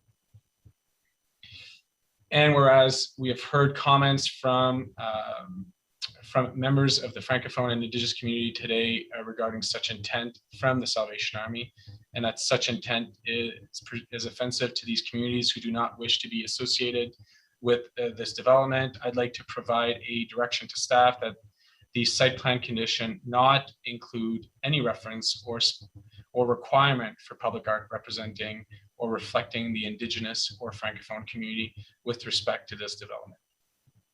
This is entirely based on staff report, not on, if the Salvation Army discusses and there's art and discussion, that's separate. It's really relating to wording in the report based on the feedback we've received. Co-Chair Moffat. Thanks. On that page that was just presented, my name's attached to that. I'm not comfortable with my name being attached to this. I don't like the context of this out of this conversation. I can think of later on looking back at this motion, not understanding anything to do with this issue and reading the text of this motion, having attached to my name, deleting references to Indigenous and Francophone items related to this, to art, public art. And I don't want my name attached to it at all. So it is a direction. It's not a motion. Right, but that page, I understand, Scott. that was there. Yeah. My name's on that. Mr. Chair, if I may offer, I believe we were using the same template as the previous items, and that inadvertently attached Councillor Moffat's name to this one as well.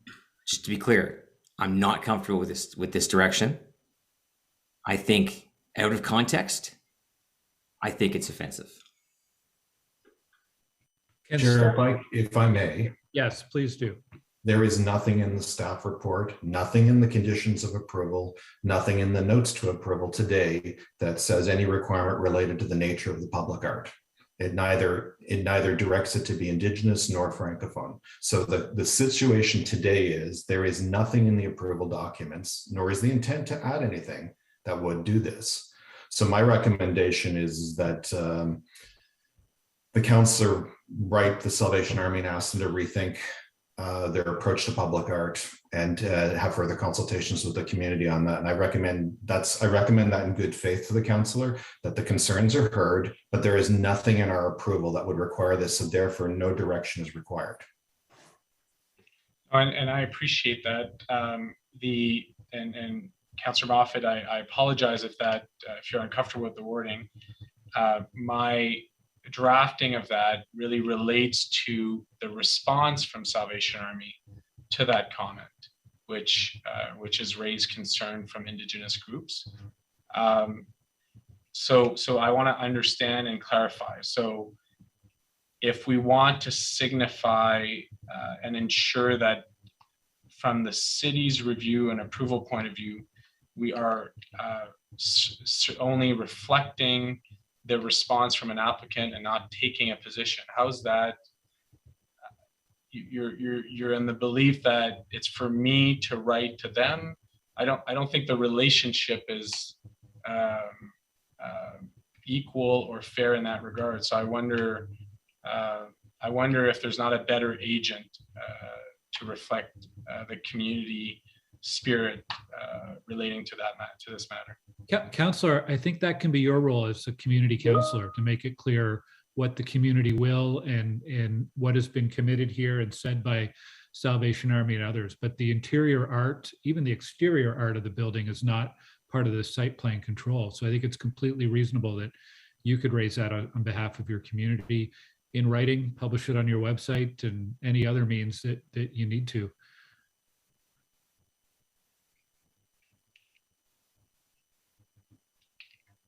Okay, is there a way to formalize this on record for today's minutes that this direction was presented? I think it would show the direction was presented but not accepted by staff. So it would form part of the record in that way. So it would form part of the minutes? Can the clerk confirm? I mean, that's ultimately what I care about, right? That this has landed on the record. Mr. Chair, I can confirm that motions and directions that are put on the floor and ultimately not accepted or approved are reflected in the minutes of the committee.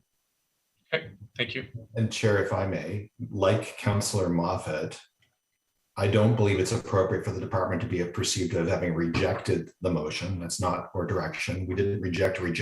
We felt it was unnecessary because it is not currently part of the approval requirement. Okay, thank you, Steve, for clarifying. Co-Chair Moffat? Just one, not to belabor this point, but just one last comment, just for thoughtful consideration. 10 years from now, someone donates Indigenous art to the Salvation Army. The Salvation Army says, no, we can't hang that because Councillor Matthew Fleury said we couldn't. Consider that. I get where your community has concerns about this. They feel it's misrepresentation. Just consider where this goes. Because I don't think it's what the city wants. I don't think it's the look for the city, and I don't think it's the look that you want in the future from this conversation.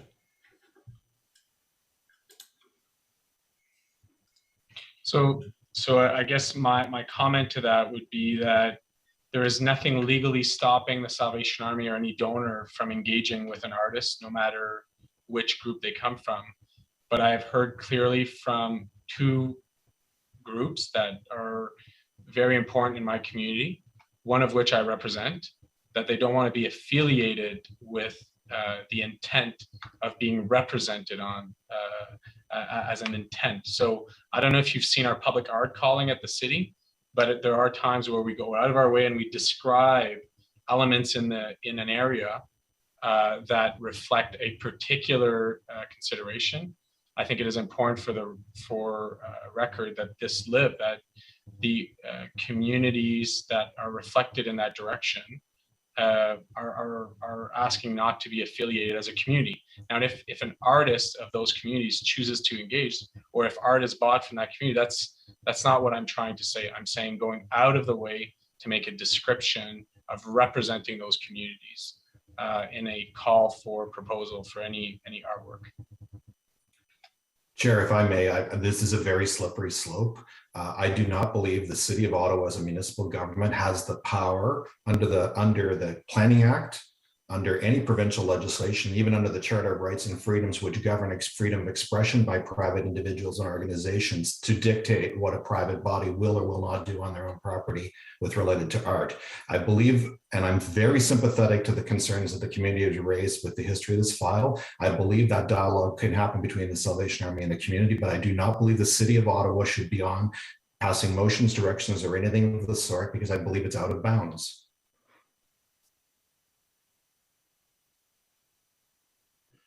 I'd like to turn to Caitlin. Procedurally here, we're in murky waters. It's not often that staff does not accept a direction. And I understand Councillor Fleury's concern about he wants to have this form part of the record. He's not a member of our committee. Does he, can it stand as a direction that was not accepted, or do we need to deal with it procedurally in any other way as a committee? Mr. Chair, when a direction is put forward that does not have the unanimous consent of the committee, it would have to be moved as a motion. And as he is not a member of the committee and there's no mover for said motion, it did not proceed on that basis. We do have the flexibility in the minutes to add a little bit more narrative to indicate that the councillor sought to propose a direction and it was not accepted by the committee. If the minutes can note this procedure in that way, Councillor Fleury, will that address your concerns about having this on the record? I'd like to hear from Councillor Manal before answering, if you don't mind, Chair. All right, Councillor Menard. Yeah, Chair, just to solve this or get through this, I'm happy to move it and withdraw it if that helps to get it on the record. I think that's all Councillor Fleury is looking for at this point, and that's a reasonable ask. So if that helps in any way, I'm happy to move what Councillor Fleury is asking for. Councillor Fleury? Yeah, I'm fine with the direction being tabled.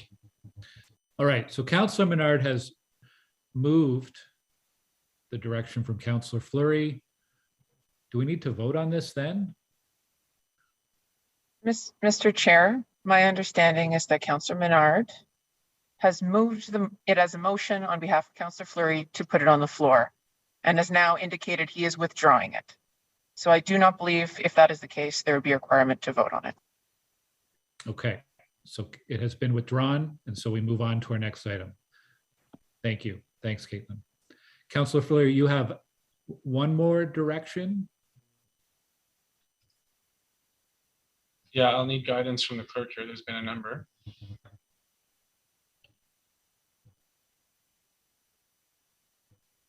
Oh yeah, so this is in relations to a direction to housing staff. So I'll read it. So number one, that housing staff be directed in the event of a future funding agreement request for emergency and transitional supportive housing services between the City of Ottawa and the Salvation Army at 333 Montreal Road to negotiate a contract with the Salvation Army that pursues the following best practices relating to community safety and well-being.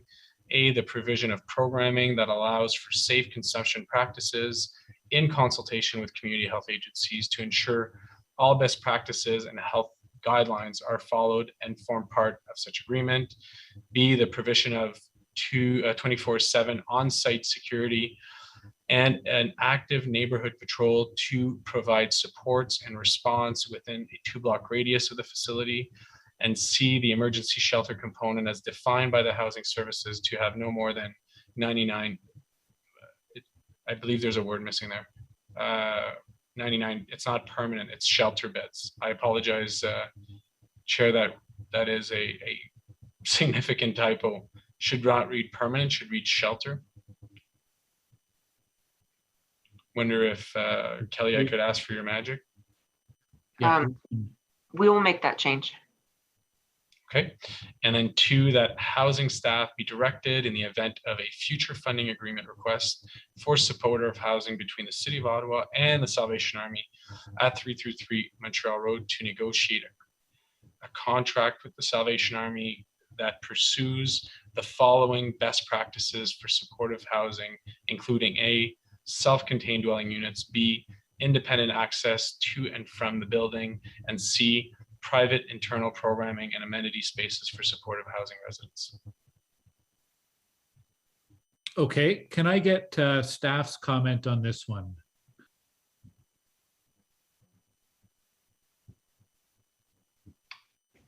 Said? Okay, Mr. Chair, if we could just pause for a moment, if I could just have a quick discussion with our legal counsel. I think there may be some confusion over the version that's just been presented, if that would be adequate. Yeah, how long do you need, Said? 5 minutes, 10 minutes? What's reasonable? Oh, I think 2 minutes, Chair, would do. Okay, we'll take let's take 5 minutes. I think that would be helpful at this point. So Chair, could I ask for a question? I know the previous motion that was brought forward on the patrol program was, I can't remember if it was procedurally received for, I think it was not advanced, but I do want to reflect that there had been changes to that motion since it had been presented. So I want to make sure that the word clients and community well-being are reflected in the minutes of that motion. If it has to be represented with the same outcome, I'm fine, but there had been, if you recall, it's been a number of hours ago, but when this was presented, I had flagged that there had been changes and want to make sure that what was on the screen was properly reflected, those changes. Okay, we'll get the clerk's office to check that during our break. So may I ask a procedural question? Yes, Councillor Leeper. Why not? Eh? So if this were to pass, because it is not a condition of site plan, would this be coming to City Council to be approved?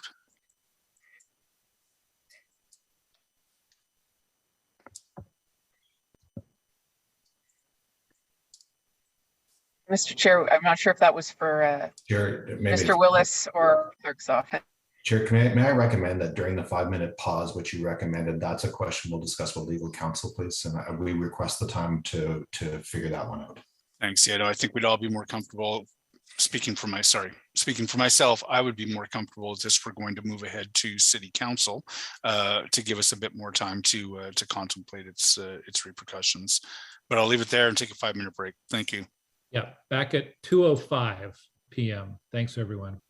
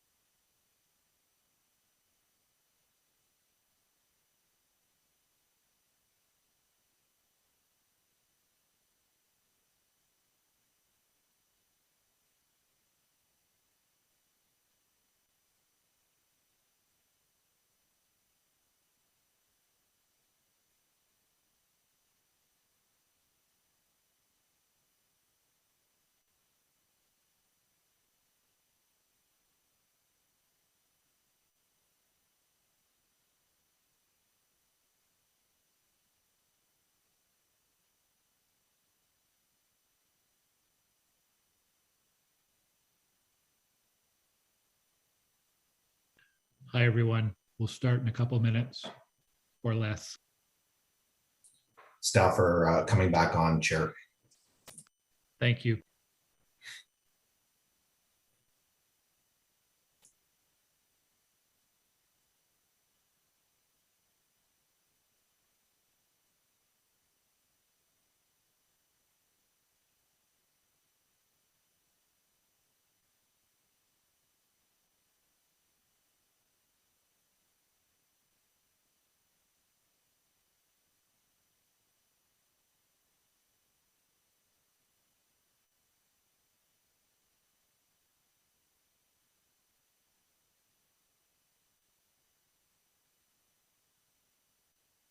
Just want to make sure we have quorum before we move forward.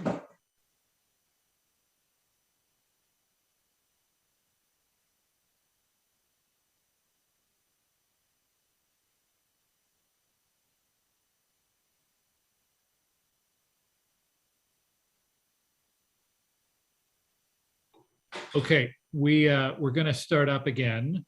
Number of questions came up before the break about whether or not this is in order, and staff needed a bit of time to review and confer. I'm going to go to Steve Willis. Steve?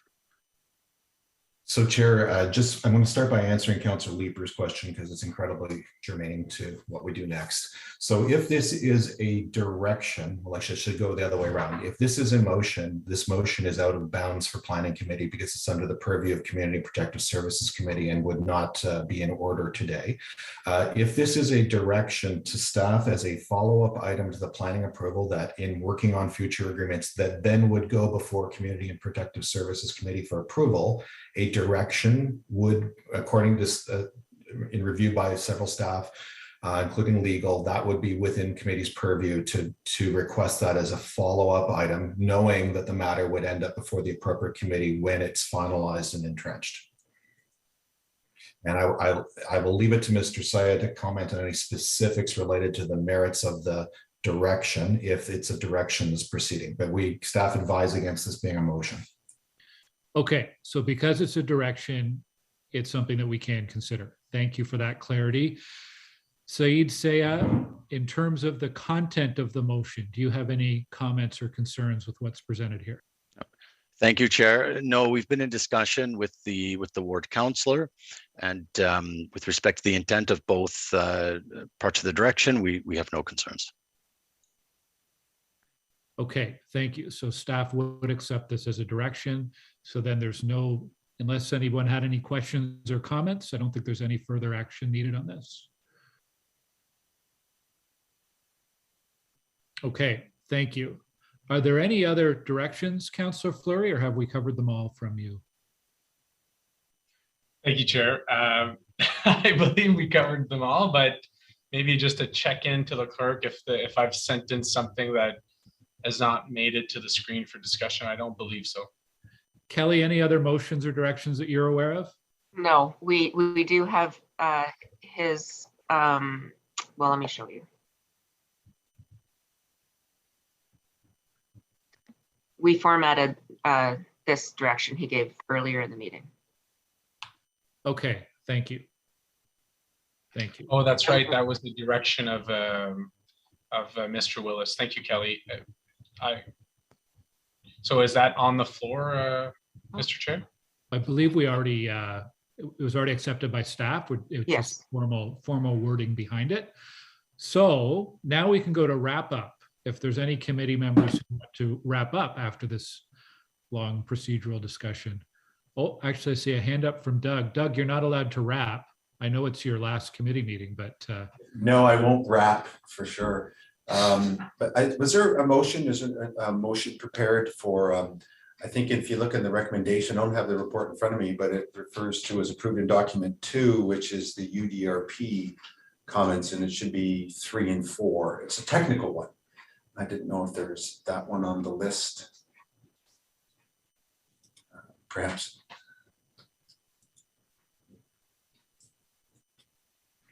We're all checking on that now, Doug. I'm not aware of the motion. Was it, or maybe it was already taken care of? Mr. James could point us to which part of the report he's referring to.